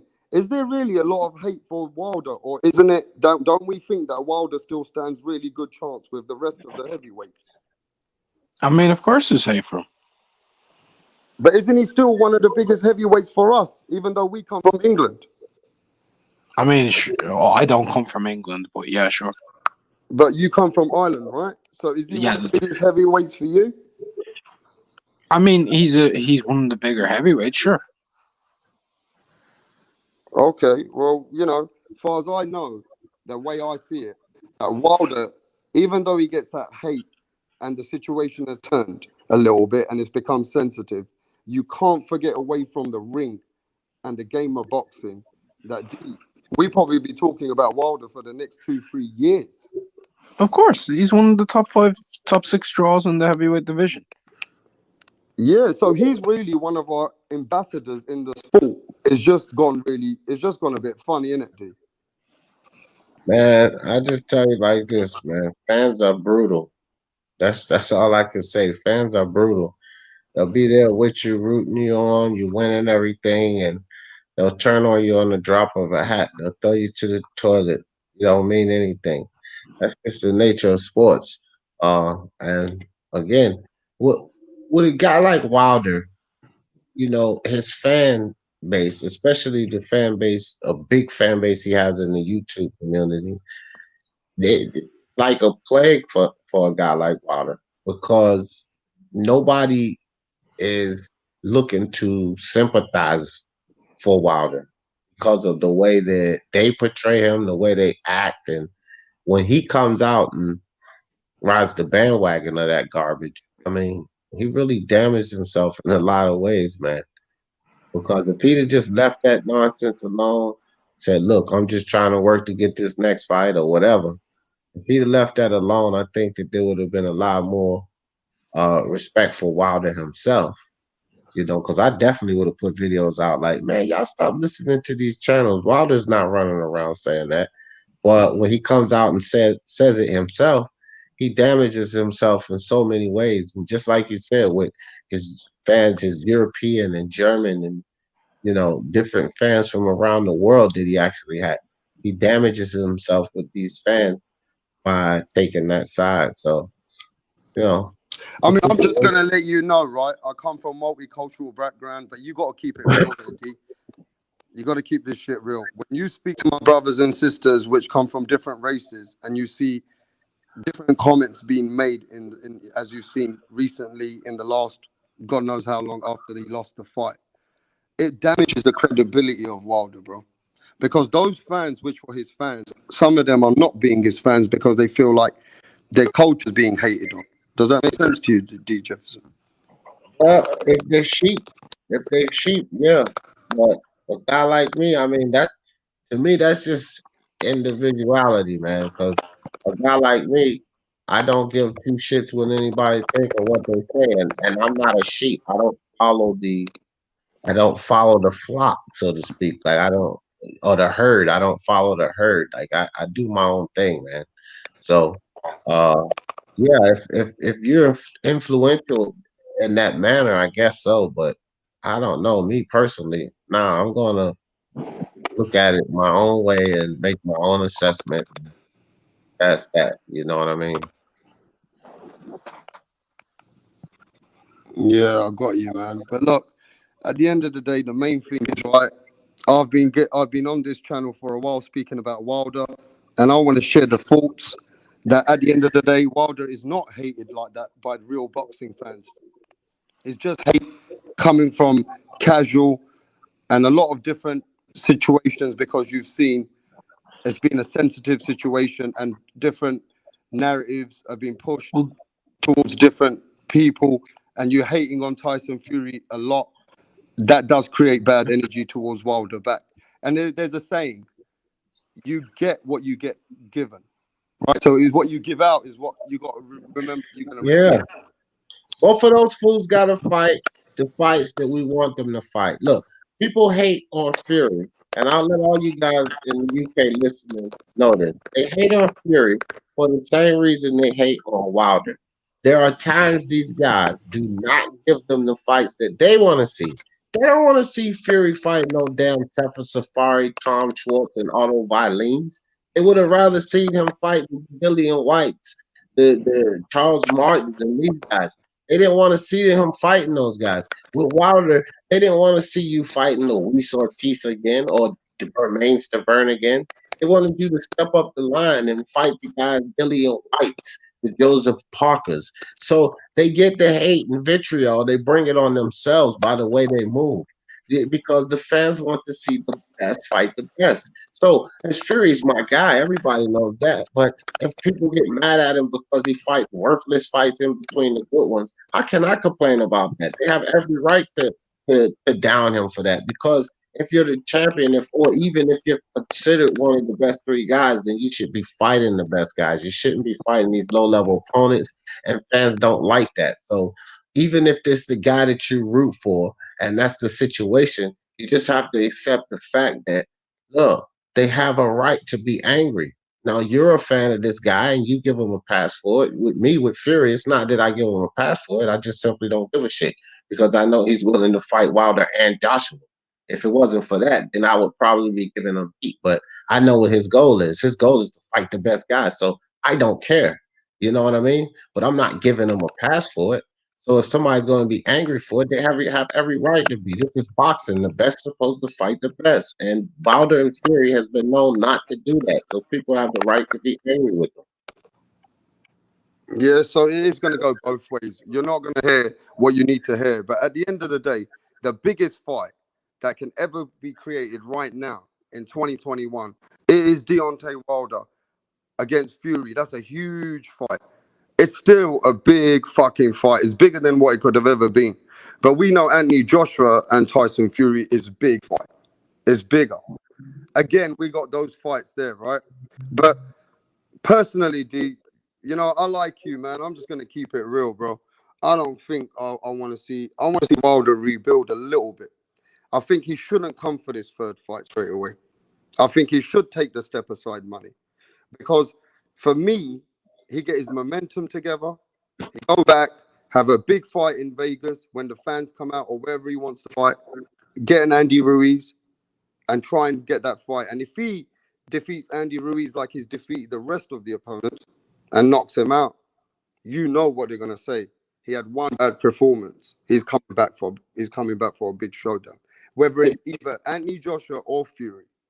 If he takes step aside money with Fury, which I doubt he will, because I think he's too prideful. But let's just hypothetically say that he does. I would have it written in that after he's done with his 2-fight deal with Joshua, I will have it written in that I get first crack at you. And see the thing I say that because hell, Wilder ain't no spring chicken. And hopefully he'll get him at least a fight in between. And then he'll get Fury coming off that Joshua fight. Should Fury win, I mean, he got a shot for all the marbles. And he'll be first in crack at in line to get it. You know what I mean? So that could be the only thing I can imagine. But the fact that Wilder is getting so old, it would be really a scar on him to his fans and everything if he didn't pursue that fight. I think, and I don't think he's afraid of Fury or anything. I think he goes after that fight. I don't think he takes any step aside money or think he pursues the fight with Fury because he believes he can beat him. I don't know and don't care about the allegations and the cheating thing. I just know that Wilder believes he can beat Fury. Look, he's seen this guy taste the canvas, and he just feels like he can do it again. I don't know what's so hard about fans to believe that. Yeah, Wilder got stopped in the second fight, but look, he saw Fury hit the canvas like he's seen so many other guys do before. He saw that in that first fight. And so he feels like he can do it again. So that's not hard to believe. He's done it 40 times prior, right? So look, man, Wilder believes it. He has pride. He wants to prove it to himself, his fans, and I think he's going to pursue this Fury fight. They haven't said anything about who neither of their next opponents is. The only thing they gave us was dates within time frames that right around each other. So it appears they might be in for the trilogy. And hell, man, if Joshua has to fight Usyk, why not? Let's get the trilogy on. And hopefully the winner takes Joshua, right? So let's say Wilder does knock Fury out. Hopefully he doesn't mess around and not take Joshua, because we know Fury would have taken Joshua. So that's really what I'm banking on and hoping for is four belt undisputed. I don't really care if it's with Wilder alone or with Wilder not alone. It's the Wilder fight again, fine. I first I didn't really want to see it, but now, I just want to see Fury beat him up again. But if he doesn't get the Wilder fight, still I want AJ. But I don't care how it goes down. If it's Wilder versus AJ for all the marbles and Fury was to get beat, that would be unfortunate and disappointing because I want my guy to be in there. But I still want to see four belt undisputed with Wilder and Joshua. That's the most exciting fight, four belt undisputed. And I really don't care if it's Joshua and Fury, Wilder and Joshua, or Wilder and Fury for four belt. I don't give a damn what the combination. Hell, I wouldn't care if it was Wilder versus Usyk. If Wilder upset Fury and Usyk upset AJ, and Wilder and Usyk got it on for four belt undisputed, bro. I would love to see that too. I don't care. I want to see four belt undisputed at the heavyweight division because I love boxing more than I love these fighters. Fury is my guy, but I want to see four belt undisputed more than I want to see Fury fight. I want to see that. Yeah, you make sense, man. At the end of the day, as boxing fans, we want to see the undisputed, but we also want to see the trilogy after all the hype now and everything going on. But as real boxing fans, I think we want to come with the accolades now, and we want to see all this undisputed and who's going to get all the metal.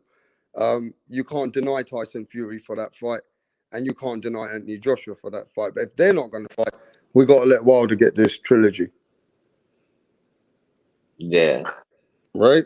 So look, my energy's been in this boxing today. It seems like I got trolls after trolls. I've got nothing but trolls coming in. Like D. Jefferson says, bring that troll energy. But Rapstar been, he been cooking it for a while now, D. And these subjects are just so, they're just so good right now. And I gotta tell you this, we got big fights this weekend. So just let everybody know what you're doing for the weekend before I end this whole, show for the night, because Rapstar got things to do, bro. We've been riding and we've been grinding and we've been showing this love for boxing. So just let I'm everybody doing know, bro.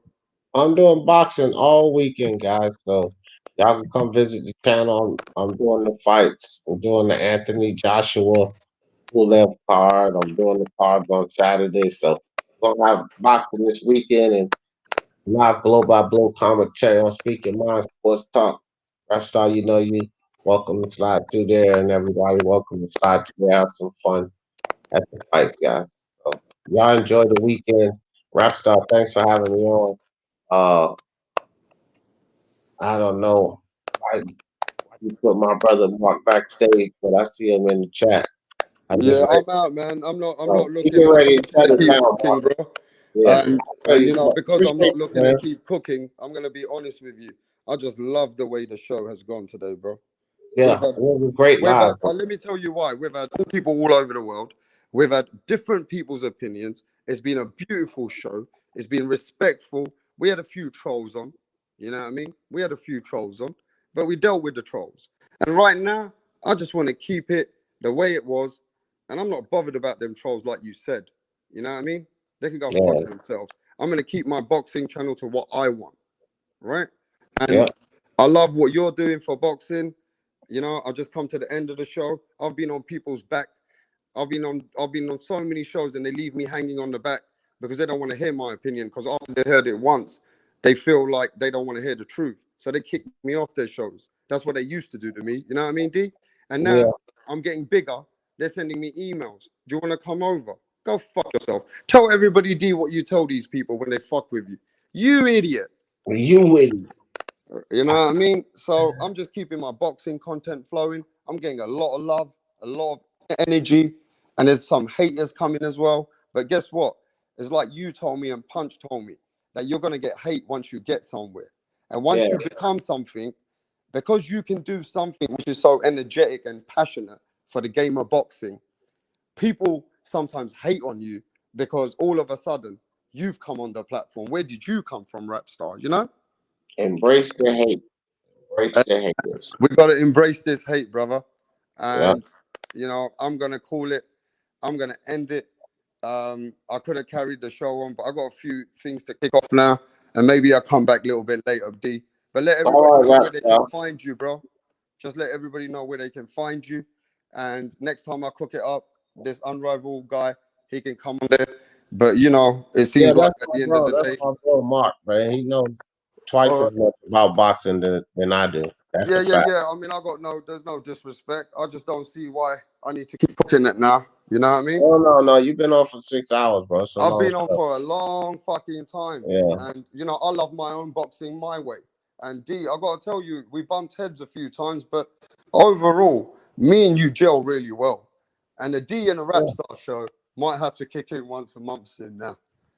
Yeah, man, we can do that once a month is a good schedule because I'm so tired of doing a lot of stuff. But I could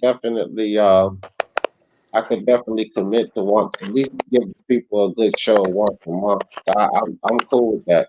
But look, everybody, y'all can find me on Speak Your Mind Sports Talk. Just put in Speak Your Mind Sports Talk in the YouTube search and it'll pop right up there. Or you can simply put in SYMST, either one.